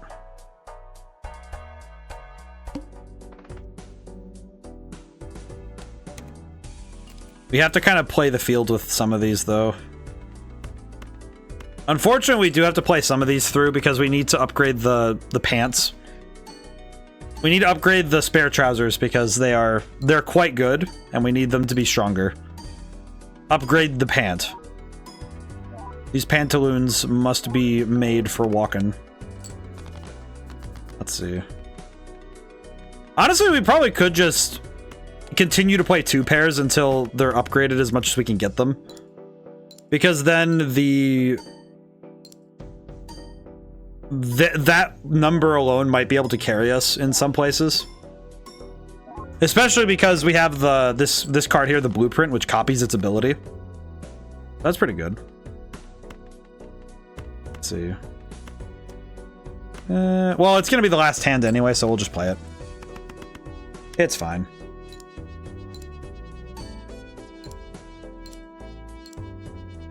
Now the question becomes, if I can turn all of the numbers that are not Fibonacci numbers. Also, I guess for those who don't know the sequence called the Fibonacci sequence, it's 1, 2, 3, 5, 8, and it continues on into infinity. But that number and the ratios therein create this spiral, which is called the golden ratio. It is part of a lot of things, including a lot of shapes found in nature. Golden ratio is big.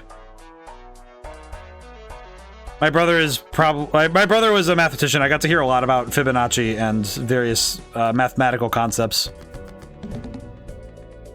Honestly, some of the coolest stuff though is hearing about the concepts at a higher level. You know, being able, like, not necessarily seeing the numbers, because I think the numbers give too many people, anxiety. But I mean, getting to enjoy the concepts, the ideas therein, not necessarily the stuff in between, not necessarily the numbers, but the stuff that's in between, the ideas, the concepts. So I think people like the concepts well enough, I think most people who don't like mathematics, it's not that mathematics itself is stressful, it's that when you're when a bunch of numbers are shoved in front of you, it is very stressful when you're trying to decipher the numbers, not the meaning. Because that's the biggest mistake I think in teaching math that happens, is that you're shown a ton of numbers, but then you're not really told what they mean.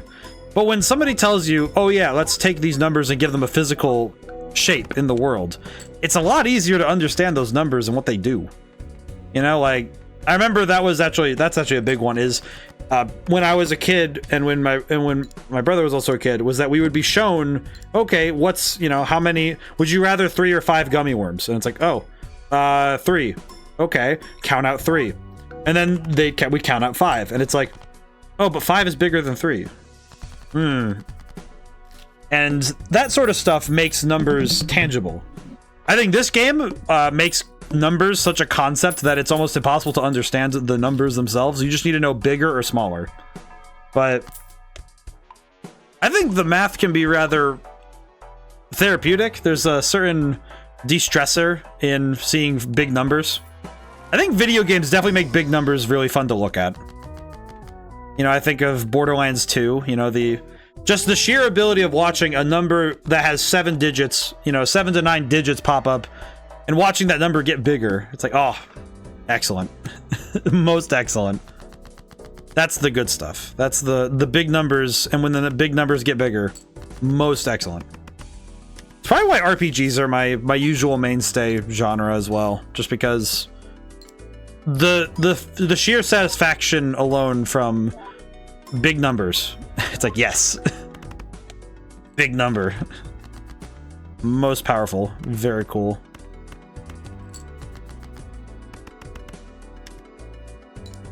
Definitely something that I think rings true even for gamers who don't like doing the actual numbers behind it. Because sometimes you just want a vibes-based number game, not necessarily a number system that you have to really shove your brain through, right? And I can get that. I think this game is very vibes-based numbers. It's estimates, because you play a good hand and hope that it's enough. And that's it. You know, you take 2 numbers, score to get to, score you have, and just try to get your score above that. And sometimes you play a hand and you're like, maybe it'll be big enough, who knows? It's really it's vibes based, 100%, whether or not it's good enough. Let's see. Okay, if I sell this one, sells for 2. If I buy this, let's see. I'm curious how much it'll be. Okay, yeah, that's well, it'd be 14 in total, so it's plus 8. Okay. I have to do my own mathematics. Sometimes running numbers is tough. Sometimes running numbers is fun, and other times it's vibes. It's funny being able to describe it that way, that sometimes the numbers are not really meant to be understood as a literal quantity, just as an estimate. Like if I say a few dozen dudes, I don't often actually mean a literal number of dudes. I usually mean, oh yeah, this is a estimate based on the number of entities I have, you know, been able to see. Or if I say, like, you know, there's a couple people in that room, you know, that's a general estimate. But it's definitely one of those things that I think it makes numbers less a problem when you're able to abstract them. Okay, I'm gonna gamble on this and see what I can do. I'm gonna make it happen. If I can get another 8, that would be good. This'll do. Okay. Yes. Okay. This should be a winning. This should be the winning play. Oh, geez. Need to stretch a little bit. Oh boy. It always feels bad whenever it's the upper shoulders kind of needs the stretch. Oh boy. At least this run is almost over. We have but a little bit more to go. And we're doing very well. Knock on wood, but we're doing... I'm feeling pretty confident this is a winning deck, but we'll see. You know what's the one thing I can think of that would actually suck the wind out of my sails? There's one final ante that we get, like, so there's 8 rounds of this. There's one final ante that I think would be enough for me to say, oh yeah, this is bad. And it's specifically the one that says that all cards are debuffed until you sell a Joker. Because I'd have to get rid of something on the table in order to get out of that, and that would be kind of catastrophic, all things considered. Okay, let's sell. Let's not sell. Get rid of these. Okay, there we go. This'll work. But this is kind of the only. That's kind of the only losing ante that I would have genuine issues playing around. Like I'd have to find a way to get another Joker that allows me to keep what I have, but also get rid of, kind of play around the issue, play around the problem child. This isn't too bad though.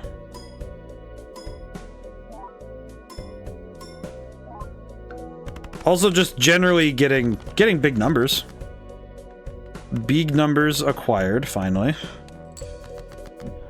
But yeah, so, schedule stuff. Let's see. Streams on Wednesday and Thursday still, just to remind everybody. Wednesday, Thursday streams. Sunday's the last one for the calendar year. And we'll see where Golden Sun is by the end of the week. Because Golden Sun's Wednesday and Thursday. And we'll see where it's at. We'll see where that ends up.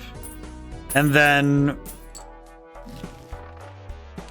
I think it'll be the Nintendo Switch stuff. It'll be the Nintendo Switch stuff on Sunday, and then it'll be big week break, like 1 week break, and then January 1st we're right back to it. Let's see. Flips and shuffles Jokers. Okay, not awful, but that is still very annoying. Okay, so I need one more blind to play. Why did I skip that one? That one doesn't give me anything for skipping. Yeah, whatever. So I'll need to figure out which Jokers are which in the moment. So basically, when we get to the last one, I have to figure out, after my first hand, I have to figure out which Jokers are which, and then get them back, at least somewhat back into order, so I can do this general tactic again. So I might have to play a hand and completely whiff the cards we have.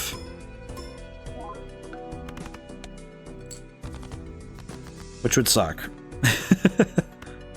I'm gonna discard these. Okay, not... Oh, that's not too bad. Oh, that works. Okay, almost there, almost there.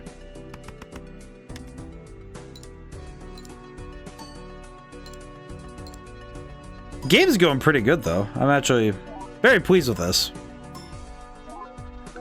Definitely could have gone a lot worse. Let's see. Need to discard some stuff. Oh, you know what? Keep the 5. That should do it. You know what is a moment that has been coming back to my mind is when I challenged the sun on Saturday.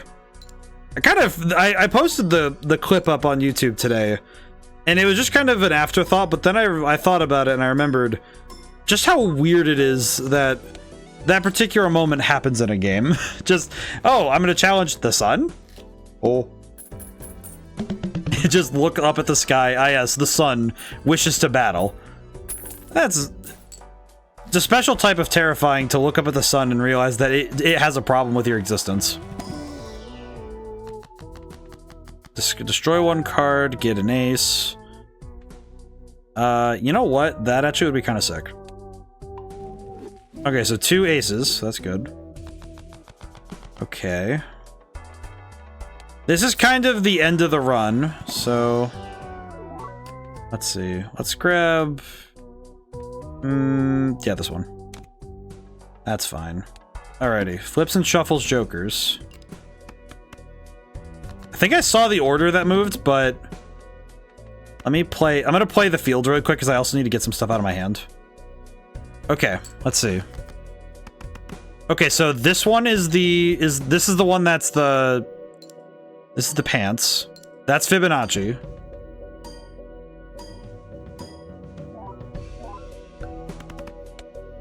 Okay, this one must be the... I think this one's the one that is the... Because this one was 1.5 times. I think this is the one that... This is the one that was the blueprint. I think. You know, I wish I had a better... I wish I understood better, but I don't. Okay, so this is 2 pants. I'm gonna have to watch where that 0.5 times... Where the 50% bonus is. Okay, yep. Okay, I was correct. Okay, good. That ace is gone. Oops. Sometimes cards just break. That's okay. Alrighty, let's see. Wow, this sucks. Just casually looks at card at hand. Yes. Thanks. I think about that particular instance in Silent Hill 2 a lot more often than I thought I would after I played the game. You know, the one where the specific bit when James Sunderland just go, thanks. It's so weird. It's such a specific moment. Let's see, keep 5s. Okay, just discard these. Maybe this will work. It did not. Uh-oh. Okay, yeah, this is a problem. Okay. This might do it. It'll have to do it. The absolute most bricked hand possible, truly. Okay, the numbers are good. Oh my god, we won. Oh, thank goodness. Okay. Whew. Okay. That was kind of perilous at the end there, but that was pretty good. That was pretty good.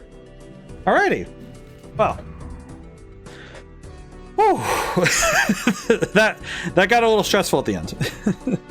Alright, so that'll do it for me. I will find us someplace to raid to. Thank you all for coming by. Thanks to everyone who came by and couldn't stay to the end. And big thanks to Shelby for the raid. I do deeply appreciate it. Like, thank you so much. So this week's streaming will be regular schedule, but I'll post up the schedule, of course, in the morning,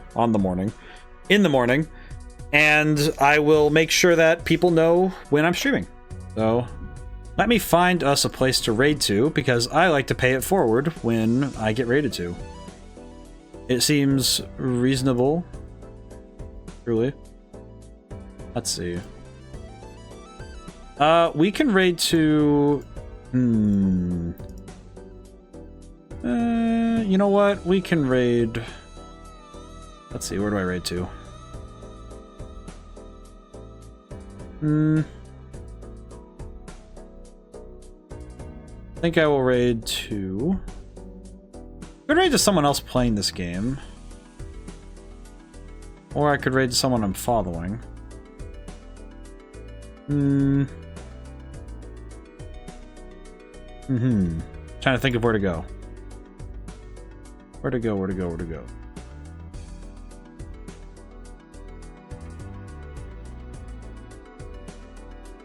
I have to it's like, it's worse when I have to think. At the end of the stream, it's like, ah, yes. This is the time where I should be thinking. Yes, of course. All right, we'll go raid to Rainbow. That's good. All right, raid. Alrighty. Well, now whenever I see you guys next, goodbye for now and thank you so much. I'll see you soon.